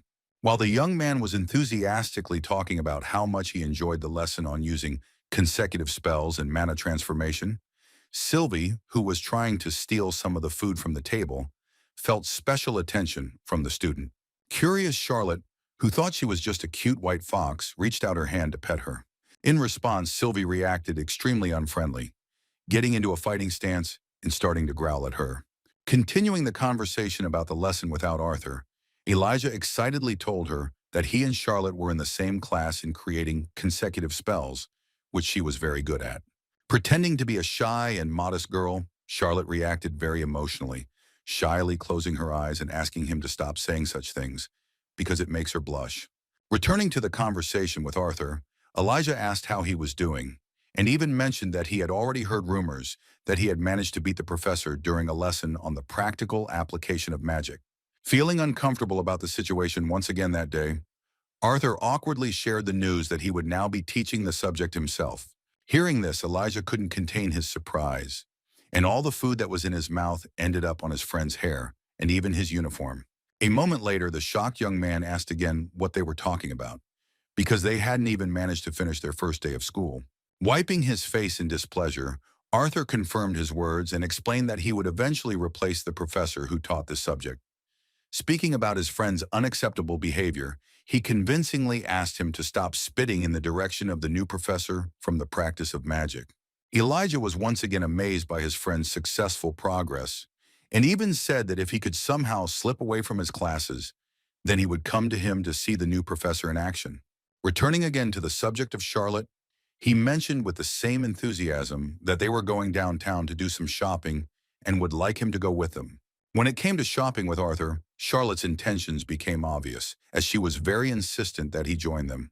Understanding why she decided to become so friendly with his friend, Arthur decided to politely decline, saying that he had 3 more extra classes today, as well as lessons for seniors. Elijah, perceiving this as a gift from a friend, thought that they could have a wonderful time alone and, turning to Charlotte, said that they would have to go just the 2 of them. At this point, she began to act a little confused, and the first thing that came to her mind for refusing was the banal excuse that she had completely forgotten that she already had plans. As she left for another table, she said that they should definitely go somewhere together, after which she emphasized her desire that this walk should take place together. As she left, she said goodbye to Arthur with a kind smile. Elijah felt a little sad, not understanding anything. He said that she probably had something important planned, so he himself would have to study a little in the library to kill free time. Turning to Arthur, he asked with childish delight if he thought she was cute and pretty. Realizing that he was going to hit on this cunning girl who didn't care about him, Arthur understood that he had no choice but to try to somehow push the poor guy to the right decision. Placing his hand on his back, he demonstrated such a gesture towards him for the first time and said that he deserved better. It's not a fact that Elijah understood what they were trying to tell him, but Arthur and Sylvie did their best, so they left immediately after the dining room to do some business. Walking through the academy courtyard, which was crowded with senior students, they couldn't help but notice that the crowd was looking in his direction with particular interest. It was simply impossible not to notice all this whispering and discussion of the situation with the professor, but Arthur walked forward so confidently that it was hard to believe that he really wasn't worried about such an excess of attention. At one point, he was distracted by the recently familiar voice of a student who said with surprise that she did not expect to see him in a class for senior students. As it turned out, it was Claire who, upon seeing Arthur, began to wave cheerfully at him along with Prince Curtis. They were glad to see him, and Sylvie, noticing Grouder lying on the ground, immediately rushed towards her friend, who was not delighted with their friendship. As usual, his friend from the senior year took him by the arm in a friendly manner and suggested that they not tarnish the honor of the disciplinary committee by doing everything in their power. The amazing mana beasts, whose level was much higher than most of the students, were trying to find a common language, and it was obvious that Sylvie's impressive strength, which Grouder felt, made him an obedient kitten. When Arthur asked if they were ready to begin, Prince Curtis replied that the last few men were coming to them.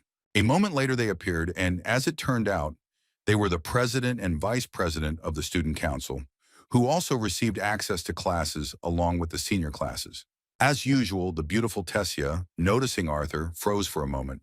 Her childhood friend, who had recently become the most attractive member of the opposite sex to her, greeted her with a sincere smile.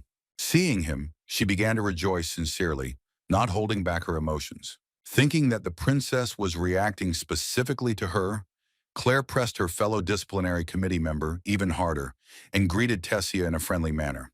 The moment she saw that Arthur was next to another girl, and practically in her arms, her reaction suddenly changed. As expected, she was offended that he allowed himself such insolence in her presence. The jealous princess made Arthur feel this oppressive atmosphere, and his greeting no longer had any meaning. Showing her character, Tessia decided not to linger. As she passed by, she coldly replied that she was honored to see them at this lesson. Claire didn't realize that it was her fault, so she simply assumed that the princess was in a bad mood. Leaving the head of the disciplinary committee squad that had ruined their meeting with Tess, Arthur wanted to be the first to go towards the place where this lesson was being held. At that very moment, some half-elf passed by him. As expected, Arthur was seething with rage at his mere appearance.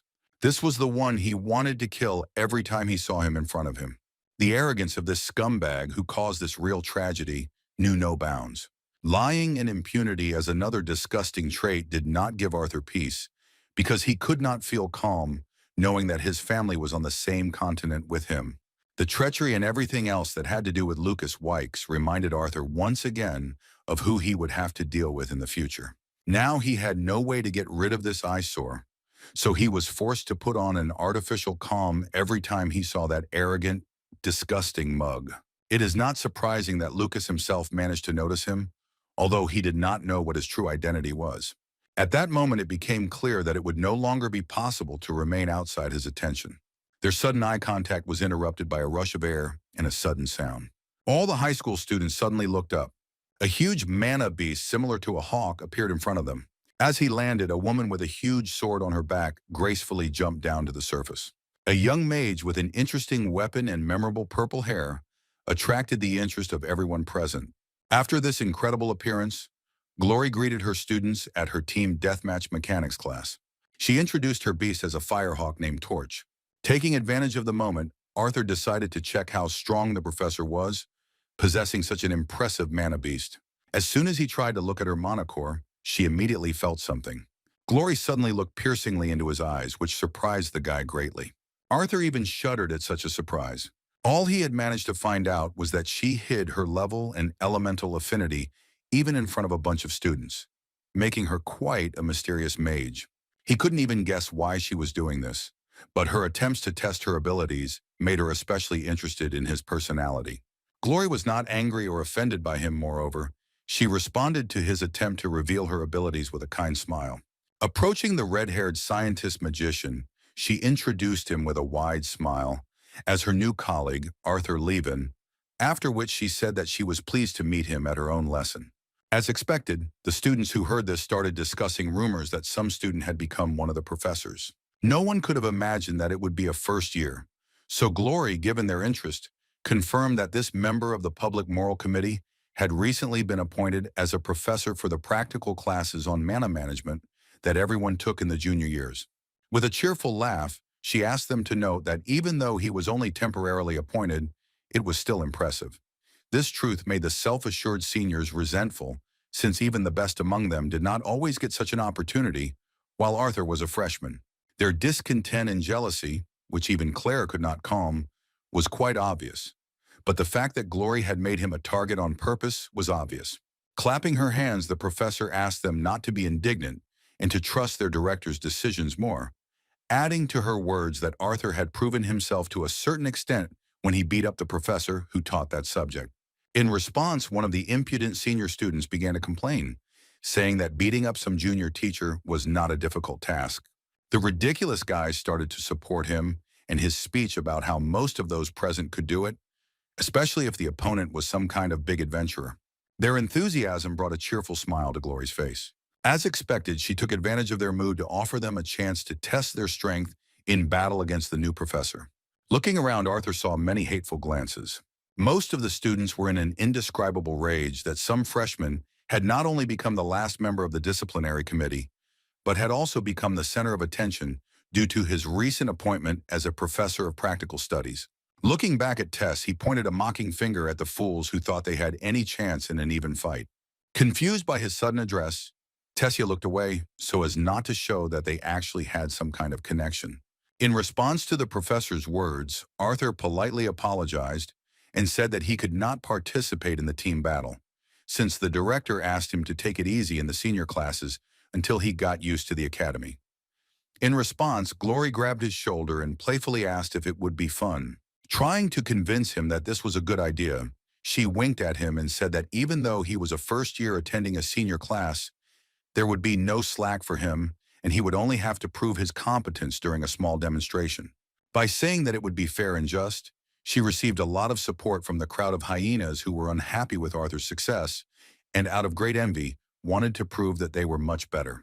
When Arthur asked her what was on her mind, Glory replied that she preferred to start the new semester with a fun, casual game. The game she unfairly called fun was a game called War and Conquest.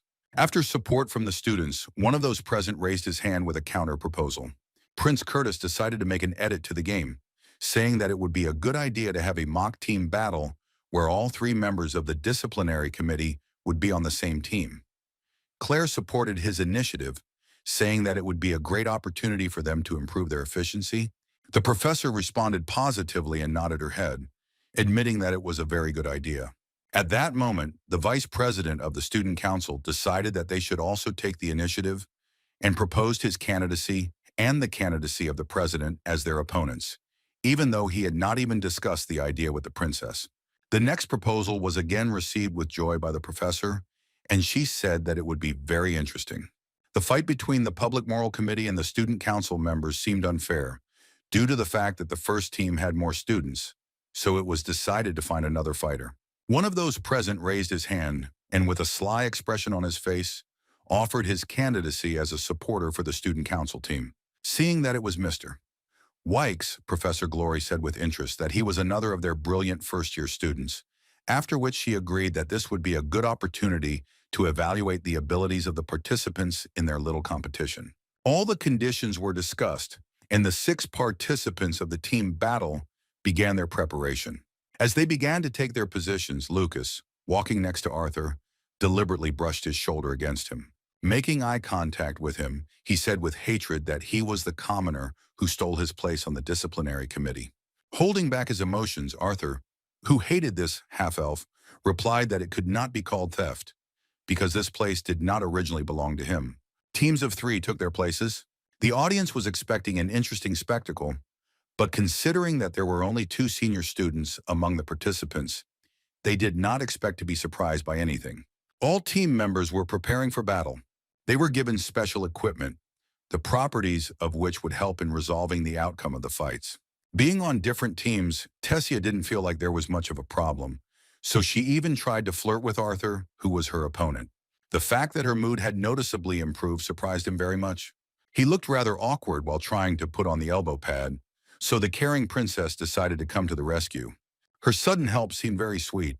Taking advantage of the moment, Arthur, as usual, wanted to embarrass her with his words, so he said with surprise that he did not believe that Princess Tessia herself was helping him with such an easy task. Tightening her elbow pad as tightly as possible, she addressed him in a calm voice, as if he were a professor, asking him to speak less loudly so as not to attract unnecessary attention. Arthur thought that this was not a big problem, since they would not be heard, so he asked to communicate less formally. In response, the beautiful elf complained that this whole situation made her uncomfortable, because she hated it when she had to act as if they were strangers. Here is the answer to her words. Arthur bluntly urged her not to do this, which caused the princess's anger at the mere thought that he did not care. By telling him that he shouldn't attract unnecessary attention to himself, she was trying to show some concern, but the young professor awkwardly noted that he had already failed to cope with this task. Despite this, he reassured her by saying that he was fine with it as long as some things remained a secret, namely Sylvie's true form, his core level, and some other things. After these words, Tess noticed that he was hiding some of his magical elements, and as soon as she tried to say this in a raised voice, Arthur deftly covered her mouth, saying that she shouldn't spread this information when there were so many listeners around. Coming even closer to her, he embarrassed her even more with provocative words about how she shouldn't ignore him, because it wouldn't make the situation worse. At this touching and exciting moment for the princess, Glory joined their conversation, shouting that they should stop their friendly gatherings because the battle would begin in 2 minutes. Pushing Arthur aside in embarrassment, the princess began to walk towards her team. At that moment, Arthur stopped her again, addressing her by name. The caring red-haired heartthrob actually wanted to suggest that she try hard, so that it would be seen how much her abilities had grown since they were together in Eleanor's kingdom. In response, she said with a kind smile that in that case he should keep his eyes open and be attentive in order to withstand her strength. Everyone was assembled, and before they started, Professor Glory decided to announce the rules. The match would last 30 minutes, after which they would analyze and briefly discuss what they would be demonstrating on the battlefield. The Public Moral Committee team will have one limitation, as Claire and Curtis have gone through more training than the Student Council team with 2 first years on it. This limitation was that Arthur Lewin would play the role of the king, who would need to be defeated in order to completely crush their entire team. The devices they used as protection were specially created by the inventors to measure the damage received, and if the number of points exceeded a set limit, they would emit a shrill sound indicating the player's defeat. The professor also warned the participants that anyone who ignored this warning and continued to use spells would immediately lose the opportunity to attend her classes and could also be expelled from this academy. Furthermore, she also decided to make it clear that this was not a defensive gear, and they had to be skilled enough to protect themselves with the mana that would coat their bodies to avoid serious injuries. Having finished announcing the rules, the professor raised her hand high. With a cheerful intonation, a moment later she announced the beginning of the battle. At that moment, both teams began to carry out their battle plans with incredible speed. Claire rushed towards the student council vice president, while Prince Sapin's target was Princess Eleanor. Looking at how the players were distributed, Arthur thought that Curtis was unlikely to be able to defeat Tess, but he had no doubt that he and his mana beast could hold her off long enough for them to regroup in the end. Two pairs were determined for battle, and the opponent with whom he, as king, would have to fight was obvious. Opposing him was a mage from a family of the best fire element users in all of Sapan, which meant that there were no families on the continent that could match him in terms of spells. The magic caster he hated so much had not only changed since their last meeting, he had also acquired a new artifact, a magical cane that was much more powerful than the previous one. Fate itself brought them together to fight again. Although this time Arthur could not use his full strength, much less finish him off, despite his great desire to do so. Seeing the insolent expression on Lucas's face only dashed Arthur's hopes that he had managed to become even a little more humble after arriving in Xyrus. This was not at all true, but Arthur did not care much. Real anger and a desire to put the scumbag in his place appeared on his face, since he most likely would no longer have the opportunity to do this under such conditions. The two couples had already started fighting, while Arthur and Lucas continued to stare. The arrogant magic caster spoke first, saying that his opponent was so indecisive because he was afraid that his reputation would suffer after this inevitable loss. Looking around, Arthur noticed that all his ill-wishers were closely watching him. A moment later, he felt a light breeze from the flapping of the Firehawk's huge wings. Professor Glory was intrigued by this battle, and most of all, she was interested in the abilities of her new colleague and how he would cope with one of the most brilliant first years. Accepting the fact that all eyes were on him, Arthur knew they wanted to see the show. Even though he tried to restrain himself, this time he had a reason to punish his opponent. As soon as he began to release his mana, a look of horror appeared on Wyke's face, as he couldn't even imagine that his opponent was at such a high level. As expected, Glory was simply delighted, because Arthur lived up to her expectations. Even the battle between seniors Claire and Clive stopped for a moment due to the spread of overwhelming energy. Prince Curtis had no idea that he was Arthur and actually had quite impressive reserves of mana despite his air. Only Tessia, who had guessed what kind of monster he had become since they spent time together as children, reacted rather modestly, not being distracted much from her fight. By releasing mana in the form of the wind element, the young professor made it clear that he would be serious from the very beginning of their battle. A moment later, he made a dash towards the enemy at great speed. A confused Lucas once again demonstrated his true fearful nature as soon as he realized that his opponent was going to fight at an inconveniently close range for him. At that moment, he began to take defensive measures, controlling the powerful fire of the Wykes family. Within a moment, a hellish cage of fire was erected around him. Arthur, in order to break through his defense, began to create a powerful whirlwind. At that very moment, he felt an enemy attack approaching. Lucas decided to stop his lightning attack with a fire blast, which forced Arthur to use up his wind vortex and change his trajectory. Noticing another attack being pursued, he dodged again. Moving between various obstacles, he gradually weakened the next attack with the help of a wind whirlwind. The last volley was so powerful that even hiding behind a small rock, he had to additionally defend himself by swinging his blade. Despite Arthur's brash start, his opponent Wykes had a tiny window of time to launch his own attack, putting on enormous pressure. Having avoided quite a few serious attacks, Arthur still managed to retreat to a safer distance. When Wykes stopped attacking, it was because he decided to change his approach to the fight.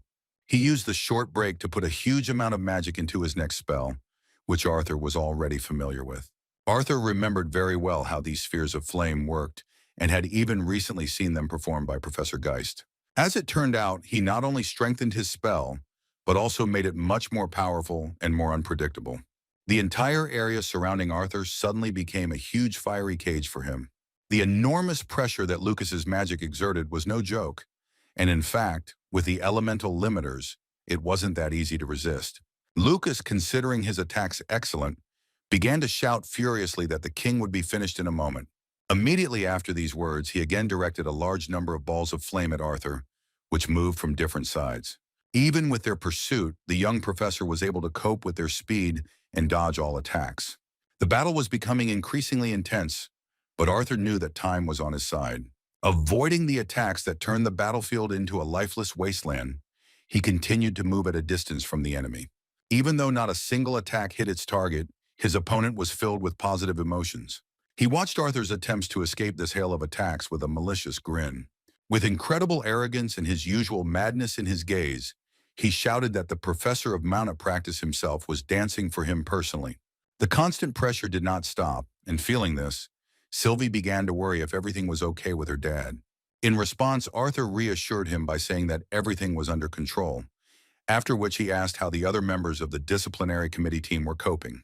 When he learned that the princess was defeating Curtis and Claire was dominating the battle with the angry vice president, Arthur stopped worrying about their progress and then asked to be informed if anything unusual happened.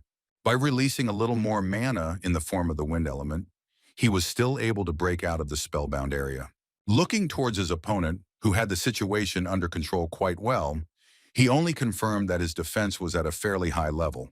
It was obvious that he was only able to exert such pressure because his mana reserves had become much greater than when he was an adventurer.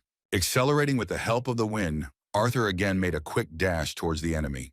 Being behind a protective barrier of an impressive level, his opponent was not afraid of long-range attacks. So in order to win, he had to break through to him point blank.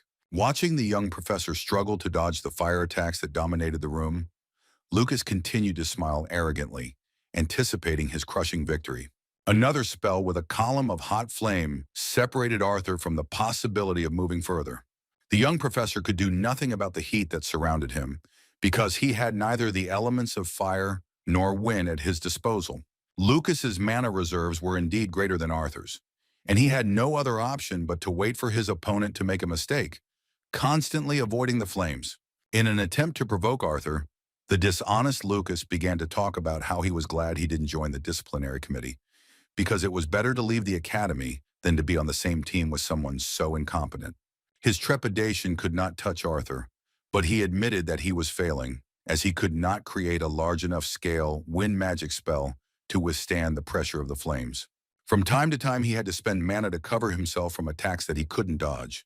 His body was already receiving minor damage, because being in the midst of such overwhelming heat, not all attacks were noticeable, and even their grains hitting the body quickly created burns. Desperately defending himself with the still weak wind element forced him to adapt using his surroundings.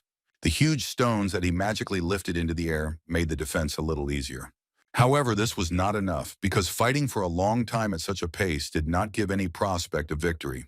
Continuing to be under enormous pressure, he was forced to find a more effective way to defend himself. While thinking about this, he concentrated on thinking about the advantages of wind over flame. In simple terms, wind magic attracts, repels, and controls air currents in order to achieve the desired effect. This kind of control over this element was common among all its users, but no one had previously thought about trying to control the molecules in the air. What he came up with was a way to deal with the enemy's spells by getting rid of the oxygen needed to support the combustion process. One thought was not enough, and even when he was quite close to the enemy, where the pressure of his spells was more noticeable, he still did not know how to put this plan into reality. The heat was getting worse all the time, making it more difficult to stay in the area. Despite Arthur's enormous difficulties, Lucas felt no particular problems in continuing to put pressure on him with his own spells. With an arrogance he had never seen before, he began to mock his opponent, suggesting that he had been able to deal with that pathetic excuse for a professor by running away from him like a rat. After these words, he again directed a powerful fire spell, the amount of which hid Arthur from sight. Within moments, Arthur had once again lifted a huge amount of earth with his magic, holding back the flow of flames. While resisting all these attacks, he wondered if he could control the air molecules fast enough to extinguish the flames before they reached his body. An even bigger question was how long he could remain conscious while in an area without air. A great deal of thought suddenly stopped with his quiet laughter, a sign that he had no choice but to try to carry out this plan. Remembering that he had entered this academy in order to surpass his own limits, he regained his fighting spirit. Glory, hovering on her fiery hawk, continued to watch what was happening on the battlefield. She was convinced that Lucas was even better than they said. Hell Cage, a mixture of defensive and offensive spells, was known to be one of the most complex area of effect fire spells, so it was surprising how skillfully he was able to use it at such a young age. On top of that, she couldn't help but notice that his mana reserves were almost the same as a silver stage mage, making him a terrifying opponent at such a young age. Seeing the incredible fighters that both sides of the team fight had, Glory sighed heavily. Stroking her hawk named Torch, she said that the world was indeed changing, and perhaps soon there would be no room for old people like them. Turning her gaze to Arthur, whose brute force was not enough, she also could not hide her surprise. She knew that if they met more children like him, then the world would change forever. Seeing how tenaciously he resisted the enemy's attacks, she could notice that despite his agility, for a mage with an affinity for two elements, his spells clearly lacked variety. Even so, with her experience, one could see that he made up for it by using fluid movements with their precise control and incredible skill in using the blade with the amazing edge. She was truly curious about what kind of child could handle a veteran adventurer, even one as frivolous as Geist. Seeing his tenacity, she had no doubt that he was indeed capable of surpassing him even at that age. However, even though he couldn't break through to the enemy magic caster, she was still very impressed by the amount of pressure he had put on everyone present at the start of the duel. The question remained for her as to what kind of life he had lived at such a young age to be able to inspire such fear that it touched even her. After fending off another long line of enemy attacks, Arthur paused for a moment instead of rushing in thoughtlessly. By concentrating on the flow of his mana, he noticeably released a greater amount of wind element. At first it seemed that he began to do some breathing exercises, but after a moment it became clear that he had concentrated a fairly large amount of air in his lungs, after which he stopped breathing altogether. His body was covered in thick wind element mana, with which he began to slowly walk towards Lucas. Glory looked thoughtfully at his idea, but she still did not understand why he held his breath and why his behavior became so calm. After taking a few steps, Arthur, who had stopped watching the enemy's attacks, received a small volley of fire right in the back. A moment later, he missed another enemy spell aimed at his legs. Even though his uniform was ruined from the attacks and his body had slight burns, he continued to slowly walk towards the enemy. The strange behavior of the young professor, who had previously avoided all attacks by quickly moving inside the hellish cage, greatly puzzled Glory because Arthur's uniform gradually counted the amount of damage allowed during the battle. And yet he continued to confidently walk forward, holding his head high, not even turning around to look at the spheres of flame that were rushing towards him. This time, as soon as Lucas' spell got as close to Arthur's body as possible, it disappeared right before his eyes. When Glory saw this, she couldn't believe her eyes. To make sure it was what she thought it was, the professor asked Torch to move a little lower. As she went down, she only confirmed her suspicions. Realizing what was happening, she thought with genuine surprise that her new colleague was a real monster, despite his age. During the fight, he was able to adapt to his opponent's fighting style by mastering a new spell. Unlike wind magic, attempting to manipulate the air itself requires much greater insight, as well as a higher level of concentration and chanting to cast the spell correctly. It is for this reason that there are no fire elemental mages who can remove the air from an opponent's lungs. To control the air directly inside a living, moving target would require maintaining concentration for several hours, which is impossible during a dynamic battle.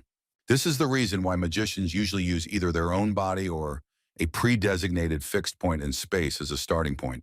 With a thoughtful look, the professor came to the conclusion that Arthur was trying to keep the area of effect of the spell as close to his body as possible. But even so, it was hard to believe that such a young magic user could be capable of doing this right in the middle of a battle, approaching the enemy. The unheard-of way to fight a fire mage amazed the professor's mind, and she watched Arthur's actions with even greater interest, not noticing what was happening in the battles of other students. As he continued to move forward, Arthur was focused on the spell, but he admitted that in his head everything seemed simpler. In reality, it turns out that it's not so easy to manipulate the thin layer of air around the body to create and maintain a vacuum that will cause the flame to go out before it can hit it. Studying this spell right in the battle, he understood that he had no right to make a mistake, because if everything remained as it was, the uniform would reach its limit before he had time to deal with the enemy. All he needed to do was break through his opponent's protective barrier and defeat him with just one blow. Lucas, seeing the futility of his attempts to break through his defense, began to become noticeably nervous. Gritting his teeth, he was furious that Arthur could just block all his spells, even though it was not visible that he was using wind magic at all. Unwilling to accept what was happening, Lucas decided that he could end it all with his ace in the hole. Within moments, he had summoned his protector, a massive subordinate known as the Flame Guardian. Hearing this familiar spell, Arthur reacted with a satisfied smile, because it was expected for him to fight something like this the moment he got close to the enemy. The huge guardian could indeed cause terror, but not in the one who was in control of the situation. At this point, Arthur, realizing that the enemy had reached his limit, began to release even more wind mana to destroy the enemy's spell. Suddenly, everyone on the battlefield felt a powerful pressure.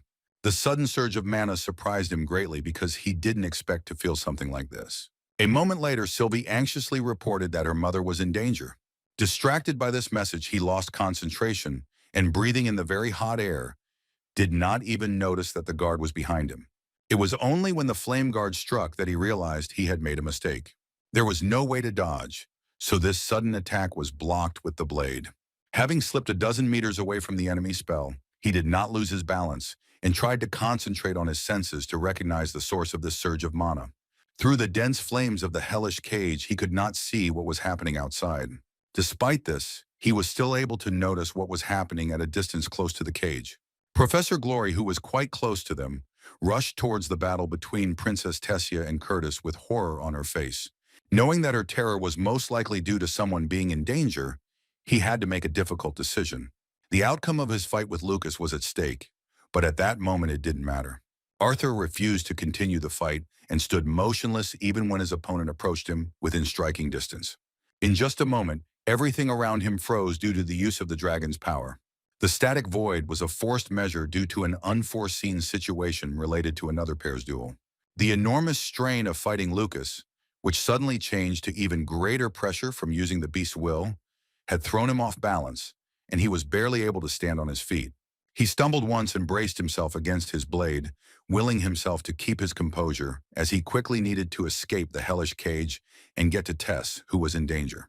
Looking around, he noticed a place where he could easily escape from this confined space. Right next to the barrier, as a result of the battle, a small hole appeared, which made it possible to avoid contact with the hellish cage. He needed to act as quickly as possible, considering that he had already used up most of his mana reserves trying to master the stupid vacuum barrier spell. Looking into the distance, he noticed that Curtis had directed a powerful flame spell towards the direction where Tessia was. Despite this, he doubted that this was the surge of mana he had felt earlier. The only option that could explain what he felt earlier was that Curtis had managed to release his beast will, even though it didn't look like it. Looking in the other direction, he tried to see what the situation was like around Tess. As soon as he looked at her, everything became clear. Curtis's powerful spell was aimed at her, but she did nothing. She appeared to be in no condition to fight. When he saw the princess holding her stomach, he understood why she didn't dodge or create a protective barrier around herself. As soon as Arthur took another step towards her, the will of the beast, exerting enormous pressure on his tired body, once again reminded him of itself. Having stumbled, he barely kept his balance thanks to the fact that he was able to lean on a tree growing nearby. Even in his condition, he couldn't allow something terrible to happen. Trying to get to Tessia, he used his last strength to destroy all obstacles in his path. He couldn't miss, because once the static void stopped, Curtis's attack would reach Tess in an instant. He didn't have enough mana to block the attack, nor was he strong enough to move her out of the flame's path. Having no other choice, Arthur hugged her at the last moment. Covering the princess with his own body, he did all he could. Realizing that it would be very painful, Arthur stopped using his beast will ability at the last moment of being in his creation. As soon as he did so, he, hugging the princess, disappeared from sight due to the bright light of the explosion of flame. A little earlier, before this happened, Tess was constantly distracted during her duel by Arthur's battle, hoping that he would cope despite the fact that he uses his weakest element. Prince Curtis had no intention of playing games with her, so he fought with all his might the entire time. Trying to catch her off guard, he delivered another furious blow to her, which was easily blocked. At the moment when they were extremely close to each other, he asked the princess of the Aerolith Kingdom not to get distracted right in the middle of the battle because it was impolite. The princess couldn't help but agree with Curtis's words, so she responded with action and with one precise movement, broke free from the block, destroying the shield of her opponent's magic. A moment later, she once again directed a slashing attack at him, aimed at his body. Only at the last moment did Curtis manage to regenerate his flame shield, which he deftly used in combination with his sword. Having forced him to go on the defensive, the cunning Tessia apologized to Prince Glider, after which, using wind magic on her other hand, she prepared a counterspell. At that moment, she suddenly stopped, feeling enormous pressure and pain coming from her body. It happened in a split second, and she was soon back to herself, sending Curtis flying with a whirlwind of wind. Working in tandem with his mana beast, the prince was deftly caught by Grouter, who cushioned his landing with his huge, soft body. Without looking in his direction, Tessia clutched her stomach, unable to understand what was happening to her. While she was trying to cope with her uneasy state of mind, Curtis had no intention of stopping, and together with the grounder, prepared for the next attack. He had already mastered the initial stage of the beast's will, and having seen some changes in his appearance, he shouted that it was time to show what he and the Lion of the World had been working on in training. Looking at them through the pane, Tessia saw quite an impressive amount of mana, realizing that they were preparing a large-scale spell. In response to this, she decided to take defensive measures and created a huge number of obstacles in the form of vines using the spell of thorns. Despite the impressiveness of its influence on the environment, the huge lion with the prince on top was able to deftly avoid all obstacles, approaching close enough to attack. Trying to somehow prevent them from carrying out their plan, the princess directed whirlwinds of wind in their direction, continuing to hold her stomach, which was bursting with pain. She knew that it was most likely some kind of damage to the mana core, so the only thing that came to her mind as the reason was that the assimilation with the will of the guardian of the ancient forest was not completed properly. The thought of giving up was discarded immediately, because as the student council president, she couldn't question her own skills. Not wanting anyone to think she was a weak coward, Tessia once again used her magic to create powerful bonds. Having finished this spell, she was ready to defend herself from the enemy's powerful flame. This was the final moment of their duel. It was decided who would gain victory, Princess Eleanor or Prince Sapina, who used the roar of the world. However, at the last moment before she could cast her spell towards her opponent, the princess froze from a severe pain in her stomach. Her mana core was bound by the Forest Guardian's power, and she could no longer use magic, and her body gradually began to weaken. As she lost consciousness, the last thing she saw before the fiery spell of the roar of the world reached her body was someone approaching her. When a powerful explosion of flame attack occurred, directed at the then defenseless princess, everyone around was horrified. Glory ran towards them as fast as she could to stop their duel, but it was too late. Landing on the ground, she began to panic and scatter the dust and steam that had accumulated due to Prince Curtis's powerful attack. Finding a place where a huge number of damaged vines had accumulated, she immediately went in that direction, expecting to see a seriously injured princess. Her shock was beyond words because when she saw what had actually happened, she could not find any logical explanation for it. Arthur, lying next to the princess, who apparently took all the damage from the prince's attack, made her wonder how he ended up there. All the students started running to the place at once, and Prince Curtis apologized with great guilt, saying that he did not know that she would faint. Seeing his excitement, Glory tried to remain calm and replied that she saw everything, so he was not to blame for anything. Addressing the senior students on the medical team, she immediately ordered the rest of the team to be alerted to be on standby, as well as to assess the severity of the injured students' injuries. And yet, until the very end, she continued to be tormented by the question of how Arthur was able to leave Lucas's hellish cage in an instant and find himself next to the princess, covering her with his own body.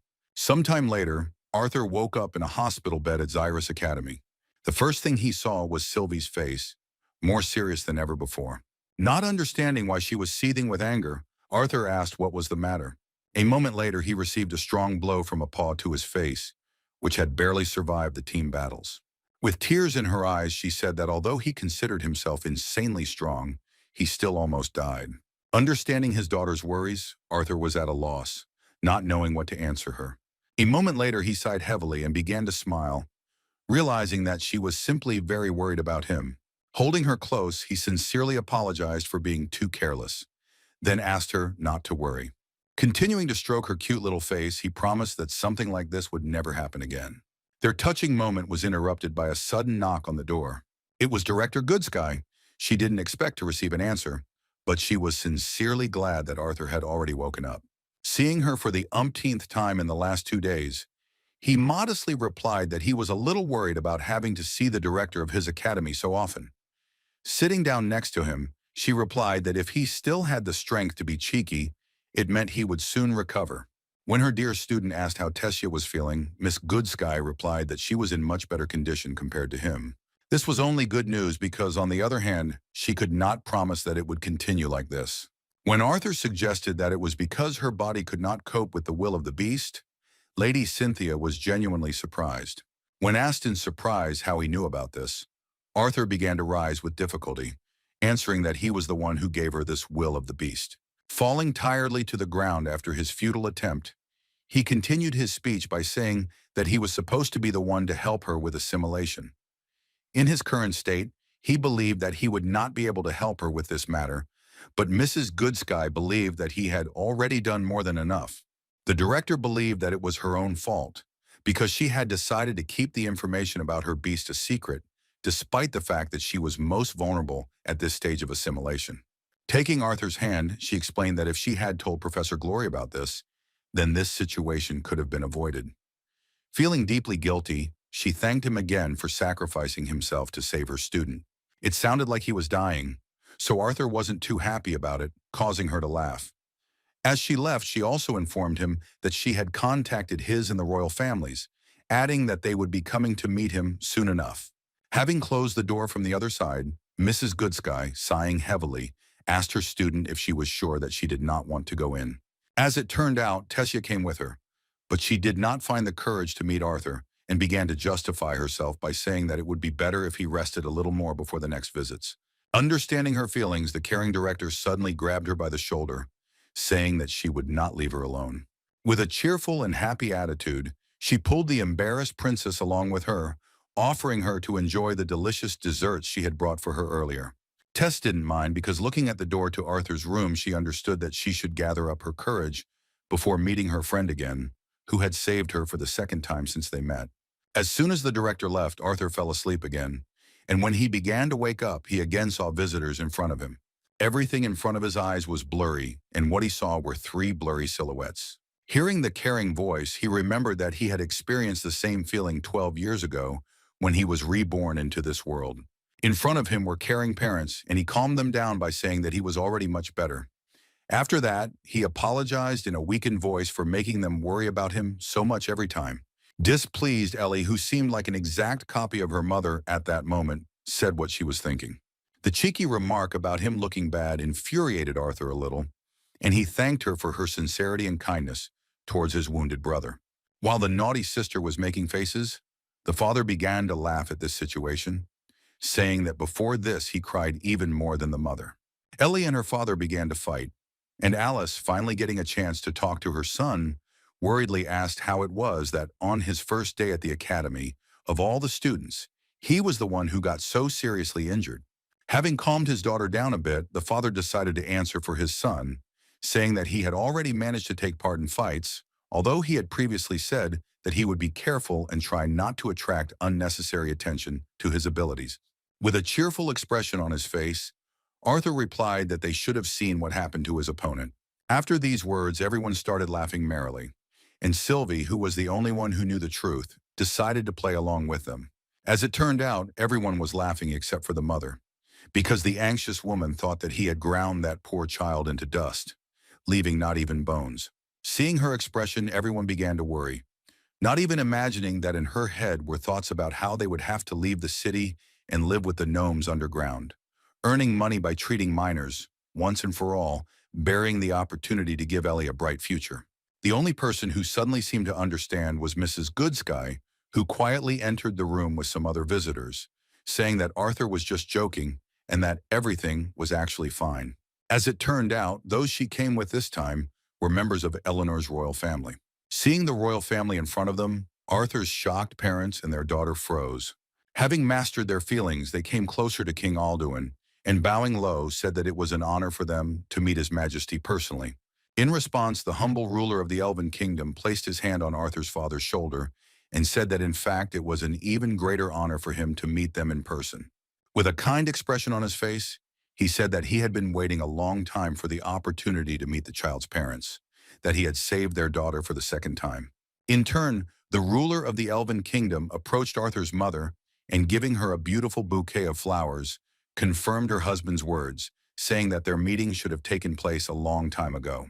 Continuing their acquaintance, King Alduin introduced the previous ruler of the state, his father, to whom Ray was incredibly happy. The last to introduce herself was the daughter of the royal family, Tessia, with a blush on her cheeks, excitedly announced that she and Arthur had been friends since their childhood. Hearing this, the parents fell silent for a moment. They looked at Arthur with some surprise, which could not help but alarm the princess and their son. As soon as they began to smile slyly, looking at each other, it became clear that some common thought had crept into their heads. Noticing their reaction, Arthur was a little confused, because he began to fear what thought had simultaneously visited these two restless heads. Suddenly, but gently grabbing the princess by the hand, Alice said with a sincere smile that they were also very glad that they could finally meet her. Continuing her speech, she said that Arthur had told her a lot about her, which in fact was not entirely true. As the poor fellow's mother had expected, the princess was delighted by these words, for she was touched to the very depths of her soul. Continuing to talk about this, Alice, on behalf of Arthur's parents, said that they were very pleased to know that their son was supported by someone as responsible as she. Leaning closer, she whispered in his ear that she hoped it would be like that in the future. Her words put Tessia in a difficult position, and her whole body shuddered at the very thought that Arthur's mother would want to see them together.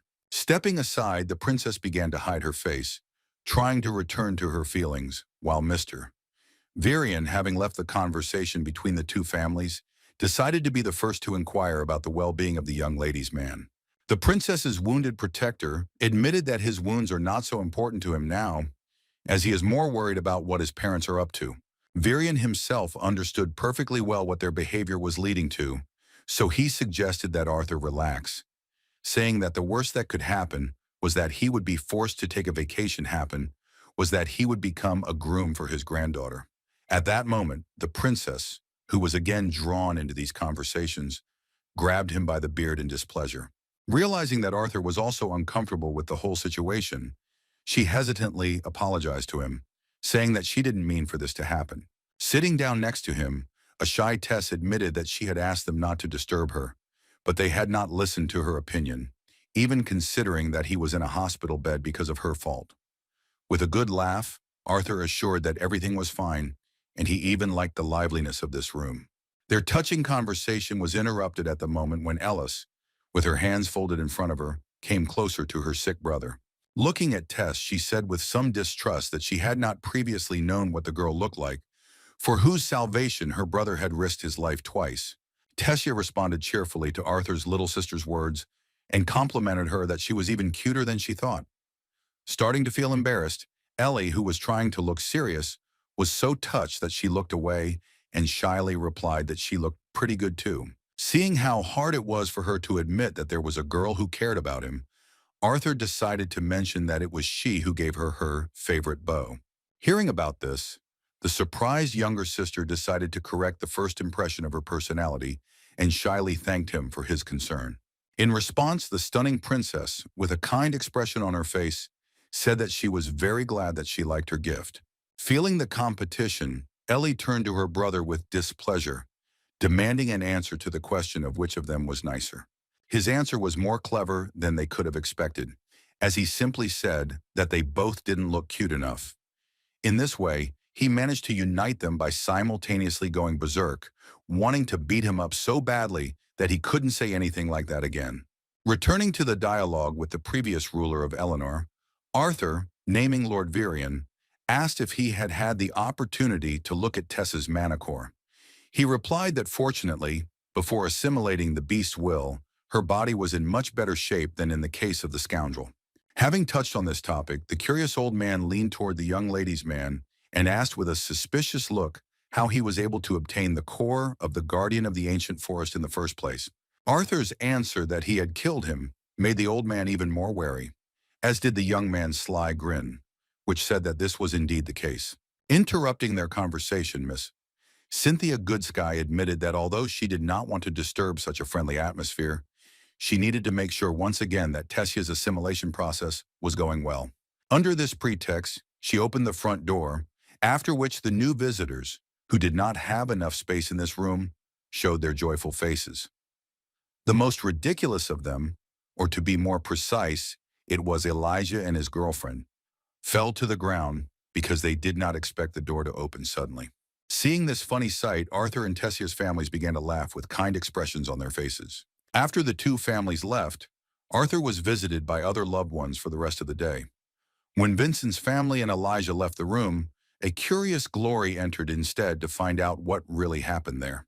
The members of the disciplinary committee did not hide their excitement, which was evident from the fact that Ferry could hardly hold back his tears, while Curtis, feeling a deep wave, desperately apologized, not paying attention to the fact that Arthur did not consider him guilty of anything.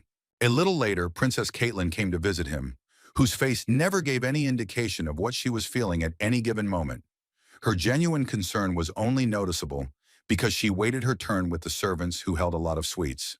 The intrusive inventor Gideon did not miss his opportunity to come to Arthur, trying to convince the young genius to try some suspicious liquid, saying that it would instantly get him back on his feet. As he left, he remembered that he wanted to invite the young man to drop by his personal training room. Arthur was surprised that he knew he had such an advantage at Cyrus Academy.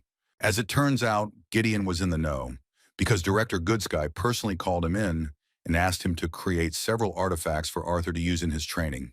Arthur couldn't believe that he had done them for nothing, without asking for anything in return. His suspicions were correct, and as he left, the cunning scientist began to tease that he was now in his debt. As soon as the door closed, Arthur fell back onto the pillow with relief.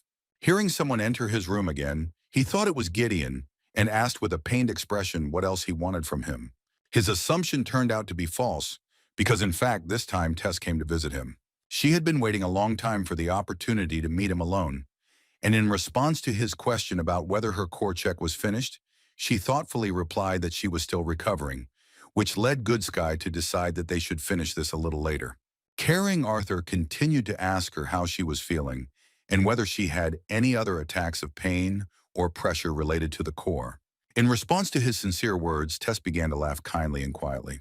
Seeing his surprise, she explained that he himself almost died, but even so, he continued to worry about her, not paying attention to his own condition. With a confused smile, Arthur didn't think that this was really the case. To open his eyes, the princess reminded him that it looked exactly the same as the time he saved her from the bandits. Struggling to sit up, Arthur stuttered through the pain that he too remembered those times when they both went through a lot. Seeing this, the princess, worried about his well-being, took his hand, asking if he was okay, to which her childhood friend replied that it was still difficult for him to move on his own. Trying to calm her down, he added with a kind smile that everything would be fine with him and there was no need to worry about it.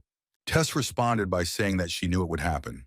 Having collected her thoughts, she apologized again, to which Arthur, with his usual kind and caring smile, repeated the words that he himself decided to act this way and that she was not to blame for anything. In response, Tessia gently said that she apologized for what was about to happen, then leaned closer to his face. A moment later, she tenderly kissed her childhood friend, for whom she had had feelings all this time. Cyrus Academy was in an uproar over the events that took place on the first day of school. Tessia didn't pay attention to what was happening. She ran as fast as she could, as far as she could. Tired, she leaned against the windowsill in the hallway, trying to catch her breath. She wanted to run away not from Arthur, but from the feelings that overwhelmed her after her first kiss. It was her first kiss in her life, and she didn't know if everything went as it should or not. Worried about this, she began to ask herself many questions about what her face looked like at that moment. The girl, embarrassed to the limit with her hormones playing around, could not find a place for herself and, having caught herself thinking this, tried to forget about it. When she looked out the window and saw her reflection, she didn't even think about the fact that people outside could see her. Approaching the mirror, she took a closer look at how she looked when she kissed Arthur. At that moment, she was again seething with emotion. Sliding to the ground, she began to ponder out loud with a depressed look whether it was possible to consider that she had gone too far, and now Arthur would definitely think that she was some kind of strange or even depraved. These disturbing thoughts did not give her any peace, and she even began to think that the only way out of what she considered an awkward situation was to return to the room and say that it was just a joke that he took seriously because of his poor health associated with the injury. Heavy thoughts did not give her peace, and she decided that she had no reason to self-hypnosis that something had happened wrong. She slapped her palms across her face and tried to come to her senses. Recovering her former pride, she rose to her feet with the thought that she had done everything right, because if she had waited for Arthur to initiate, then their relationship would never have moved from the dead point. He still considered her a child, and it seemed to her that she had no other choice. Looking towards where his room was, she said with resentment that if he did not reciprocate her feelings, then he would lose a lot. In a bit of a self-confidence boost, she even listed her virtues, among which were her talent for magic, elegance, and popularity. Trying to avoid arrogance, she admitted that she was quite good-looking, which was hard to disagree with. Based on this conclusion, the elf was once again convinced that Arthur would lose a lot if he rejected her feelings. Trying to maintain this thought, she repeated it several times. Tessia turned around and headed back to her room. In fact, her instructions to herself did not work for long, and after just a few steps, she felt depressed again. The situation in Arthur's room was no less disturbing. The red-haired heartthrob faced the consequences of his own overprotectiveness towards underage girls. He was haunted by the thought of the kiss with Tessia Aerolith, the princess of the Elven Kingdom, who was still so young. Thinking about her being underage, Arthur felt despair at the thought that he had become a criminal. Trying to justify himself, he recalled that such actions had been considered wrong only in his past life. While now being in the body of a 12-year-old, he lived in a world where people of that age were already expected to think about marriage and were sometimes involved in matters far beyond their years. In his defense, he also thought that it was she who initiated this kiss. With a sly smile on his face, he couldn't forget that moment that gave them so many emotions. As soon as he thought about it, cold reason interrupted these thoughts, and he slapped himself in the face to come to his senses.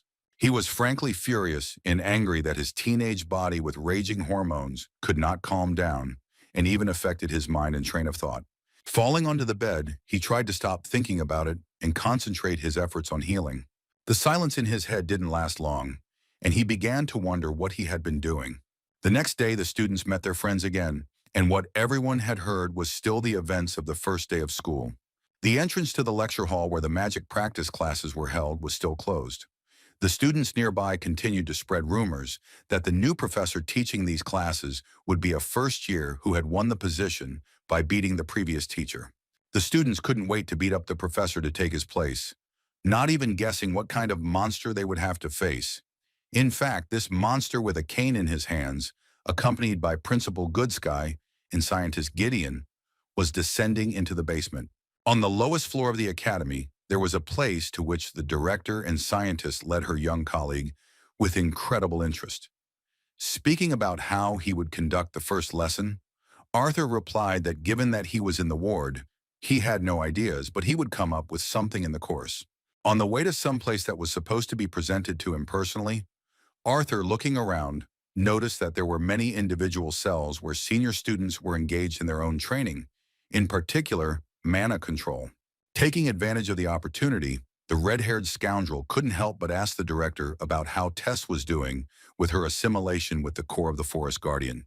Mrs. Goodsky, with a kind smile, provocatively replied that if he was really that worried, then he could meet her in person and find out firsthand. Remembering the situation with Tessia, Arthur awkwardly replied that Mrs. Goodsky was right. In fact, from that moment on, he tried to avoid her in every possible way, afraid to even respond to her greetings, let alone how to conduct a conversation. At that moment, they had just arrived at the place they were taking him to, and Gideon said goodbye to his assistant in his usual manner. Before entering, Cynthia Goodsky told him that thanks to Grandfather Varian, the assimilation was going well, but he would soon need to return home. Interrupting their conversation, a brilliant scientist by the standards of the continent of Dicathan proudly and even smugly declared that it was time to start the show. Looking at him, the director was surprised to see a man so enthusiastic who constantly complained about them wasting his precious free time. In response, he said a little angrily that he had prepared a small game to surprise the little exceptional brat. Looking at Arthur with a kind smile, The director made it clear that she was surprised every time she learned about what an incredibly important person he was, despite his young age. When Good Sky said that she asked the scientist to create a couple of strong artifacts for training, he smiled smugly because he couldn't wait for their reaction to his next brilliant creation. Opening the door, he said with anticipation that he had made a hell of a lot more than just a couple of the sturdy artifacts they were used to. As soon as the door began to open, they were blinded by the bright light of the place where the little monster's training would take place. It was a huge room with a bright light, similar to the sun due to its huge number of rays. This whole area resembled a real probable battlefield because there was a certain landscape and even a small pond with a waterfall. What Gideon had been so diligently dragging them into this room for was an artifact that looked like a fairly sturdy metal robot. Entering, Arthur looked around and was delighted to admit that the room was indeed impressive. Gideon, as usual, took the bait and shouted in displeasure that the scoundrel should be looking at his invention, not the room. Miss Goodsky kindly showed a modicum of respect towards the genius's creation, saying that she could feel quite strong mana fluctuations coming from it. Introducing his technological marvel, Gideon stated that this machine was capable of using runes to create protective barriers that could withstand even spells cast by an average silver core mage. Showing off his creation from all sides, he was proud to announce that during his sleepless nights, the latest and most advanced version of his apparatus for training and evaluating the power of punches was created. Moreover, the training machine had its own name. He was also known as Tomu. While wiping Toma until it shined, Gideon, not looking at the fact that Arthur was already warming up, said that his basic characteristics were already at the 5th level, which corresponded to a mana beast at the dark orange stage. Taking off the bracelet that limited his elements, Arthur wondered if this dummy was really as strong as a mage in the yellow stage. Gideon, who had no doubt that the baby with a body made of malagarite iron would be difficult to even damage, as long as the enemy's attack power did not exceed this level. Instead of unnecessary words, Arthur delivered a powerful punch with astonishing speed, using blue flame magic. Despite the fact that he did not have time to fully recover, the young professor managed to pierce Tom's body. Thus, he left no chance for this training apparatus to be used again. Destroyed by just one blow, Tomu fell to the ground with a crash. Looking at Gideon with a sly smile, Arthur said that it looked like it was time to level up his invention. Shocked by what had happened, the scientist could not find words and only looked in amazement at the young man with a cold sweat on his face. Meanwhile, one of the continent's greatest warriors was busy with his new duties, exploring dungeons they had never entered before. They encountered many things they had never seen before, such as monsters with great strength that had never been seen before. Turning to the scientist, Spear Byron asked if he was absolutely sure that no man, elf, or dwarf had been in this dungeon before them. The scientist confirmed his words again, mentioning that according to information from scouts, the only descent here had been blocked for a long time. As it turned out, his suspicions were not caused by what kind of monsters there were. Overcoming many obstacles in the form of opponents, he managed to find a small piece of fabric that could not have been created by the primitive minds of monsters. Upon our presence of foreigners in the dungeon on the continent of Dicathan, Byron said that everything was much more serious than they had assumed. This news had not yet reached the government council, so Arthur had no idea that representatives of an unfamiliar continent with unclear intentions were so close. Regardless of whether he found out about it now or later, he would still continue to do what he was doing at the moment he discovered traces of the presence of people from another unfamiliar continent. Although he had not yet fully recovered from his injury, he still began his training with new, more advanced Tomu that could now withstand his blow. The speed of the 7th generation was also at an impressive level, and this device demonstrated quite good agility, sometimes dodging Arthur's attacks. Having a rather impressive barrier of mana, he even tried to strike back. Although even in this state, Arthur could cope with his speed and dodge. Without limiting his power to the 2 weakest elements, he easily destroyed the enemy's barriers one after another. Having depleted his mana reserves once again, Tomu jumped back to a safe distance to change the course of the battle.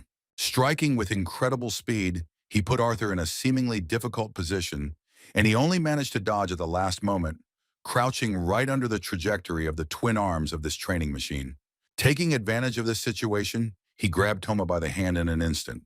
Strengthening his body with mana, he carried out a powerful throw of the enemy against the surface without any problems. Tom, having used up his mana, was practically defeated.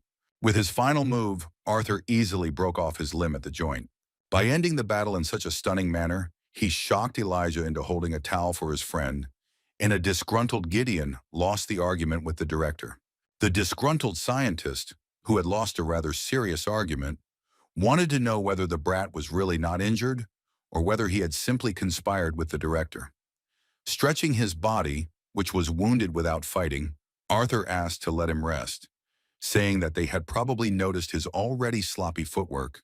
Pretending that these were obvious things, Gideon replied mockingly that he had initially thought he was busy rehearsing a dance for King Sapin.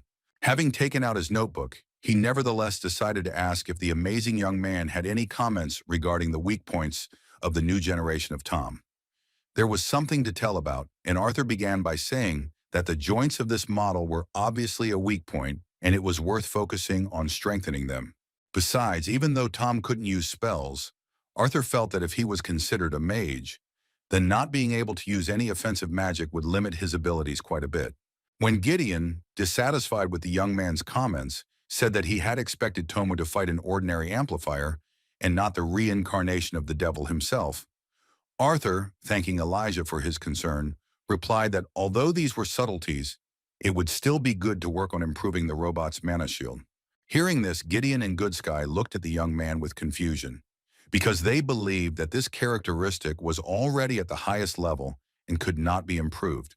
Seeing their confusion, Arthur explained that Tomu was creating a protective layer of mana around his body, and even though it was the easiest and fastest way for mages to protect themselves, it was not enough. It was no secret that this barrier would quickly break if attacked in the same place. Calling his plan a bit complex and large scale, he asked if they thought it would be better if Tomu learned to create multiple interconnected protective plates. In justifying this approach, he said that in this way, once a barrier of this type was deployed, Tomu would be able to easily restore it if a breach appeared in it. If he could use a barrier of this type, it would result in a reduction in the mana cost stored in the crystal compared to creating a completely new barrier, which would then be impractical. Having told this, Arthur froze for a moment due to the unexpected reaction of his listeners. Gideon and Mrs. Goodsky froze at his words, and the shocked Elijah was the only one who could not contain his emotions and opened his mouth wide in surprise. The awkward moment was interrupted by Miss Cynthia Goodsky asking whether his words meant that he himself could create such a barrier. His silent confirmation was very intriguing for the director, and the scientist began to write it down in his notebook. Thinking, Goodsky suggested that although it would take more time to create this barrier, its use would give more freedom than the current version. She had never thought about it like that before, and all the modern mages use the same barrier as Tomu, so the director ran towards the exit without hesitation, saying that she was going to tell the Mage Guild about it and see what they had to say about it. Thanking the young man for his incredible idea, Mrs. Goodsky ran away, and the shocked boys continued to be in the same room with the amazing young man, who did not even know that he was the first to use something like this in relation to his body and not the area, like the Wykes techniques. Seeing Gideon's face and his intense gaze next to him, Arthur asked him in confusion what he was doing. As it turned out, the curious old man was trying to see how many more golden ideas were hidden in his head. Elijah glanced at his watch and sighed heavily, reminding the young professor that he needed to hurry or he would be late for his first day of work. The academy corridors were crowded before the first class of the day. Conversation stopped the moment Arthur appeared before them, staggering forward with a cane in his hands. Turning to Sylvie, he nevertheless admitted his mistake in not listening to her words and fighting against two level 7 Thomas at the same time without fully recovering. At one point, the already wounded and tired boy lost his balance for the first time since childhood due to his cane slipping and flew forward. Luckily for him, there was support ahead in the form of a student in a distinctive black uniform. Arthur didn't see at first who he was dealing with, so he apologized with a kind expression on his face for what happened. As it turned out, it was Caitlin, who was just on her way to class, where he was supposed to make his first appearance as the youngest professor at their academy. Seeing his condition, she suddenly took his arm carefully and, helping him to walk forward, said that he should have rested longer. Her words surprised him greatly because the princess, who was as usual cold to everything, barely showed her emotions. It was hard to tell from her face what she was feeling. Despite this, Arthur felt that this was not indifference, but her concern. Meanwhile, in the hall for practicing magic, which was filled with chatter, there was already Feyret, another member of the disciplinary committee. He was extremely dissatisfied with the talk that was being spread here, because everyone present had come only to see whether the first year was capable of anything or not. Although Faye thought that eavesdropping on others was an unworthy occupation for a nobleman of the Eleanor Kingdom, he couldn't help but do it, because the rumors were about Arthur, his rival and teammate. The seniors sitting next to him stood out the most. They thought they would see him stutter and pretend to know everything in the world. One of them was already studying under the guidance of a fifth-year student and was going to ask Arthur a couple of questions that he would definitely not be able to answer. On the other hand, a certain representative of the famous Sapin Kingdom family complained that his father donated several thousand gold pieces a year to the academy, and they used this money to hire a first-year student. His friend deliberately stole a recording artifact from his father to get evidence. Feyret assessed this situation as extremely grave, and all that was on his mind was asking the gods to help his dear rival. The noise inside the lecture hall was loud, and not everyone heard the creak of the front door. A pretty girl, a red-haired guy, and an extremely cute mana beast with a stern look entered inside a little late. Of course, it would be hard to imagine a more charming appearance for Arthur than in an embrace with Princess Sapina. Everyone present was shocked when he first appeared before them. Feyret was even a little confused, but admitted that he did not expect a less spectacular appearance from his opponent. Noticing how noisy the ranks were, Arthur was surprised by their disrespect. At that moment, he realized that it was related to their reaction to the fact that the princess had brought him to the training hall. Always surrounded by princesses, Arthur, removing his hand, replied that he could handle the rest himself and thanked her for her help. Attracting all the attention of the students present, the princess of the Sapin Kingdom silently and emotionlessly walked back to her seat. Standing in front of a noisy audience with Sylvie, Arthur had no intention of stopping the noise by force, as Mrs. Goodsky had once done. Instead, he decided to introduce himself, still leaning on his cane. Calling himself a member of the disciplinary committee, he did not forget to mention that he was the son of two wonderful magicians and a loving brother. Finishing his little introduction of himself in the old-fashioned style, Arthur introduced himself as the new professor. Within moments, most of the students began to rise from their seats and boo his words, showing great disrespect towards the youngest professor in the history of the academy. They were shouting rudely at him to get out of here. These words were heard even from the lips of the elves, who were also first years, but were very envious of Arthur's status. The rest did not want to put up with it and directly shouted that they would not waste their precious time on lessons from a first year, while threatening that it looked like a joke and they would complain to their influential parents.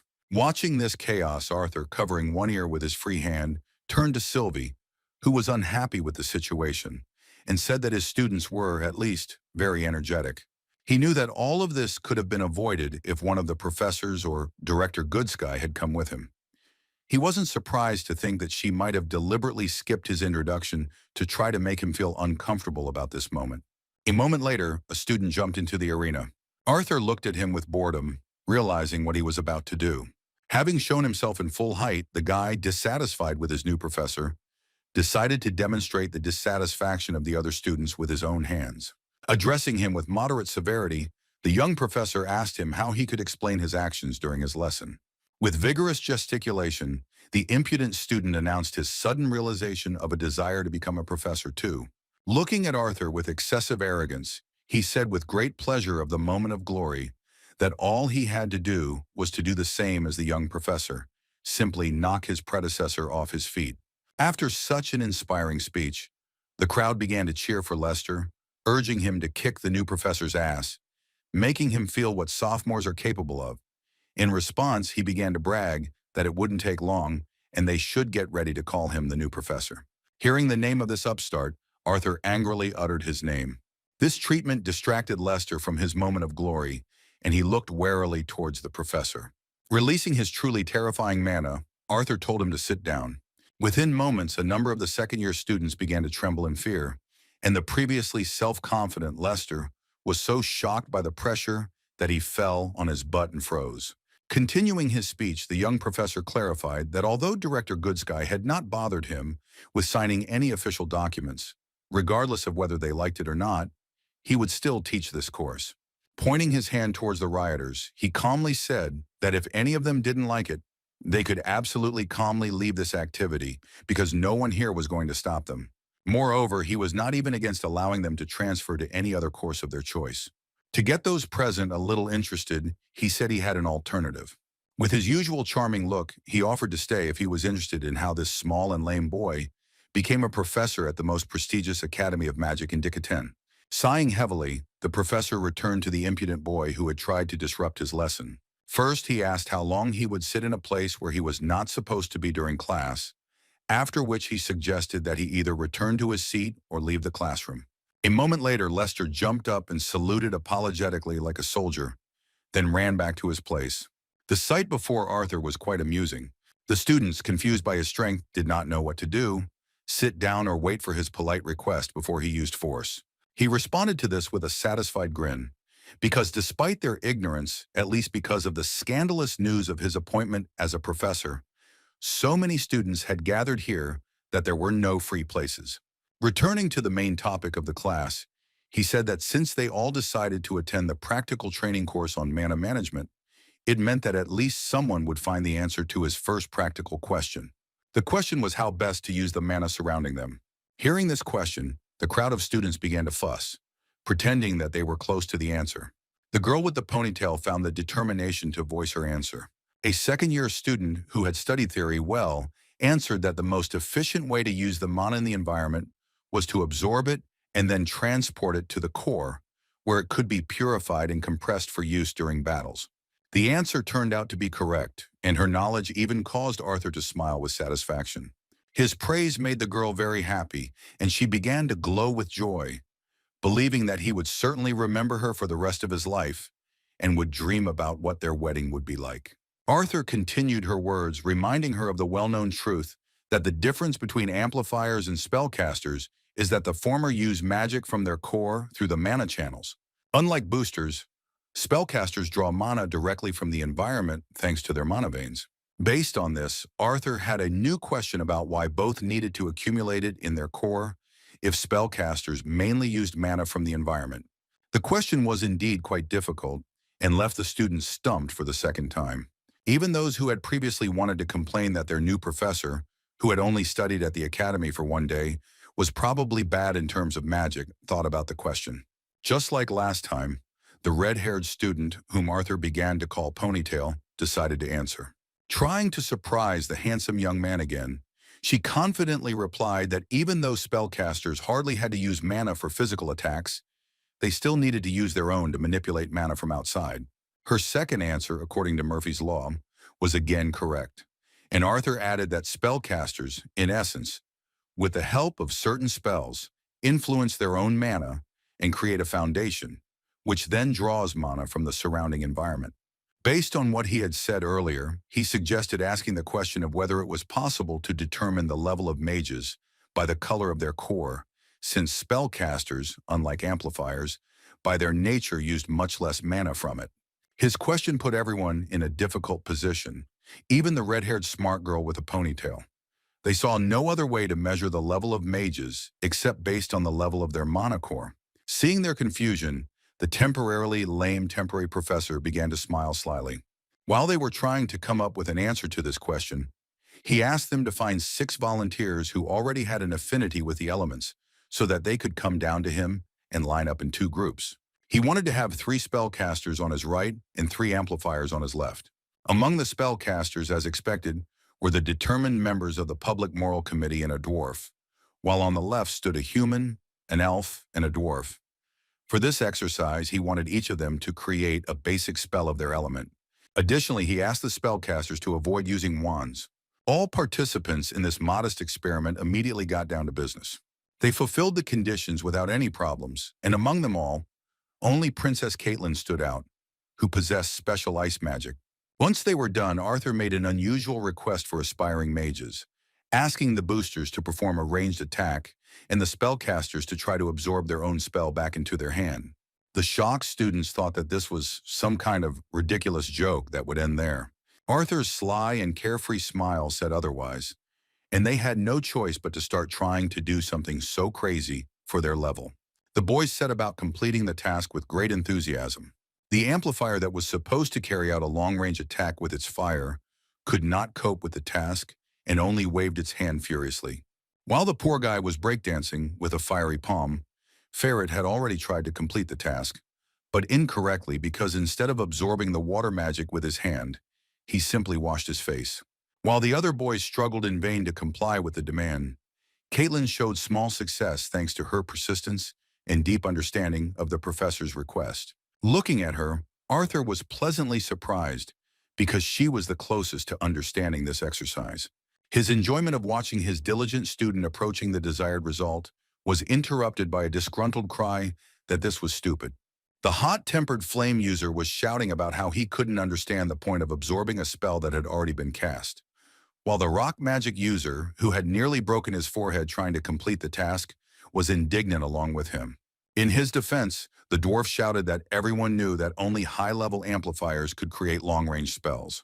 Instead of unnecessary words, Arthur decided to demonstrate this with his own example. Everyone knew him as an amplifier, so he created a wind bullet right in front of their eyes from his hand. Seeing the bullet dissipate before hitting the wall, one of the students started to say that it couldn't impress them since most boosters were capable of doing that after they reached the orange stage. Arthur agreed that it was easy enough to replicate with the average amplifier, so he decided to give them a chance to see what it was really all about. Without sparing the training hall, he suddenly used a little more mana, creating a powerful volley of wind magic. This volley was so powerful that it destroyed part of the wall at which it was directed. With a smug smile, he said that he doubted they had ever seen anything like this from an orange stage mana core amplifier. Seeing the shocked expressions on his students' faces for the second time, he said that unfortunately he couldn't demonstrate what would happen when a spellcaster learned to absorb a spell he had already created, although he assured them that it would greatly help them in the future. Having finished the short demonstration, he decided to give the guys some time to train and sat down on the surface nearby. Turning again to the students, he invited those who wanted to try their hand to go down to the arena and try to complete the task that had been discussed earlier. At the end of the lesson, everyone left filled with emotions, and those who were strongly opposed to the appointment of the young man as a professor of mana management practice were satisfied. Once outside, Arthur ignored the suspicious looks from his students and instead asked Sylvie if he had done a good job with his assignment. As it turned out, his daughter had been sleeping the whole time and had missed out on the fun, but once outside, she regained her energy and started playing with the butterflies. Watching his daughter laugh, Arthur told her that he had found another advantage to being a professor. He meant that he could end his classes whenever he wanted. By letting the students go early, he gave his daughter the opportunity to play outside, relaxing a little after a hard day. Her funny fall from the bench made him laugh, because despite the fact that she was a dragon in the form of a small fox, due to the shortness of her paws, it was difficult for her to catch small insects. The moment of fun was interrupted by Princess Caitlin, who asked if she could sit next to him. Trying to make fun of her polite question, he pretended to put his hand on his imaginary friend's shoulder, then said that it was already taken. The look of confusion in Caitlin's eyes made him feel awkward, and he apologized with deep guilt, saying that it was a ridiculous joke. When the princess sat down next to him, Arthur still felt awkward, because from her face he could not understand what she was thinking about all the time. After a short pause, she said that she really enjoyed their new professor's lesson.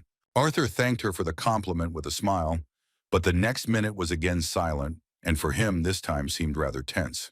He couldn't tell if that was really all she wanted to say. A moment later, she turned sharply in his direction, and slightly frightening the lame poor fellow, addressed him by name. Looking into his eyes, she admitted that there was something she had been meaning to tell him for a long time. Seeing her look, Arthur was a little scared that this might be what he feared the most. His face began to break out in a cold sweat at the mere thought that Caitlin was going to confess her love to him too. Thinking about how she eventually wanted to taste such a unique, albeit specific fruit as Arthur Laven, he began to fear that she would cause a civil war. Fortunately, or rather unfortunately, she bowed sharply and began to offer sincere, deepest apologies on behalf of her family.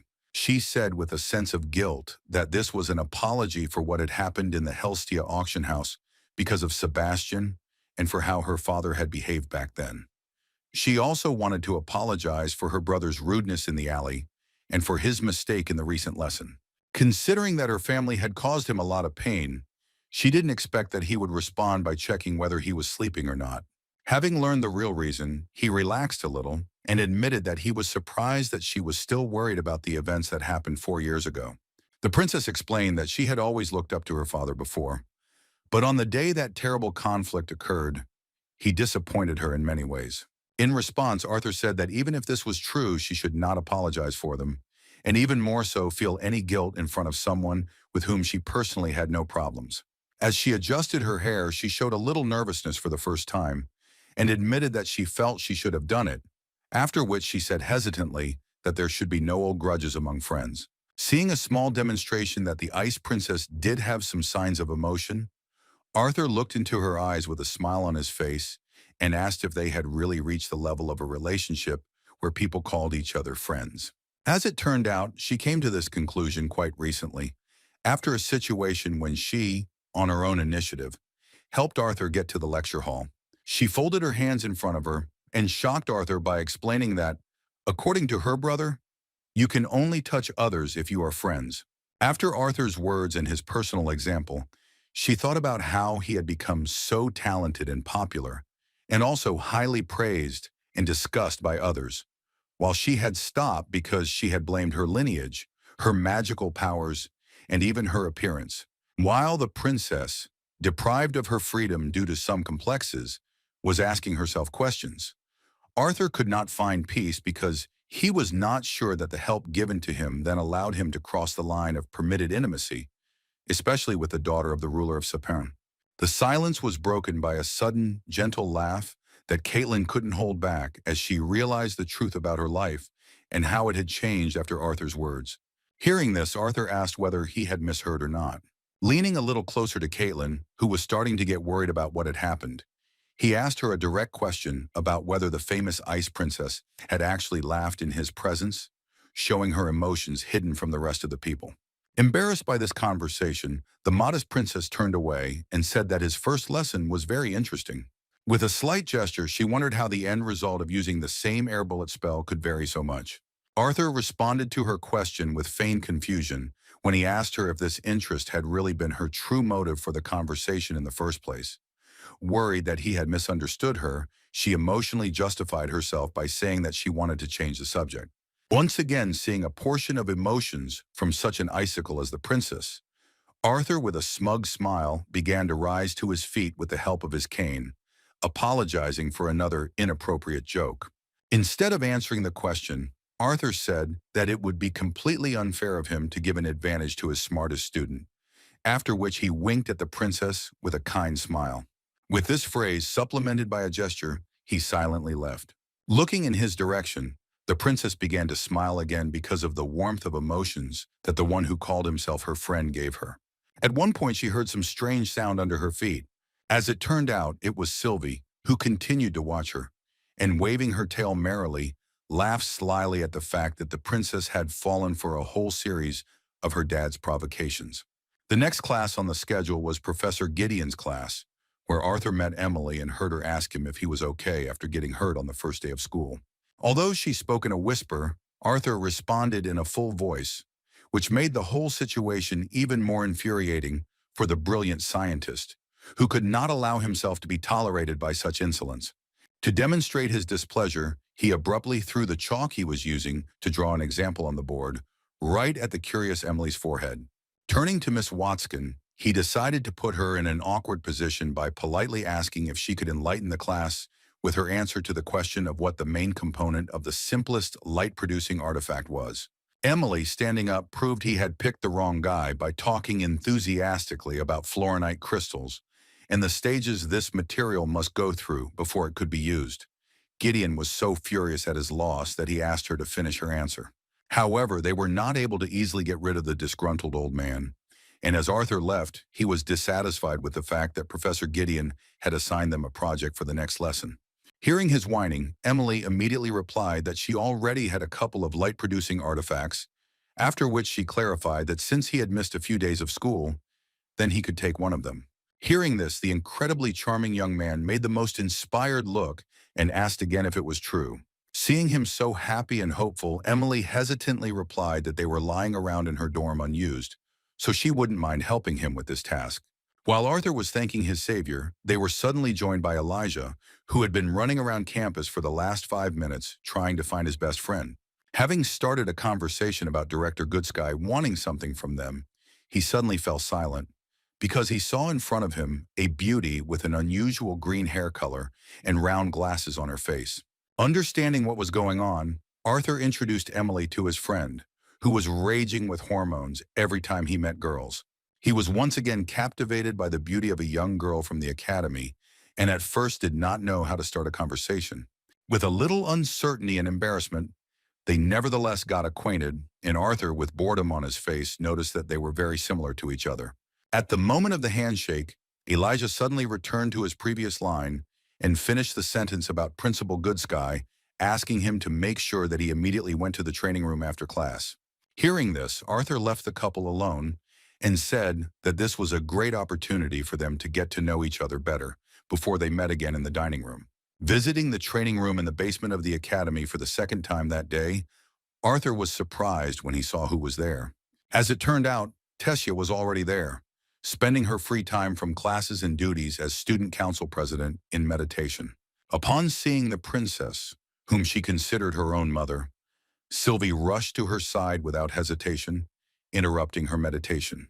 Tessia was as always happy to see her, and they began to hug sweetly, causing a pleasant smile to appear on the limping Arthur's face.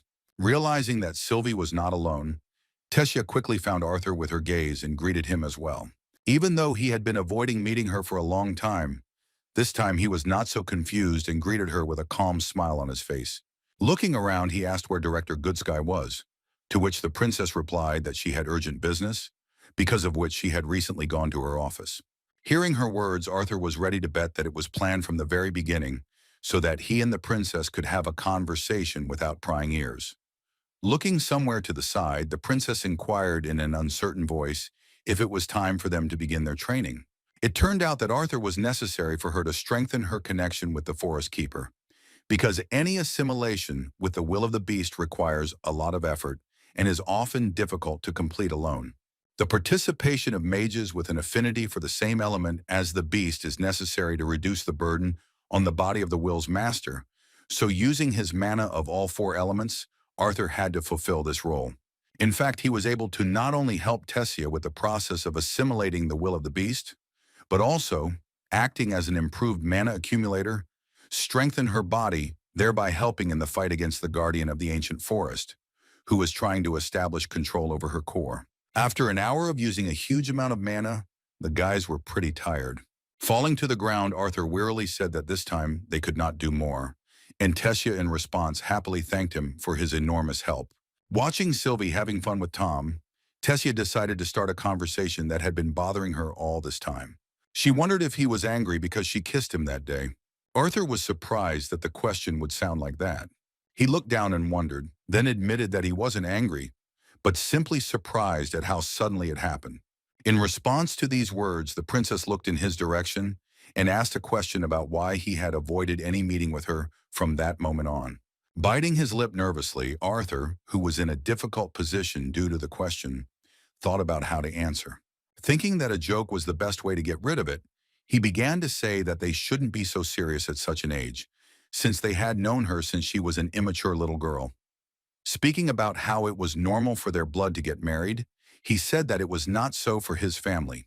His words did not work as he expected, so the princess, whose heart was hurt by his answer, called it all just excuses. Looking at him, she said directly that they both knew that she did not do this for the sake of a possible marriage. Showing how serious she was about the situation, she admitted that it was wrong of her to take advantage of his situation, justifying it by saying that she simply wanted to see some progress in their relationship. Trying to smooth over his guilt, Arthur, with the same cheerful expression on his face, said that she shouldn't take herself so seriously. Covering his smile and even his restrained laughter, he looked into her eyes filled with emotion and said that compared to 8 years ago, there was already a lot of progress, because she was no longer the whiny princess who hid behind his back. Within a moment, his attitude towards the situation had a negative effect, and Tessia, jumping up from her seat, loudly declared that this babble was enough for her. Looking at him, she barely restrained her emotions and replied that she didn't expect to hear a clear answer from him, but she hoped that he would at least take this seriously. Despite Arthur's attempts to stop her, the princess turned away abruptly and began walking towards the exit, apologizing for expecting too much from him. As she opened the door, she acknowledged that he was indeed strong in many things, such as magic, fighting, and wit, and he was confident in them because he knew how good he was at them. With all her might, she gritted her teeth and looked down and said that he didn't even think there were things he was unbearably bad at.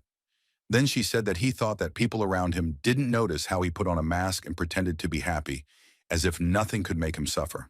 The last drops of her patience were on the edge, and as a result she ended their conversation with the words that even at such a moment, he not only tried to take her feelings lightly, but also decided to tease her. Speaking about how he was the one acting immaturely here, she reminded him that it was similar to the situation when he rejected Lily.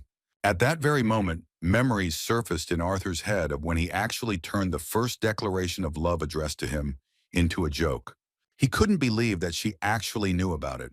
As soon as Tess left, he began to ask himself a lot of questions about his mistakes, and even about where the elven princess heard about their situation with Lilia, and whether it could be that she herself told her everything. The situation he was in was bothering her, because he couldn't tell her who he was in his past life and how old he really was. No matter how much he wanted to meet her halfway, it was not acceptable for him. To somehow distract himself from these thoughts and emotions that were putting enormous pressure on him, he decided to do something that he was actually witty at. This was another training session with Tomu, a more advanced version whose defense was not so easy to penetrate due to the presence of magical armor consisting of many plates. Even during the fierce battle, Tess's words floated through his mind. His previously inherent composure in any situation was shaken for the first time due to his relationship with someone close to him. Finding his salvation in battle, he was very close to throwing out all his energy by destroying another excellent training robot. Luckily for Mr. Gideon, Arthur stopped at the last moment, as the robot politely informed him that his mana supply had run out. Falling to the ground, the red-haired heartbreaker, who half an hour ago had been faced with the consequences of his charm, sighed heavily. Concerned about his feelings, Sylvie could not stand aside, and as soon as he finished, she approached him and worriedly told him that he should not overexert himself so much, because he had not yet recovered from his injury. Her concern was as always opportune, and stroking her head, he thanked his daughter for her warm words. The touching moment was interrupted a moment later by a knock on the door. Opening it slightly, he saw an intrusive professor with purple hair. It was Glory, and she had come to check on him since he and Princess Tessia had missed his class. She wanted to see if he had done anything bad, but once she saw the state of the training room, she asked in confusion what had happened here. Closing the door behind him, Arthur replied briefly that he simply wanted to stretch his legs a little. After clarifying that Tessia was not there, he caused Glory to laugh awkwardly, which she justified by saying that her assumption had been wrong. Without dwelling on this awkwardness, she took him by the shoulder and, moving him a little closer, offered to go with her so that she could at least show up at the last of her 4 classes on team battles of magicians. Despite the fact that Arthur was busy training, he still did not refuse her, and throwing his jacket over his back, answered discontentedly that it was okay to go. As they walked further down the hallway, Glory still looked back, wondering why they had set aside a training room specifically for him and why it was suddenly so huge. Looking at Arthur, she also couldn't understand what kind of warm-up it was that made the men-enhanced room look like a ruin. Like the rest of the professors and the people of Dicatan in general, the longer she watched Arthur, the more mysterious he seemed to her. Before heading to Glory's class, Arthur decided to take another class, one that dealt with spells. There were no students he knew, and all the kids around him were looking at him and whispering that he was the first year who had to go to therapy because of an incident during class on the first day. The only entertainment for him was the sweetly sleeping Sylvie, who was funny to watch. As it turned out, he was wrong, and all this time she did not sleep, but trained using her own method. Arthur admitted to envying her ability because he would also like to train in a similar way. At that very moment, his communication with Sylvie was interrupted by the address by name. It was Professor Minor checking the students' attendance for class. Seeing that he had finally come to his class, the man with the monocular on his left eye said that it was very nice to see him there. During their first meeting, He also admitted that it was a joy to see him recover from his injuries to attend classes. Having looked at him more closely, in order to be sure to also assess his abilities, he asked with interest how he was feeling. In response, Arthur apologized for missing so much of his classes due to the sudden incident. Taking advantage of the opportunity, Miner decided to test Arthur's knowledge and invited him to tell the class what he knew about the process of constructing spells. Arthur, who had read magic books since his early childhood, easily explained that the process of constructing spells was to combine and transform basic spells and abilities to obtain various effects of subsequent magic. In response to his words, the professor clapped his hands respectfully, calling his excellent words an accurate and comprehensive answer. Moving down to be closer to the students, Miner reminded them that they had spent most of the past week learning the basics that they simply had to know before they could begin learning the actual process of spellcasting. Mr. Levin's laconic answer had given them a good basis to start with, so the professor asked everyone present to imagine a world where everyone could read everyone else's mind. Seeing the students' confused reaction in their attempts to look into the heads of their comrades sitting next to him, he agreed with a good laugh that it didn't sound very rosy, after which he suggested listening to his idea to the end. In developing his idea, he explained that in this hypothetical world, where a fleeting thought could make even the most sincere person seem vicious, or the kindest woman seem cruel, everything would be on the surface and everyone could read it. Despite this, he admitted that he sincerely believed that such a world would become a cradle for the best magicians they had ever known. His words interested not only Arthur, but also Sylvie, and she, having stopped her training during sleep, listened with delight to the words of the professor and told her dad that this is why they are the best magicians. There was a huge truth behind her words, which Arthur did not yet guess. Interrupting the lecture hall discussion with a good-natured laugh, Miner suggested returning to the topic a little later to move on to the next question. He was curious about what the students thought about why spellcasters and even amplifiers would say their spells out loud, while some of them might not. The clever dwarf was ready to answer. He assumed that it was because if you fully mastered any spell, then in the future it no longer needs to be cast. Speaking about this, the professor specified that to a certain extent this is true, but it is quite ambitious to claim that they can master something. In fact, the words they pronounce out loud themselves affect their concentration. Thus, with their help, the magician's mind is freed from unnecessary thoughts that interfere with the application of the desired spell. Seeing the student's surprise, he decided to give an example, and it turned out to be quite funny because it concerned a case when a man confesses his love to a woman that he feels disgust towards him. The professor guaranteed that after such a thing she would at least somehow, but definitely react. The example seemed truly funny to everyone, but not to Arthur, who again remembered the recent conflict with the princess, whom he treasured so much. Drawing a parallel with the spell, he made it clear that the spoken phrase would serve as the so-called words of the spell. In response to these words, a response is expected, which takes one of the forms. Continuing to joke that if he confessed to a woman his disgust for a man, it would result in a kick in the shin and a slap. The professor caused loud laughter from the students, which cheered Arthur up, because he liked that his colleague really knew how to capture the attention of his students. What the professor had described earlier was very similar to how the thoughts of magicians influence the spell. As a result, he believed that they could ingrain their pronunciation or abandon it altogether when they reached a high level of concentration and visualization. This concept explained that in a world where everyone could read each other's thoughts, the greatest magicians would appear. Explaining the end result, he said that they would be the greatest because they would have absolute control over their thoughts. Having suggested not to lose sight of this delightful thought, the professor suggested referring to their textbooks, where one could read in more detail about the differences in this regard between spellcasters and amplifiers. The rest of the time was taken up with theory, and Arthur, whose thoughts were occupied with his quarrel with Tess, learned nothing useful. Previously, he could not even imagine that her words would hurt him so much that his whole day would be wasted. Without noticing it, evening came, and returning to his dorm, Arthur learned Sylvie's thoughts on the situation. She believed that her mother had told the truth. Defending his side, Arthur recalled that while he was an adventurer, he had met many people who hated him. Sylvie thought he was going too far, so she explained that his opinion was very important to her mother. In response, Dad, furious at this statement, asked how he could remain blissfully ignorant of his shortcomings if she was so perceptive.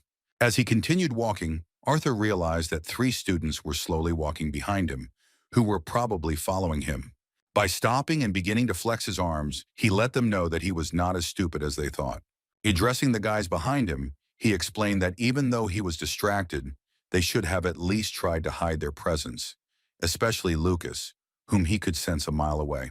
As it turned out, it really was Lucas Wykes, whom he hated so much that this time he came with a guy from the strange, noble family of Ravenpup, who had been previously offended by Arthur, as well as with some fat guy unknown to us. Looking towards Lucas, Sylvie, who shared her father's hatred for him, began to show her teeth demonstratively. In response to his words, Charles said with a false smile that they just wanted to make sure that he would get to his room safe and sound. The fat Marcus, who was standing next to him and who did not stop sweating, said excitedly that even in the academy there could be dangers. Looking at the purple-haired idiot, Arthur wondered if he was also in danger of suddenly being left without pants in front of many students. The provocation worked perfectly, and Ravepup, enraged by his words, began to accuse him of mockery, threatening that he would not leave it like that. Lucas was at the limit of his patience, so he decided to put an end to this ridiculous dialogue by grabbing Charles by the shoulder and throwing him on his back. Rushing towards Arthur, he shouted in displeasure that he was mistaken if he thought that if, with his tail between his legs, he began to hide from him, then he would forget how he ran away from him in the middle of their duel. Moreover, he also made it clear that he was haunted by how he managed to escape from his hellish cage in the first place. Recalling that incident, Arthur calmly replied that there was a hole in the ground through which he escaped unhindered. Through gnashing of teeth, Lucas, dissatisfied with this answer, began to point a finger at him, asking how he had gotten out of the cage in less than a minute than a second, crossed half the court, and still taken the attack intended for the elven princess. His insolent speech, and especially the mention of Tessia, did not suit Arthur, so in response he tightly squeezed the hand of the student he hated so much. The moment Lucas broke away, he told him that if he really wanted answers, then he should learn to ask questions politely. Continuing to talk about this, he took another step forward and with a cold look said that he did not understand why he decided that he would tell him something. Hearing these words, the evil Lucas suddenly smiled slyly, saying that he already knew the answer. Trying to somehow explain the situation, he said that Arthur had used some kind of artifact. On the other hand, he did not understand where it would come from a pathetic commoner like his ridiculous opponent. Turning his back to it, he assumed that it was most likely given to him by an elf from his class, whom he also managed to call by name and call a slut. His pathetic provocation did not cause any emotions in Arthur, because he had known Lucas for a long time and had no doubt that this scumbag would act in a similar way. At that moment, the one who was truly hurt by these words began to scream madly that Arthur was too treacherous. Clutching a handkerchief in his hands, he strained himself so much that it seemed as if his eyes would fall out. He was so excited by his feelings that he spoke words of confidence in a raised voice that he had used the same tricks to seduce Princess Catelyn. Hearing this, Arthur could not understand why he suddenly had any complaints against him. Taking his reaction as impudence, Marcus flared up. Many veins appeared on his face, and calling Arthur a man who pretends to be a fool, he shouted with a trembling voice that although he had a cute face, he was still a dirty commoner. Seeing his mana suddenly start to rage violently, Charles, worried for his friend, grabbed his hand and asked him to immediately get his mana under control. Nervously swatting his hand away, Marcus shouted that he simply had to show the impudent brat his place. Even after this, Charles tried to calm him down, but Lucas, passing by him, coldly ordered him to leave him alone. Marcus's rage grew at an incredible rate. He, losing control of himself, clutched the handkerchief in his hands and began to speak pitifully about how Princess Catelyn deserved better. Someone with the purest noble blood, like himself. Trying to avoid conflict, Arthur calmly showed him his hands and said that he had not seduced anyone, and that it was none of their business who was worthy of Catelyn. His words had the opposite effect, because by using Catelyn's name, forgetting to mention her status as a princess, Arthur only increased the anger of Marcus, who had lost control of himself and began to shout that he knew about her feelings, because she even picked up his fallen handkerchief. As it turned out, he had that very handkerchief in his hands, and immediately after these words he put it to his nose and took a strong, greedy breath through his nose, trying to absorb every molecule of her scent. Seeing how the fat man had completely gone off the rails, the madman Lucas began to smile evilly, not hiding it from the others. Marcus, meanwhile, continued to rave about being the chosen one for Queen Sepin. Arthur and Sylvie were on guard, as they knew that something was definitely wrong with him, as the amount of mana he was releasing was simply abnormal. In just a moment, Marcus strained himself to the point that he froze, as his mana acquired an elemental affiliation with the earth. His eyes, which could pop out of their sockets at any time, became so red that one might think he was some kind of rabid beast. Crying that Arthur was unworthy of his beloved princess, he declared that the commoner must die, and then rushed to attack him. Arthur couldn't believe that he was actually going to lose control. Seeing that Sylvie was ready to turn into a dragon to smash him against the wall, he turned to her, asking her to calm down. He wanted to stop the blow aimed at him with a fist reinforced with stone, using the 2 plates of barrier magic on his hands. He couldn't even imagine that they would be easily destroyed the moment Marcus struck his first blow. Luckily, he managed to react and dodge, while the enemy's blow violently destroyed the floor of one of the academy's corridors. The attacker's hand became stuck in the surface, and dust rose up around them. Shielding his face from the dust, Arthur turned angrily to the madman's friends, accusing them of attacking a member of the disciplinary committee. Charles, who was afraid of responsibility, asked Lucas in confusion if they should try to stop the madman. In response, Lucas, in his usual manner, began to portray the very innocence, and folding his hands in front of him with a pitiful expression on his face, said that they were not doing anything. After this, with a sly smile, he added that they were generally frightened by what was happening. Arthur was angry about the situation and asked with displeasure if they really thought he would believe it. Showing his hands, Lucas replied that they were unarmed and didn't even use magic. Charles, trying to somehow fix the situation, asked what they should do with Marcus, which seems a bit strange. As expected, Lucas did not share his panic at all, so in response he asked Charles if it was he who was worried that he might lose to him in a duel next week. Seeing the silent agreement of his sycophant, Lucas turned around and, saying that either Marcus would hurt himself or their dear member of the disciplinary committee would calm him down, suggested that Charles simply leave. Putting his hands in his pockets, Lucas slyly said goodbye to Arthur, asking him to try to survive so that he would not miss their next duel. Nothing better could be expected from the scoundrel, but Arthur briefly looked at their backs. Marcus just managed to free himself and sent a multitude of stone arrows in his direction, threatening to kill him. Arthur waved his hand and used wind magic to block the attack. A moment later, a maddened Marcus burst out of the dust, strengthening his body with earth magic, turning into a kind of golem. Arthur couldn't keep up with his speed to dodge, so he used 3 layers of wind magic barrier plates. Seeing his barriers being broken without much trouble, he began to wonder how Marcus, who was at the orange core stage, could be so strong. Moreover, he had even more mana than Lucas, and he used it all for the offensive. Although it could have been a battle of attrition against the enemy, Arthur, fearing that he would die due to the loss of all his mana, decided that he would have to remove his seal. Just as his last shield was on the verge of breaking during the split seconds of that attack, he felt a sudden surge of magic behind him. Sylvie began to exert enormous pressure, unable to watch what was happening, and, filled with rage, used her true dragon form. With a loud whistle, her huge dragon paw moved towards the mad enemy. The loud sound of her blow that spread throughout the entire Xyrus Academy was the result of her instantly pacifying Marcus by smashing him to the floor. After that, she immediately returned to her previous fox form, and Arthur continued to watch the result of her actions. Looking at her with incomprehension, he saw how she demonstratively turned away, saying that she was tired of waiting. Not even a few minutes had passed when Claire ran to the scene of their battle and immediately began asking what had happened.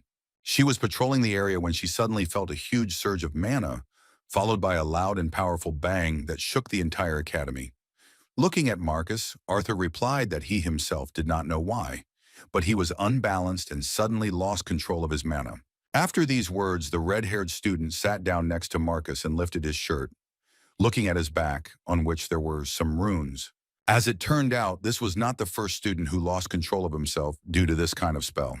Marcus was immediately taken to the academy hospital, where he was closely monitored by doctors. Returning to the hospital, Arthur asked if there were other similar cases at the academy.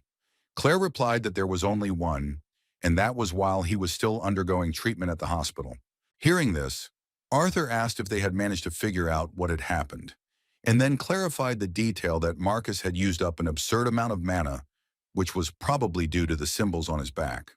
Claire nodded in response, indicating that they knew little and that she would tell them the rest at their next meeting. She was also to inform the rest of the disciplinary committee of what had happened. As they approached the front door of the principal's office, Claire asked Arthur to tell Mrs. Goodsky everything he had noticed during the arrest of that madman Marcus.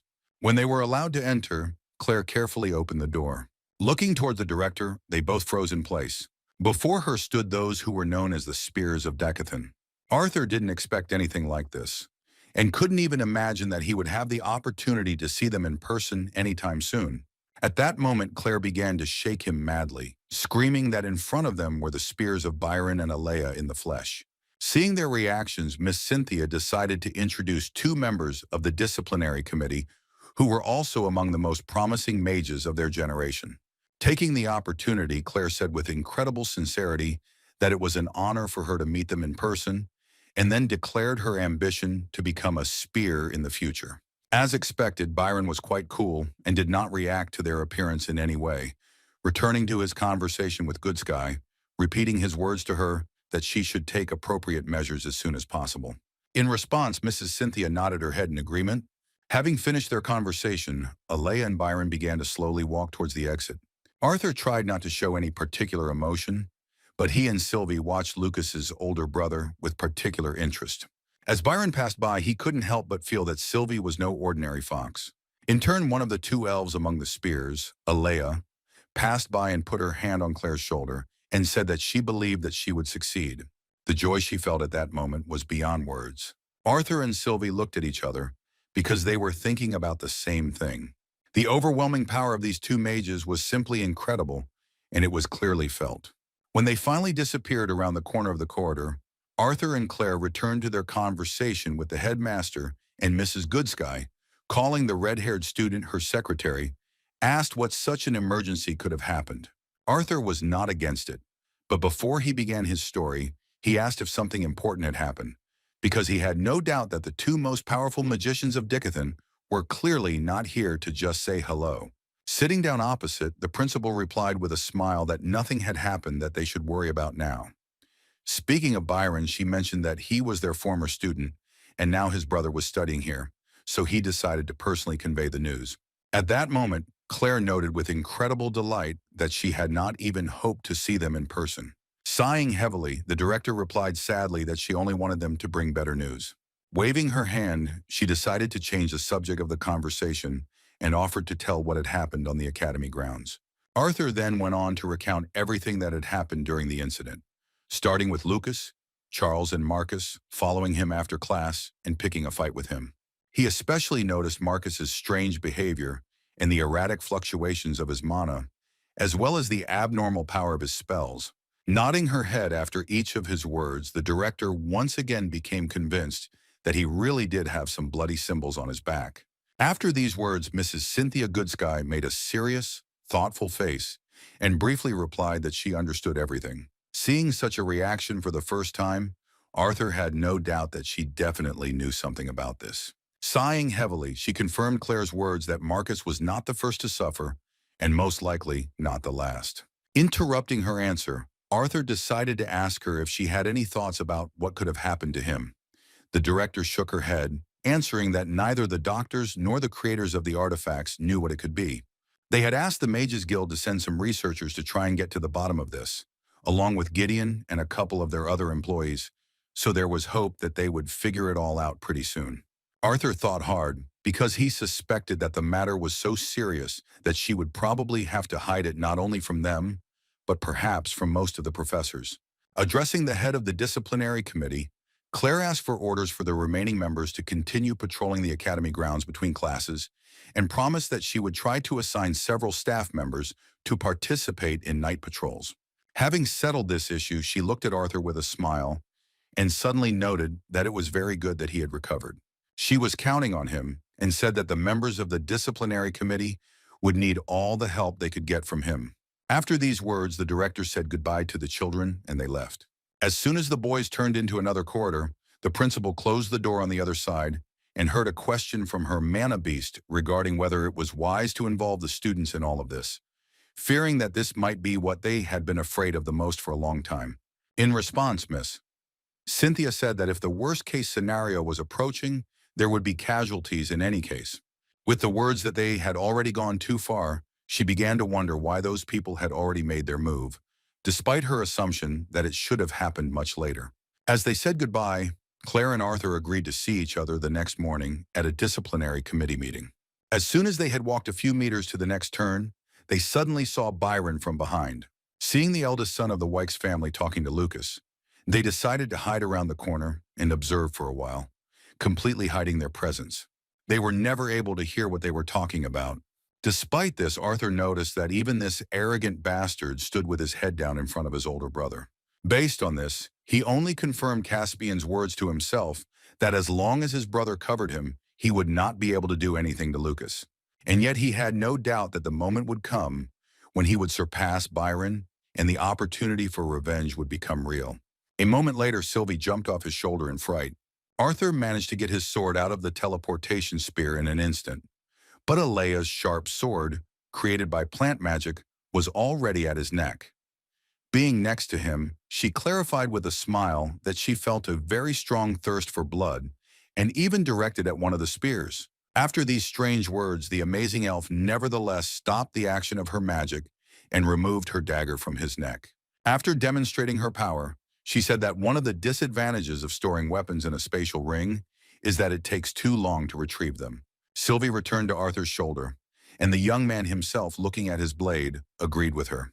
Having hidden his weapon, he apologized, saying that there had been a misunderstanding, after which he justified himself by saying that he did not harbor any grudge against Byron and that in fact this was the first time he had met him in person. Leaning closer to the wary Arthur and Sylvie, she said she was sure he had been careful to conceal his presence.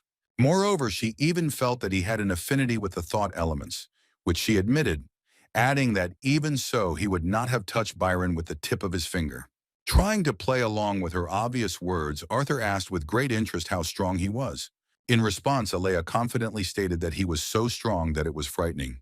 After these words, they simultaneously, quite noticeably, looked out from around the corner, looking at Byron and his younger brother, who was ashamed of his failures in front of him. Returning to the conversation with the elf, Arthur asked what her powers were. Arthur felt a little awkward when Alea, with a funny expression on her face, showed with her hands that it was just a little bit. After demonstrating a slightly strange sense of humor in front of an ungrateful listener, Alea hit the wall and sadly said that he could at least smile in response to her words. With the same sincere tone, she admitted that she was definitely the weakest among the copies, which meant that there was a huge gap between her and Byron in terms of brute strength. Trying to support her, Arthur began to clap her awkwardly on the shoulder, while Sylvie nodded with an imperturbable face, joining in his words. Not to dwell on this slightly offensive point, Alea explained that Byron was definitely one of the strongest on the continent, but even so, even he could not compete with her level of perception. After these words, the guys understood why she was able to sense him long before he noticed her. Their dialogue was beginning to come to an end, because Byron was already finishing his conversation with his beloved younger brother, probably the biggest scumbag of this academy. After saying goodbye, she said that it was nice to talk to him. In response, Arthur and Sylvie bowed low, and the red-haired guy thanked her for answering the questions of the pathetic student. Placing her hand on his head, she said that if her little brother were with us, he would be about the same age as him. With a gentle smile and sincerity, the elf thanked him for the opportunity to have a heart-to-heart talk. After these words, she left with Byron. The next morning, Arthur went to a disciplinary committee meeting, and on the way he saw how quickly rumors spread, because everyone was already talking about the second-year student going crazy and attacking their student. Seeing this, Sylvie asked why people gossiped so much, but Arthur could not answer her unusual question. Entering the meeting room, he was surprised to see that everyone was already assembled. Seeing their sour faces, he asked what had happened. As it turned out, everyone was depressed because of Marcus's incident, because he still couldn't cope with such a loss of mana. Arthur was shocked by her words and asked in response how this happened. According to Curtis, who was clearly nervous about what had happened, the doctors and artifact makers monitoring Marcus's condition were unable to stop the process of his mana depletion. The red-haired student couldn't believe that his mana was being drained, despite being unconscious. And Claire shared her guess that it most likely had something to do with the symbols on his back. According to Caitlin, they were only able to find out a little bit. Moreover, they did not have access to that information because they immediately classified what they learned. Kai clarified that the people responsible for investigating this incident are hiding the truth even from his parents, despite the fact that they are from the nobility. A moment later, Theo intervened in the conversation, slamming his fist hard on the table. The guy with incredible strength was furious that if they had already created a disciplinary committee, they should have at least kept them informed about something so important.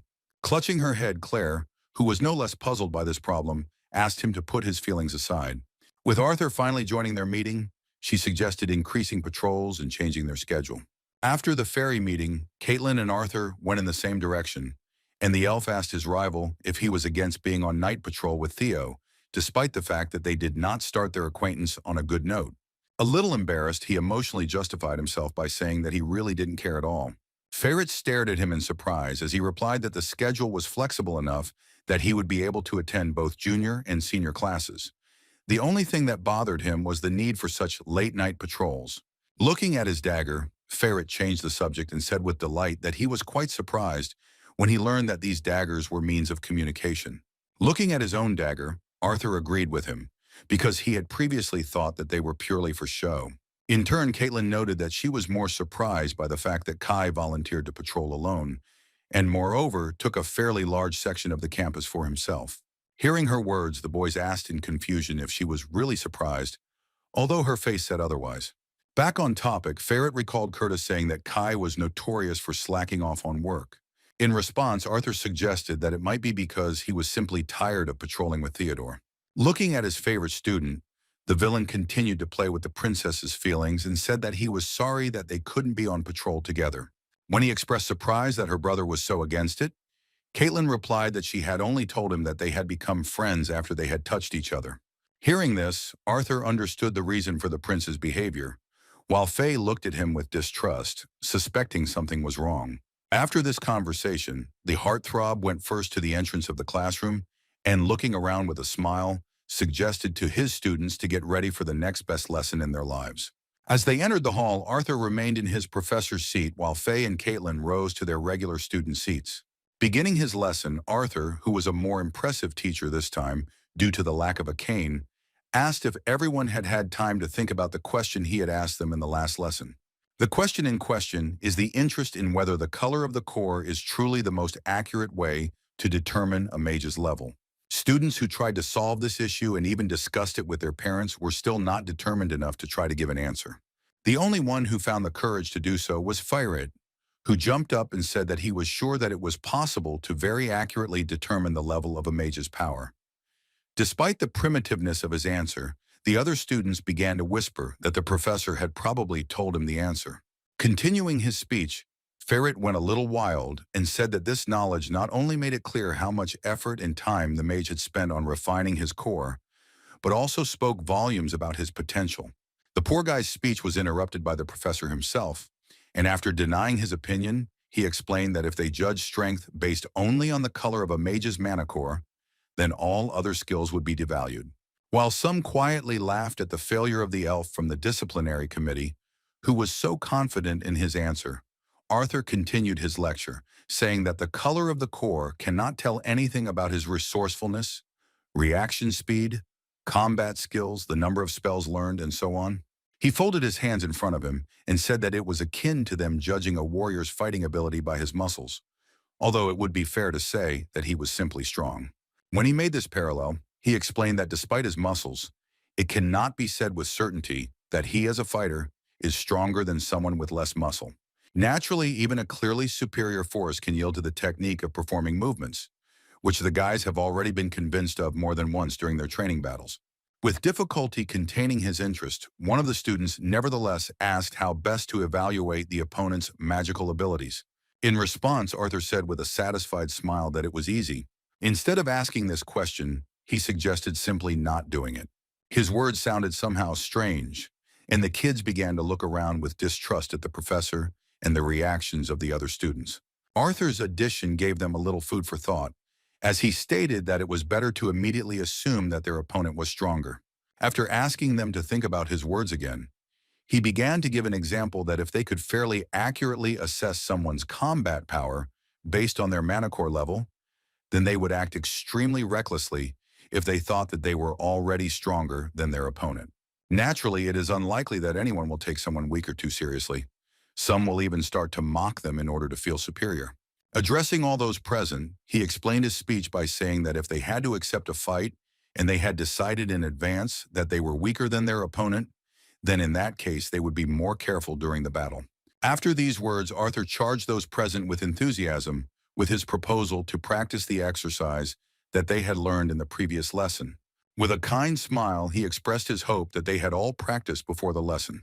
When the professor finished this training, he returned to his room and slept through the beginning of the next class, so he and Sylvie had to rush to glory. Yawning on the way, he hoped that the professor would not be angry with him.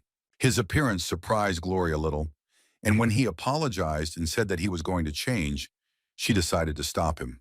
Pushing him towards the stands, she told him that he was no longer participating as she did not want to take any risks until he was fully recovered.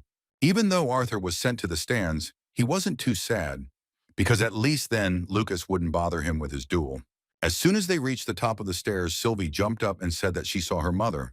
Tessia was indeed sitting here alone and watching the team battles. Hearing the pleasant bark of a small fox, she immediately looked in their direction. As soon as Sylvie ran up to Tess, a kind smile appeared on her face and she reached out to pick her up. Hugging her joyful daughter, the princess looked towards Arthur with some caution.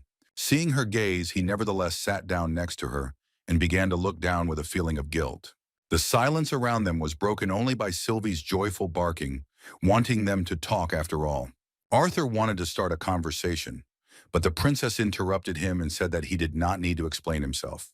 With a heavy sigh, she admitted that she, too, had lost her temper during their last conversation and said things she shouldn't have.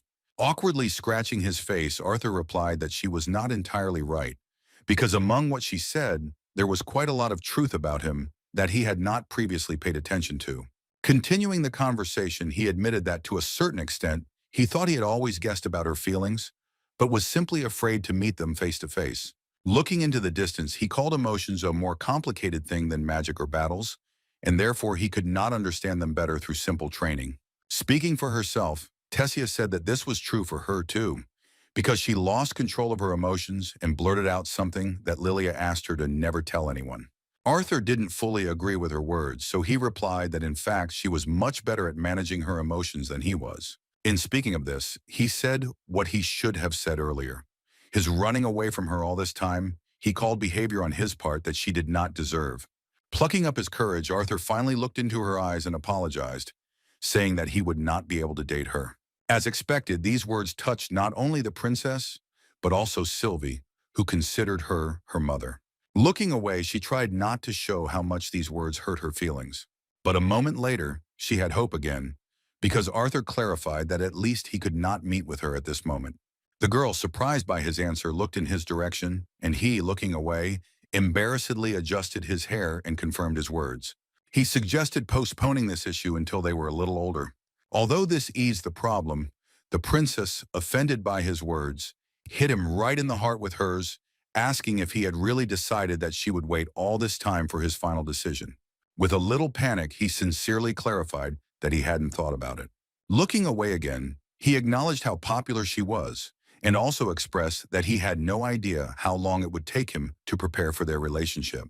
Suddenly, for Arthur, the princess began to make squeaky sounds as she could hardly contain her laughter. Unable to contain herself, she laughed sincerely and joyfully, asking him not to forget this promise. At that moment, he finally felt the long-awaited relief because one of the most serious problems at that time was solved. Still, the princess wouldn't be herself if she didn't find another reason to worry. Trying to somehow relax the situation before the next exciting question, she caught Arthur's attention by poking her index finger right into his cheek. When he looked at her, she asked if she could trust him. She was actually worried that after all that had been said, he might just go and start dating other girls from the academy. In response, Arthur began waving his hands, convincingly saying that he would guarantee that such a thing would never happen. Seeing the persuasiveness of his words, the princess still could not be completely sure, So with a heavy sigh, she assumed that this was more than she could count on. Suddenly rising from the bench, he expressed the hope that although he did not intend to keep her waiting too long, it would be long enough for him to sort out his problems. After these words, he leaned towards her, and placing his hand on her head, gently kissed her forehead. The heroic act, which was a truly touching moment in his relationship with the princess, haunted him for a long time. On the way to the next lesson, he could not come to his senses for a long time. Even before the class started, his face was as shocked as it had been when he had just left the team battle practice class. Looking at him, Sylvie laughed contentedly, noting that he had kissed his mother after all. Arthur asked her not to mention it, justifying himself by saying that it was just a kiss on the forehead. Distracted for a moment, he nevertheless paid attention to the lesson and wondered why the teacher had only been covering the basics of deviant magic until now, even though more than a week had passed since the beginning of the course. Old Professor Drywell, with a sincere smile, really did not rush things. She was very responsive and was ready to answer any questions the students had.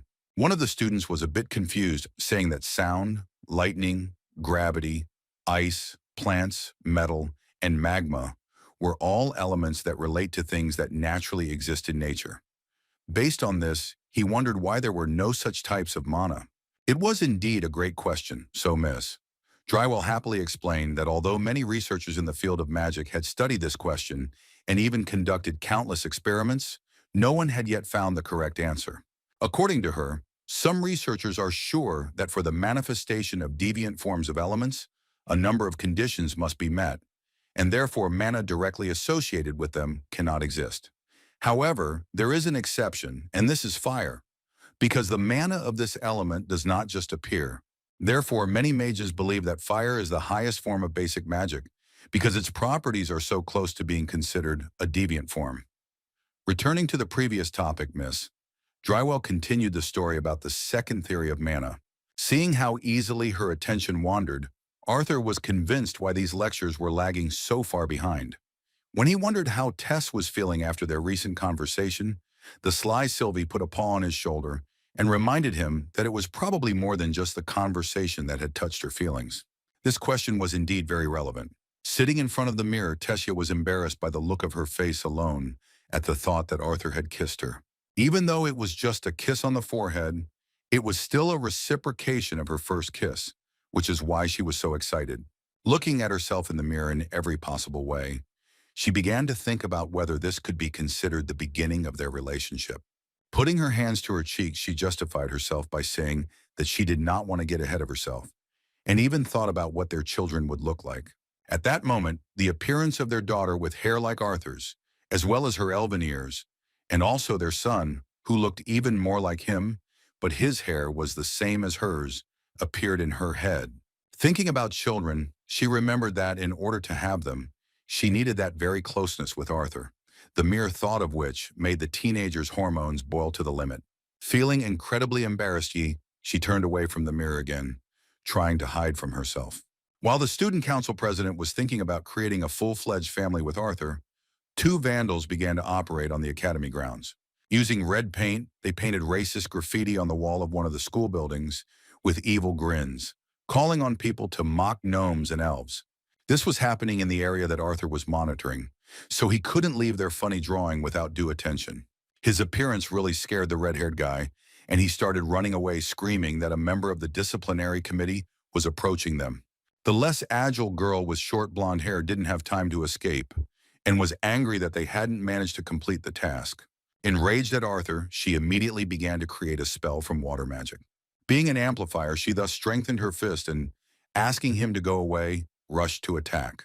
For the youngest professor of the academy, such attacks were nothing, so he easily neutralized the student, who was enhanced by magic, by hitting her in the leg. The student lost her balance and fell face down on the ground, and due to her loss of concentration, her magic began to dissipate. Trying to get to her feet, she began to shout in displeasure that he had not been taught any manners at all, since he dared to hit a girl. The girl who raised her hand against the man became his rival. So Arthur, without feeling guilty, calmly replied that he was a supporter of equality between the two sexes. As soon as he began to strengthen his fist with both wind and earth magic, a real fear appeared on her face, because she thought that he really wanted to hurt her. Instead, Arthur only asked if they really wanted to test his strength. At that moment, he was distracted by a fellow patrolman.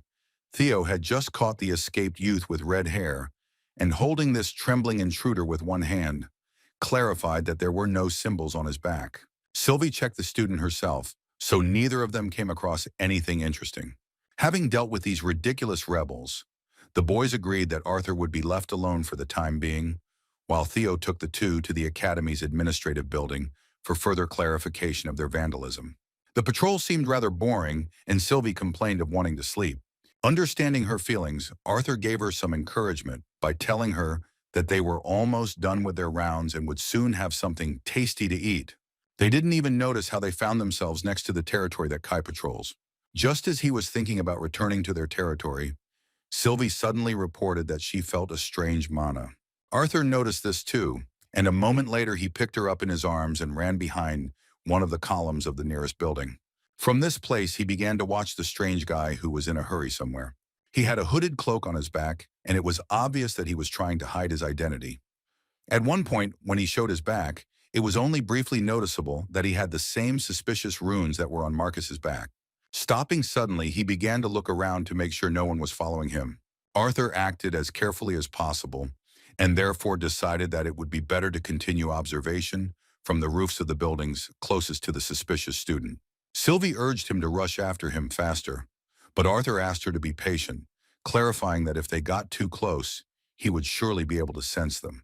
Tracking this guy's energy, he knew that if there really were still guys like him in the academy, then they simply needed him to lead them to his lair.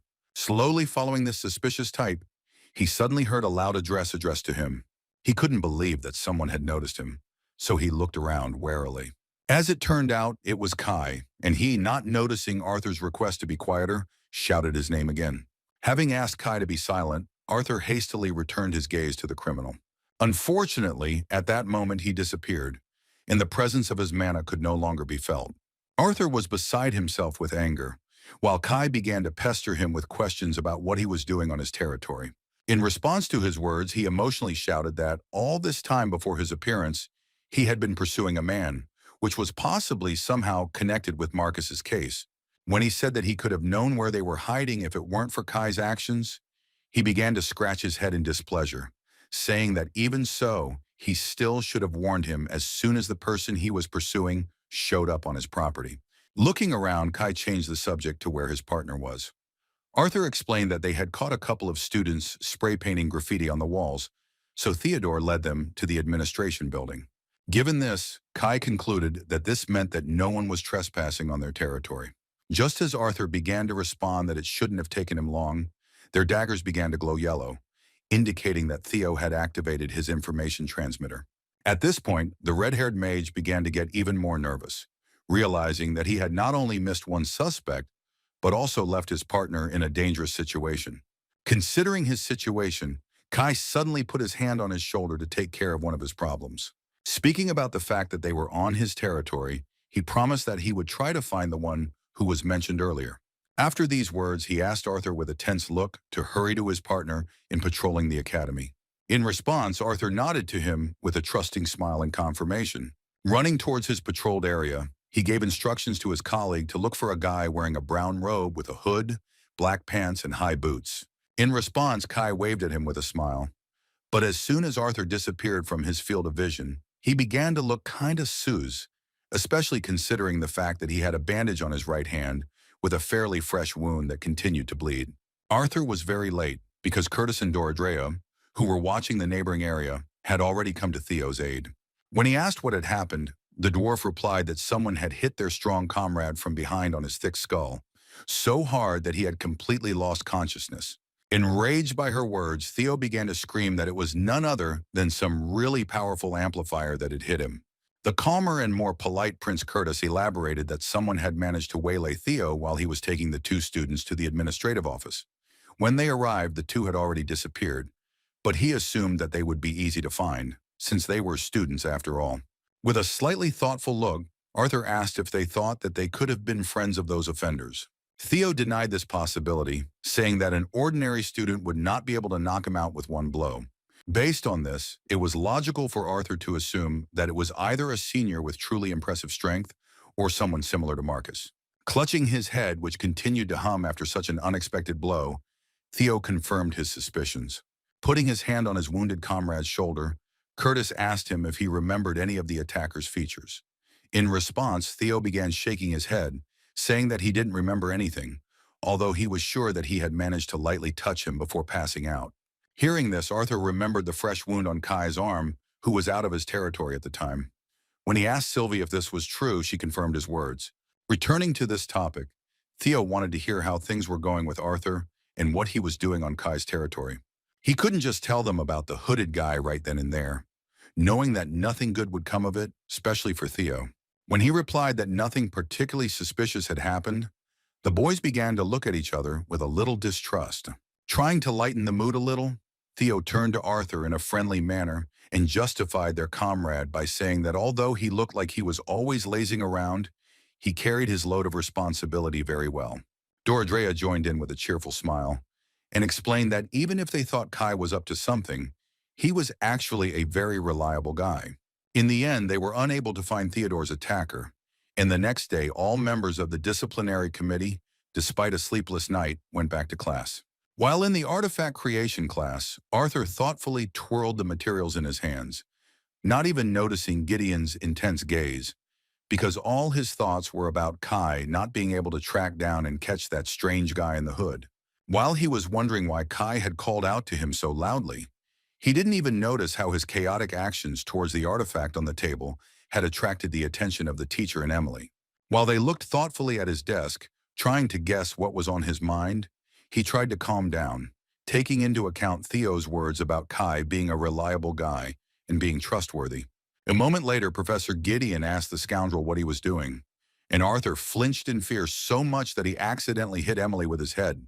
He didn't even notice how it ended up behind him, and looking at his creation, he simply called it junk, which he was twirling in his hands while deeply thinking about his affairs.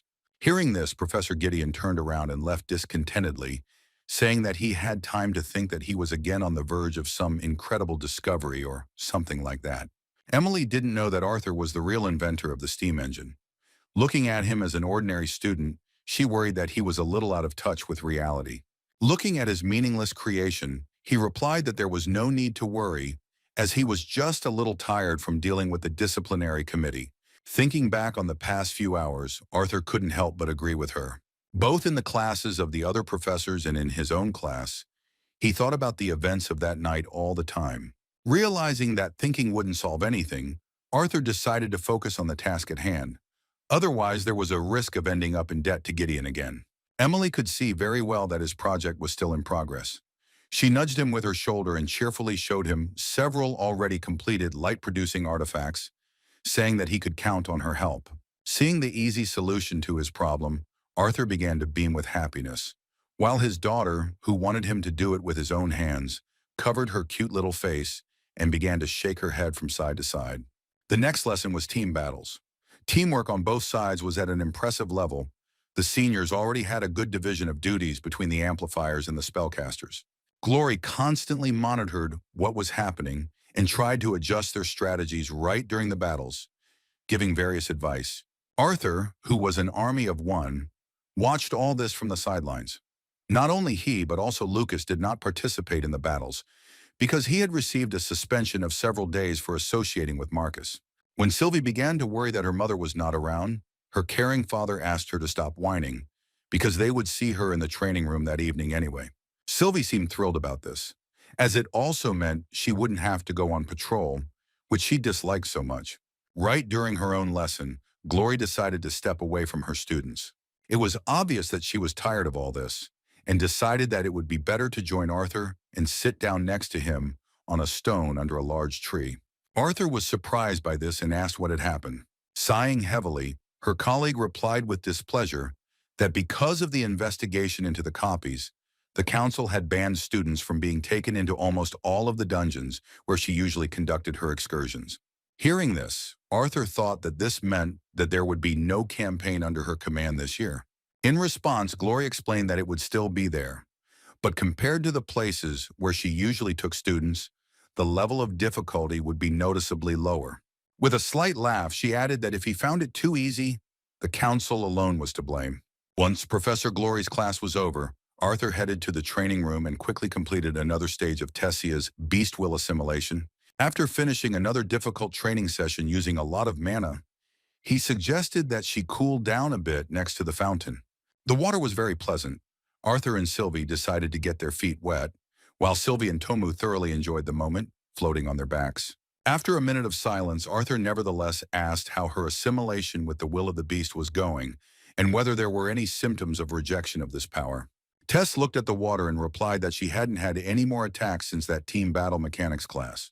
Nodding back at her, Arthur said that that was good, and since the old man would be in Eleanor for a few more weeks, then she should keep him or Director Goodsky informed of how she was feeling. The girl was very touched by his concern, but she asked him not to worry because she was fine. Arthur took the mere thought of her losing control again very seriously. He began to think out loud that, given the lack of rejection, at this rate her assimilation would be complete in a few weeks. A moment later, the princess interrupted him by pouring cool water on his face. In response, Arthur asked with displeasure why she was doing this, while Tess, with a carefree laugh, explained that she was simply helping him cool down. She was not against having a snack after a hard workout. But Arthur, without listening to her proposal to the end, responded in kind and also splashed water from the fountain in her face. Tess didn't even think that he could respond in kind, so he caught her off guard. The cunning boy apologized with a smile and justified his actions by saying that he wanted to help her freshen up, since she was still sweaty from a hard workout. His response started a fight in the fountain, and the boys began to have fun carefree, splashing water at each other. Having finished fooling around, the charming princess suggested that they finish. Arthur, whose clothes were soaking wet, agreed with her. Seeing his strong body, the princess began to feel embarrassed, and a moment later she boiled with shame as soon as she heard a familiar voice from behind. Hearing Director Goodsky, Arthur looked in her direction with a kind smile, but after a moment, an expression of real horror appeared on his face. For the first time in his life, he saw her beaten and with her clothes torn. Seeing that she was barely able to stand on her feet, the princess rushed towards her. When she asked what happened, Goodsky calmly replied that everything was fine and she shouldn't worry. With a good laugh, she explained that she had simply dropped by the Mages Guild to stretch her old lady bones a bit. In response, an agitated Arthur recalled her words about her going to a meeting with the council. Despite this, Ms. Goodsky said that even this did not stop her from slightly changing her route in order to relieve stress. These words did not calm them down much, and the princess, feeling sorry for her teacher, said that she should not overexert herself so much. Understanding her concerns, Goodsky agreed that she would not do anything like that again. Returning to her conversation with Arthur, she asked if he would be in time for his next lesson. As it turned out, she wanted to conduct their lesson with the princess in this room alone. Arthur didn't mind, since they were done with Tessa's assimilation and had no further business in the place. As he said goodbye, he asked them with a kind smile not to overdo it, since they both needed a little rest anyway. Still, he couldn't help but worry, and even after leaving the training room, he thought that Cynthia Goodsky was hiding something, and her sudden appearance in such a sad state was unlikely to be connected with excuses that were obvious lies. On the other hand, he could not interfere in her affairs and believed that she could cope with her problems herself. At the next lesson, they met Elijah again, and he, seeing Arthur's condition, learned that his friend had returned from patrolling the academy grounds very late. As it turned out, Elijah himself was also late because he attended some club meeting for the first time.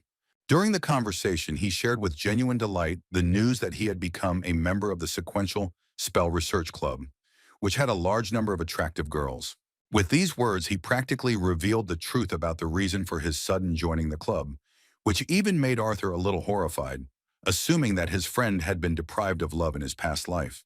There was no question of Elijah's past life, and he justified his excessive interest in the opposite sex with all seriousness by saying that they were at an age when they should find themselves and study relationships in the favorable conditions created within the walls of the academy.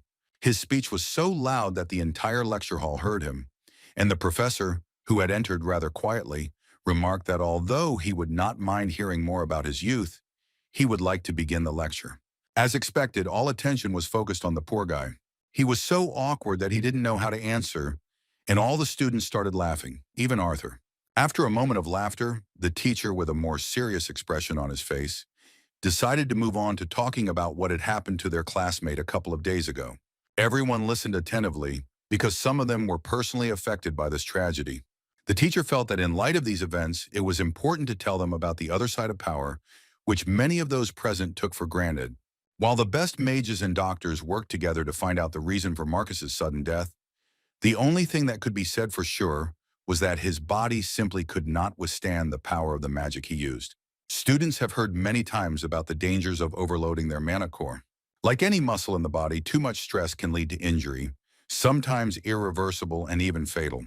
While listening to this lecture, one of the curious girls had a question regarding the fact that Marcus was still alive even after the effects manifested. She wondered if he really couldn't be saved with mana-restoring elixirs. Nodding in response, the professor clarified that although her statement was true, there were always exceptions. He mentioned this only to cover all the variations of such cases and to warn the students of possible dangers, and not because it applies specifically to Marcus's case. Returning to the original topic, he explained that using additional means to increase mana reserves usually does not come without many consequences, and one of which is much stronger than the others, and that is mana depletion. The boys listened thoughtfully to his every word, while Arthur, who understood the nature of the mana core better than anyone, believed that the professor's words did not explain either Marcus's crazy behavior or those strange marks on his back, through which a significant portion of the mana actually leaked. The next lesson was his own, and this time as a professor, Arthur began by saying that in the previous lesson, no one had been able to complete the exercise shown a few days earlier. He decided to start this time with a hint that would help them get closer to the result. Taking a piece of paper from his spatial ring, the young professor summoned an assistant from among the second-year students. It was Lester, a cheeky fellow who began to get nervous when the name was spoken out loud. He was still smarting from the incident he had been involved in during Arthur's first day of class, and he was clearly uncomfortable when the professor suggested introducing them as two fighters fighting. The paper in the professor's hands was necessary to demonstrate the effect of some techniques. Having divided it into two parts, he crumpled one of them and asked to imagine that he, even despite belonging to the amplifiers, was afraid to approach such a strong fighter, because of which he decided to attack with a long-range spell. As an example of the spell, he showed a small ball of paper, which was an example of a normal attack that he had already shown once. By blowing it off his hand, he clearly demonstrated that the efficiency of such use of mana in the hands of an amplifier is extremely low. Rolling the paper into a tube, Arthur suggested comparing it to the spell he had performed last time, which had slightly destroyed the lecture hall. Using a tube-shaped device proved to be more effective. Spitting a small ball into the face of his already frightened student, he demonstrated the difference between the two ranged spells and different variations of its use. A funny example that made the students laugh, putting Lester in an awkward position, was a pretty good hint for the amplifiers. After that, he returned to the problem of the spellcasters and similarly found a way out of their problematic situation. Meanwhile, somewhere on the territory of the Flying Island, an unscheduled meeting of copies of Dicathin was taking place, where Alea and Byron were waiting for another member of this group. Looking around the rather elegant room, Alea shared the thought that she thought that next time she would be assigned to assist the Spear of Eye in Eleonora.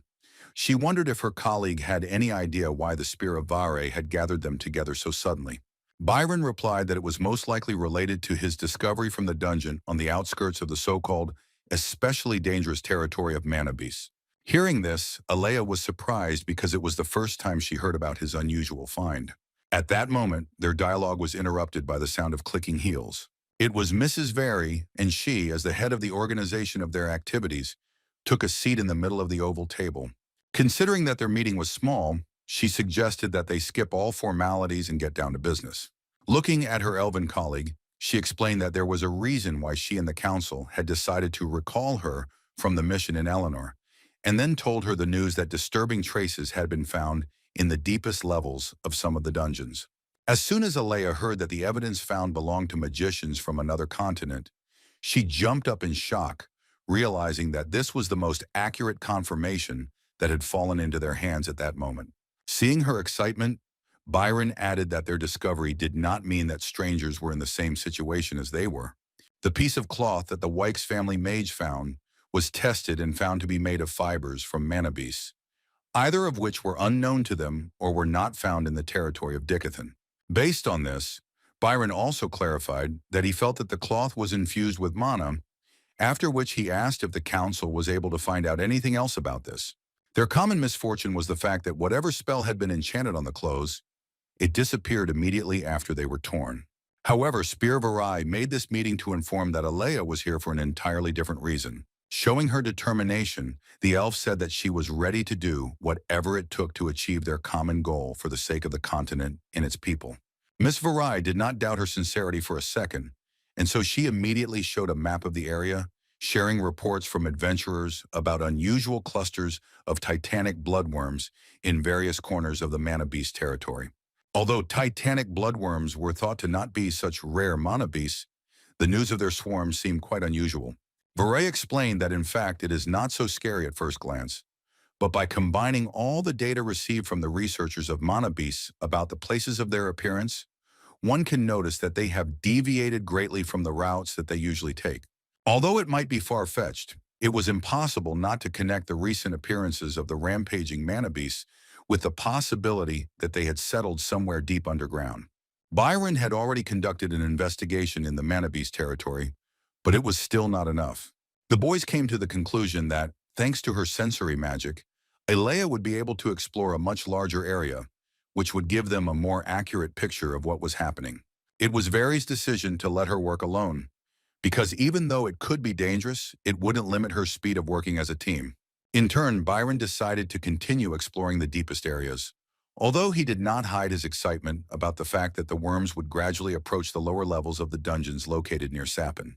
Considering all the risks, Varai suggested that they wait until Mika's spear finished its mission in Darva, so that then she and Alea could go on reconnaissance together. Despite this proposal, the elf was against it, and justified her answer by saying that the longer they waited, the higher the risk that adventurers or students going into these dungeons would be in danger.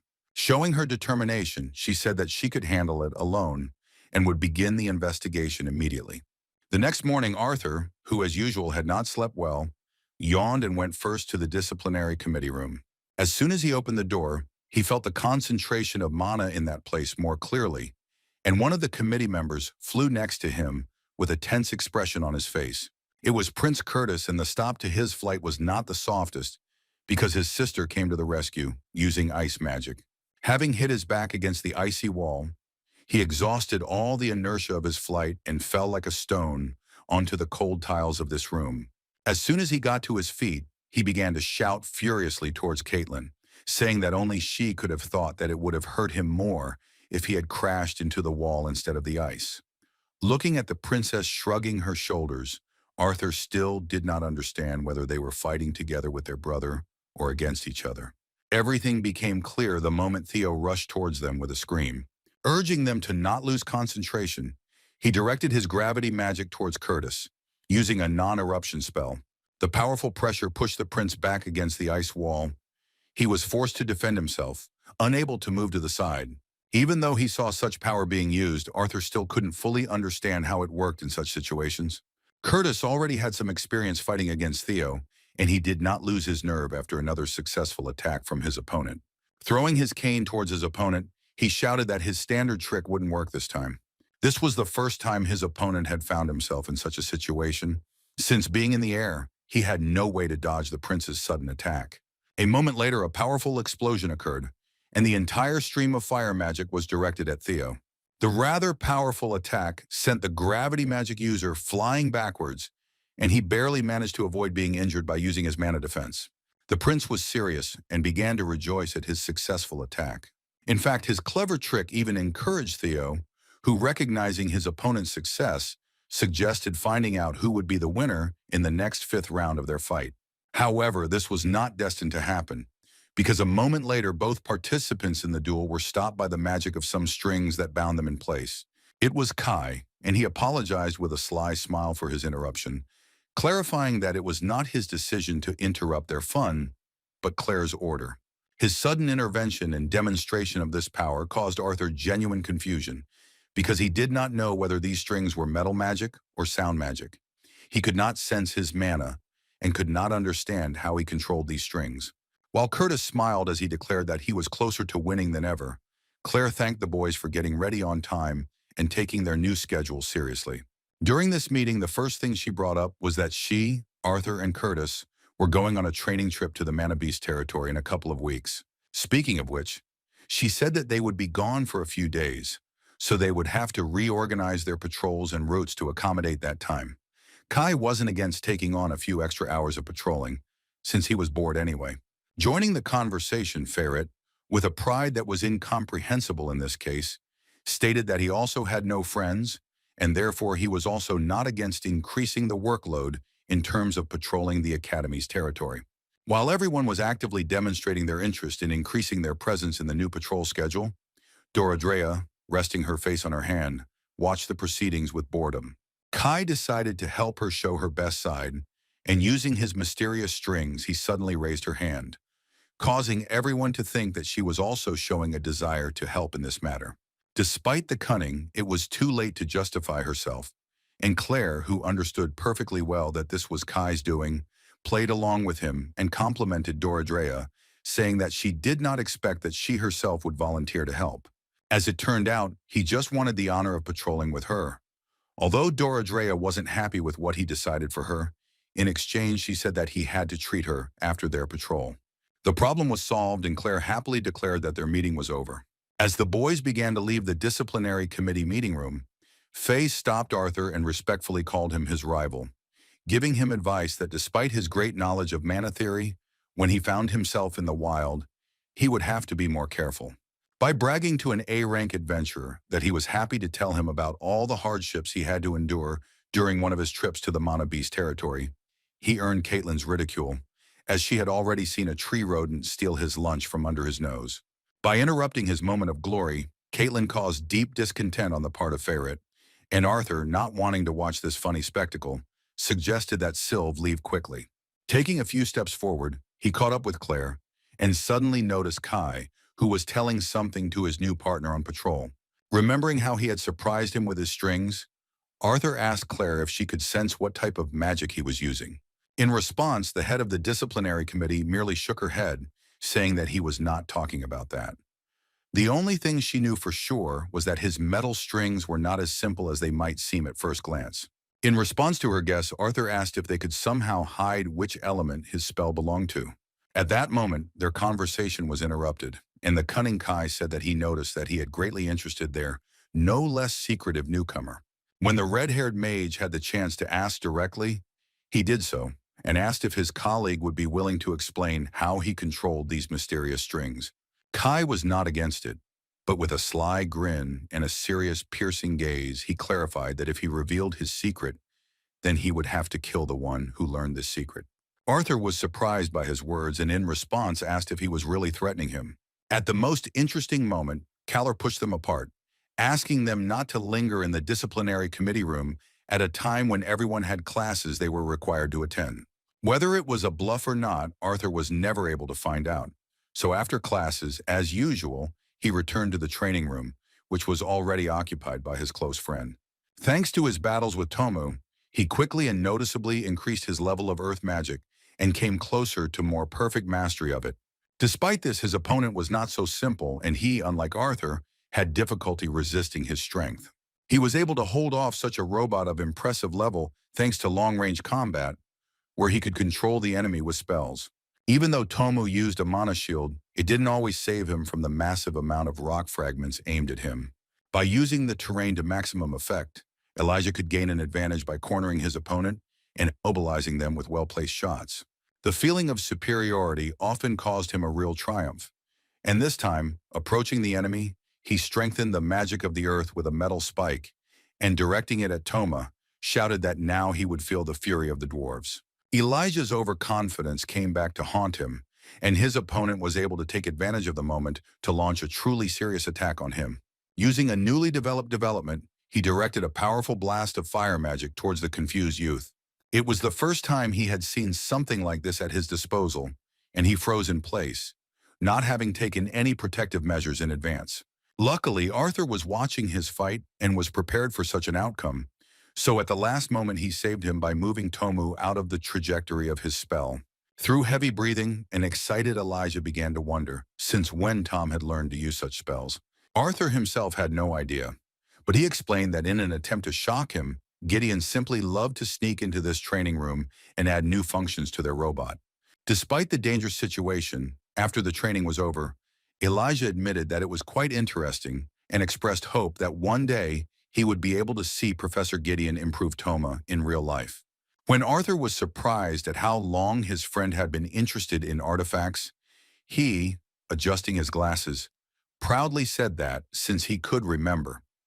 Saying that it wasn't as cool as having powerful magic, he justified himself by saying that it was precisely because of this that he had never seriously studied artifacts. Arthur immediately understood what was being discussed, so he nudged him with his shoulder and embarrassed Elijah by saying that he was studying magic to be popular with girls. Despite his excuses, he looked away and admitted that he was at least a little interested in achieving his goal in this way. Saying that this was a serious matter, Arthur suggested that they add variety to their training and threw a wooden sword into his hand for training. Taking the same sword for himself, he explained that even though his dear friend was a spellcaster type, he still needed to know at least the basics of close combat.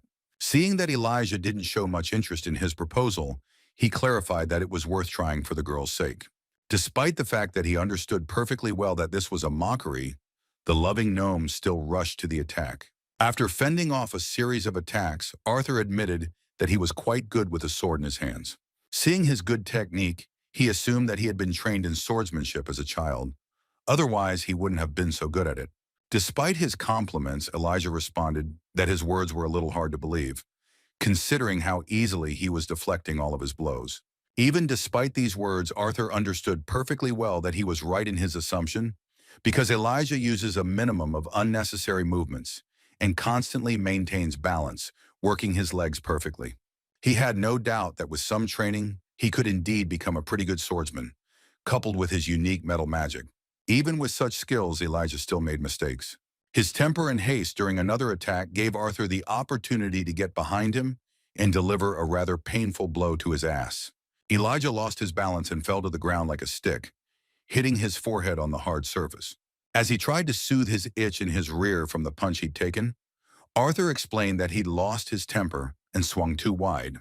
Trying to justify his mistake with the level of his opponent, Elijah looked at Arthur, who was extending his hand to help him get to his feet and continue. At that very moment, he felt his resemblance to some person from his memories. Remembering this, he was overcome with horror, and all his thoughts were filled with deep feelings of guilt, envy, rage, and anger. Clutching his head, he began to lose his composure and scream from sudden pain. An excited Arthur and even Sylvie rushed towards him, shouting and asking if he was okay. However, at this moment, even Elijah did not understand what was happening, and who was the source of all these emotions that suddenly overwhelmed his mind and feelings. When he felt a little better, Arthur offered to take him to the hospital, but he, pushing him away with his hand, nervously said that everything was over. After these words, he began to silently rise to his feet, justifying himself by saying that he simply had a headache because he landed on his face. Leaving the room without looking back, he said that he wanted to wash himself. Despite the worry of the sudden, overwhelming feelings of anxiety, he tried to reassure himself that it was indeed related to the recent blow to his head on the ground. When he approached the door, he finally collected his thoughts and with a kind smile suggested that Arthur meet him in the dormitory. A little confused by this incident, Arthur hesitantly responded in kind. After this incident, the next few weeks passed quite peacefully, even so much so that they could be called boring. And although the half-yearly exams were approaching, it was difficult for Arthur to attend and conduct all of his classes. But even with the growth of his skills as a mage and teacher, thanks to Tom and the other teachers, he never forgot the real reason he chose to attend the academy. Spending time in the company of great guys was filled with positive emotions. He hadn't forgotten his promise to Sylvia, so he enjoyed every moment of his new life. It was because of this that these brief moments of his daily life, spent with people he had come to cherish, became something he wanted to wake up for in the morning. Another ordinary school day, during which he told Elijah about his successes before classes, became a reason for him to think. His friend didn't pay much attention to his story and was thinking about something all the time. Seeing his confusion, he remarked that he saw that he had been constantly in the clouds for the last few days. When asked if he was feeling okay, Elijah simply shook his head and said it was nothing serious, justifying himself by saying he was simply worried about his upcoming exams. Returning to the dialogue, he remembered that Arthur would soon be heading to the Mana Beast territory with Professor Glory's class, so he wished him to try not to overexert himself too much during joint training with Princess Tessia, so that he would have the strength left for the battles in the dungeon. After this request, he unexpectedly said goodbye and went in another direction, where he had a separate course. Seeing him in this state, Sylvie assumed that he was angry with his dad for some reason. Arthur also cared that it was about their communication, and that it was because of this that Elijah became a little cold, indifferent to his stories. Despite this excitement, he was forced to continue what he had started, and, as usual, went to train with Tessia, where he could not help but be glad that recently the assimilation of the beast's will by her mana core was much more stable than before. Speaking of which, Tessia cheerfully remarked that this probably meant that all those mana beasts they would have to fight in the dungeon wouldn't stand a chance against her power. In response to this self-confident speech, Arthur suddenly gave her an instructive but painful flick on the face. With a serious face, he asked her not to get too cocky, explaining that due to the assimilation process, she would only be able to use half of her current strength. A little offended, she accused him of going to the mana beast's territory himself, having sealed his two strongest elements. However, her words were not fair to the situation, and he explained to her that he could remove the restrictions while she could not. Trying to somehow justify herself, she explained that he was not obliged to coddle her like that, because he himself knew that she was still a year older than him. In response, Arthur confirmed that he remembered this, but suddenly threw his towel over his head and made a strange expression on his face. He decided to remind her of what she was like during their first meeting, so he pretended to be a frightened girl and recalled her frightened words about the animals attacking them like ordinary defenseless children. His acting was so impressive that it noticeably embarrassed the princess. She was touched and furious at the same time, so she was seething with emotions. Unable to contain her emotions, Tessia called him down and threw him to the ground. Finding himself on the ground beneath her, Arthur winked with a kind smile as a sign that he had managed to embarrass her after all. However, Tess was not going to leave things as they were, so she raised her hands with incredible pressure and said with a terrifying look that he himself asked for retaliatory measures. After these words, she began to beat him with a loud scream, and their absurd love games seemed strange to Sylvie, and she reacted to them with indignation. At one point, they were distracted by the words of a man they did not expect to see in such a place so suddenly. Grandpa Varian quietly approached them and slyly said that although he wanted the two of them to become closer, he could not have imagined that it would lead to this. Tess reacted with confusion and looked suspiciously at her grandfather for not warning her of his visit.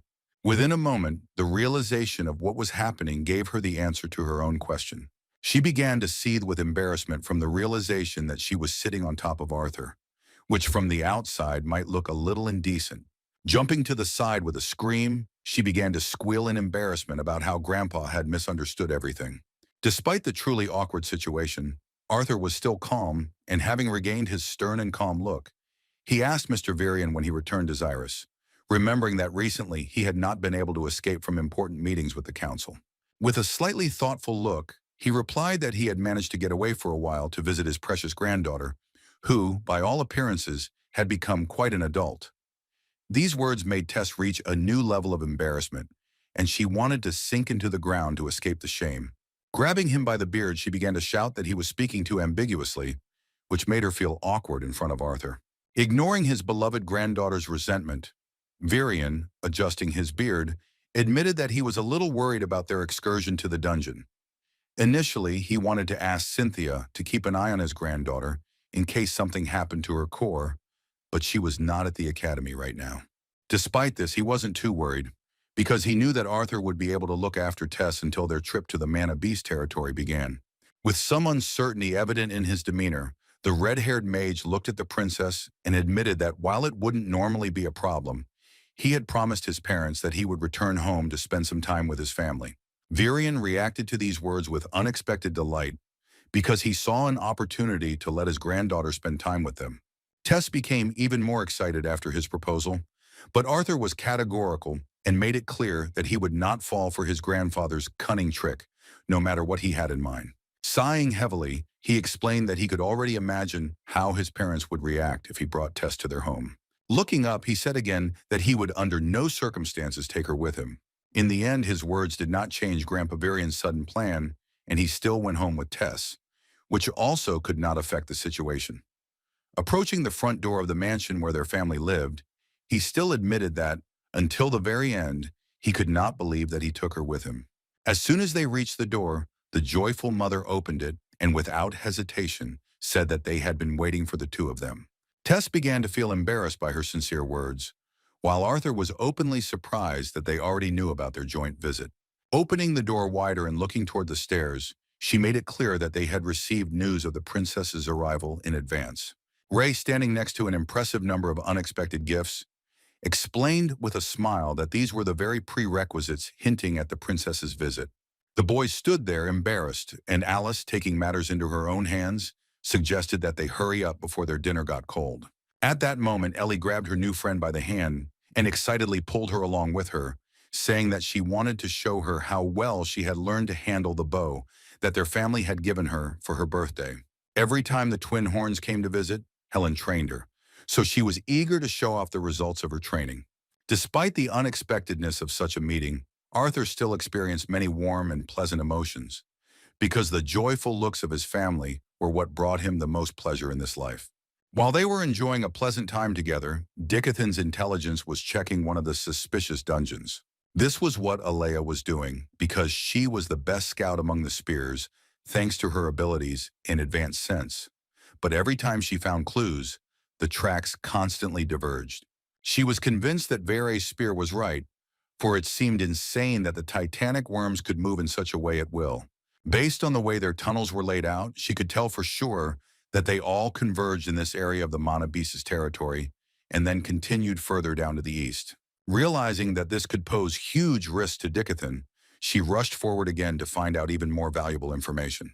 More dangerous for their continent was the enemy tunneling towards the Sappan Kingdom, so she ran to the right.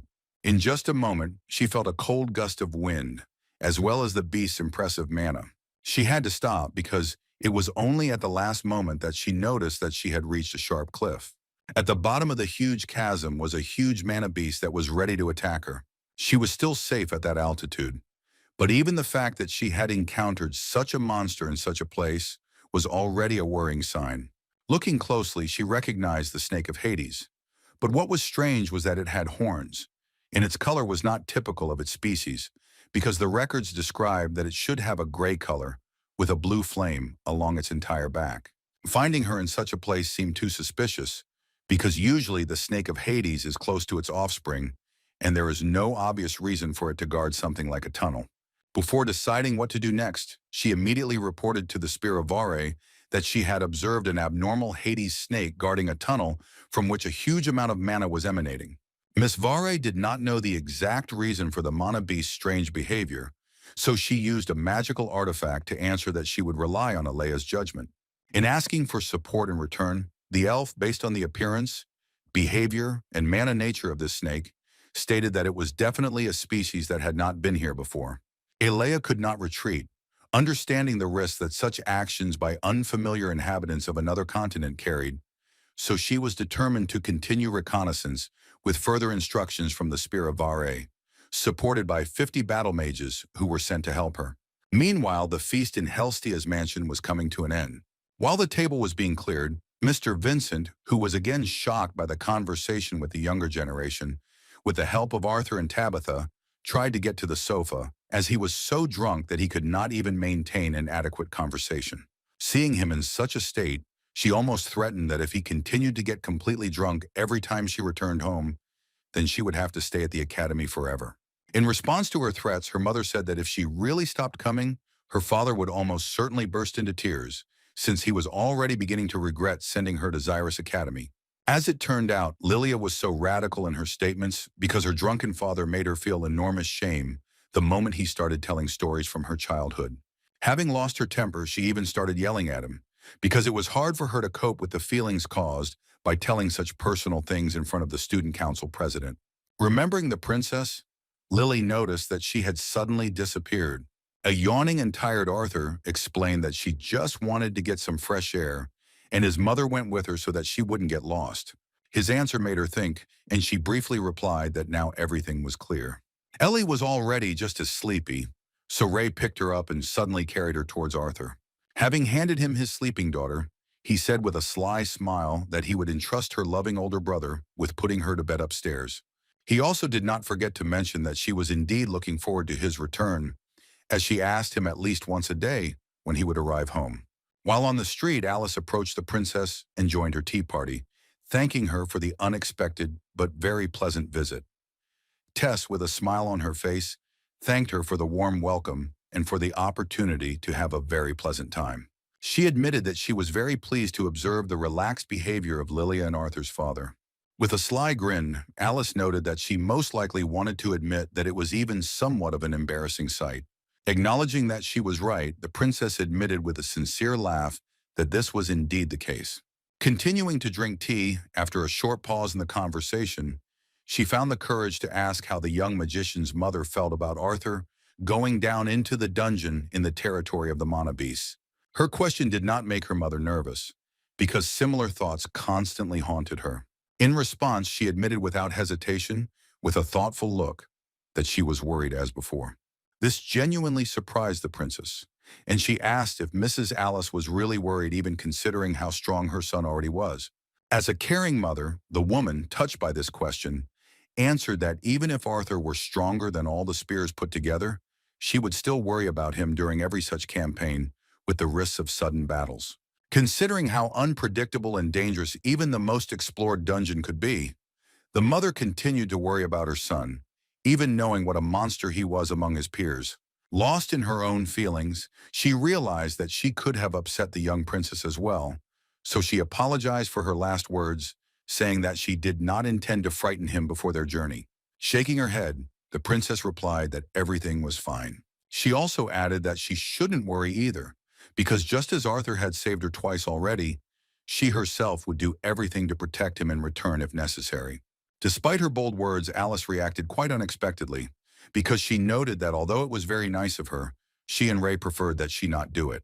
With a smile on her face, she explained that she was also a precious child to her parents, and one could only imagine how devastated they would be if something happened to her. Even though it was her son that was involved, Alice still couldn't allow the princess to risk her own life, so she politely made her understand that her own safety had to come first. Seeing her surprise, she assured Arthur's young bride that her son would be able to stand up for himself. A tense dialogue could lead to a silent pause, so Alice changed the topic of conversation to the fact that it had become somehow chilly outside, after which she suggested going back into the house. The princess replied that she would like to sit alone for a little while longer, after which she thanked Alice for showing her the surroundings of their mansion. With a sincere smile, Arthur's mother told the princess that she was always welcome here, after which she went back inside the mansion. While they were having a heart-to-heart talk, Arthur carried the sleeping Ellie into bed. At that moment, she suddenly woke up, surprising both him and Sylvie. Rubbing her eyes, she wondered what time it was, while her older brother clarified that she had nothing to worry about, since it was still night. In fact, this question was not because she was afraid of not getting enough sleep, but because she did not want the moment to come when her brother would leave home again. She didn't yet know that he had only returned home for one night. Hearing this, the younger sister asked with a pitiful expression if he really couldn't stay home longer. In response, Arthur explained that he would return in a week after practical training in the dungeon. An offended Ellie asked him to tell her a couple of stories, but he tried to slip away, making the excuse that he had to wake up quite early before practical classes. Still, Ellie was serious and, with her facial expression, warned him that she would be offended. She patted the bed with her palm, inviting him to lie down next to her. When he finally agreed to her terms and sat down next to her, his sister, with a sparkle in her eyes and delight, reminded him that he had never finished his story about how he became a professor. Hearing this, he was forced to think hard, because he could not remember where he had left off. Remembering that moment, Arthur continued the story of the battle with Professor Geist from the moment he cast a fire spell that could no longer be undone. Speaking of this, Arthur surprised the girl by saying that he intervened and pulled the defenseless Caitlin out from under the dangerous spell. As soon as Ellie heard the name mentioned, she stopped her brother's story and asked with suspicion and guesswork whether they were talking about the daughter of King Sapin. Arthur was surprised by her sudden question and still did not understand what exactly she was getting at. With a tired look and some condemnation, she asked if he really saved another princess, And for Arthur, these words from her lips sounded as if he was specifically running around looking for another princess who would need to be saved. When he continued the story by saying that after saving Caitlin, he volunteered to take her place in the duel with the professor, the sly little sister smirked and suggested that he did it to impress the princess. Realizing that there was no point in making excuses, Arthur grabbed her by her sly nose, forcing her to regret her words and apologize. Having restored a fair attitude to his personality, Arthur finished this story, and he did not lie when he said that after defeating Geist, the director of the academy offered him to become the new teacher. In response to this unexpected turn of events, Ellie was surprised that such a sly man as her brother could so easily and quickly agree to such a dubious proposal.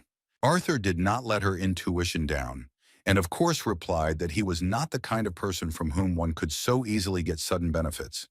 Then he continued to talk about his life at the academy, not forgetting to mention training and funny conflicts with the absurd students of the academy. Ray and Alice woke up early as usual, and the attentive mother immediately noticed that Arthur had not returned to his room. The father assumed that he had already eaten breakfast without them, but they both knew that their dear son could not leave without saying goodbye. After that, they decided to carefully look into Ellie's room to make sure that at least she was in her room. This gave them answers to all their morning questions, and what they saw made them feel touched and smile kindly. Telling his stories from the academy, Arthur fell asleep sitting in her bed. Together with Ellie and Sylvie, they looked really cute. After breakfast, Arthur said goodbye to the guys and went to the meeting place with the rest of the participants in this practical lesson. Professor Glory was already there and was managing the whole process, gathering the kids into teams. Arthur was not at all worried about possible dangers, so when he found himself in the territory of the mana beasts, he suggested that Sylvie hunt separately from them. He assured her that she shouldn't worry because they would be going to a low-level dungeon, where there would be no serious danger for them and Professor Glory. Sylvie trusted her dad's convincing arguments, but before leaving for the forest, she asked him to let her know immediately if anything went wrong. Returning to the information about the distribution of the participants of the dungeon raid, Arthur looked at the white-haired half-elf because he still could not believe that Professor Glory assigned them to the same team. The arrogant Lucas was acting arrogant and boastful as usual, so he told everyone that he had been to the Mana Beast territory 100 times before, until it all became too easy for him as an A-rank adventurer. The girls were delighted with his self-confidence, because his words fully justified the glory of their great Wykes family. As he passed, Arthur mockingly ruined his moment of glory by mentioning that he had heard from an adventurer. He knew that his vaunted adventurer's license had been revoked. Ignoring Lucas's reaction, he moved on and greeted his friends from the student council. Dissatisfied with his behavior, Lucas could not leave these words and ran up to him, grabbing him by the shoulder. Trying to put pressure on him, he assumed that Arthur was simply jealous of him, but in response he heard that in fact he was simply telling the truth. Enraged by yet another cunning provocation from his enemy, Lucas became so furious that he angrily clenched his fist, ready to use mana to strike his offender. Seeing this brewing conflict, Clive interrupted their tense dialogue. He stepped between them and with a displeased expression on his face stated that before they entered, they needed to resolve such communication issues and choose a leader for their team. Spitting to the side with displeasure, Lucas said that this issue could not even be discussed, since there was no better candidate than him. In response, the boys unanimously said that Tessia should be the captain, which made the princess rush about in surprise. Seeing her nervousness, Arthur explained that thanks to the student council, she already had experience in a leadership position, which was enhanced by the fact that she was a spellcaster with medium radius magic, which would help her keep an eye on everyone at once. The guy's cheerful arguments for this choice left Lucas dissatisfied, and he simply walked away in the other direction. Meanwhile, all organizational issues were closed, and Professor Glory, mentioning the students' abilities, asked them to be sure to use them for advantages in battle. After reminding the guys about basic tactics and team formation, Glory led the guys inside the dungeon.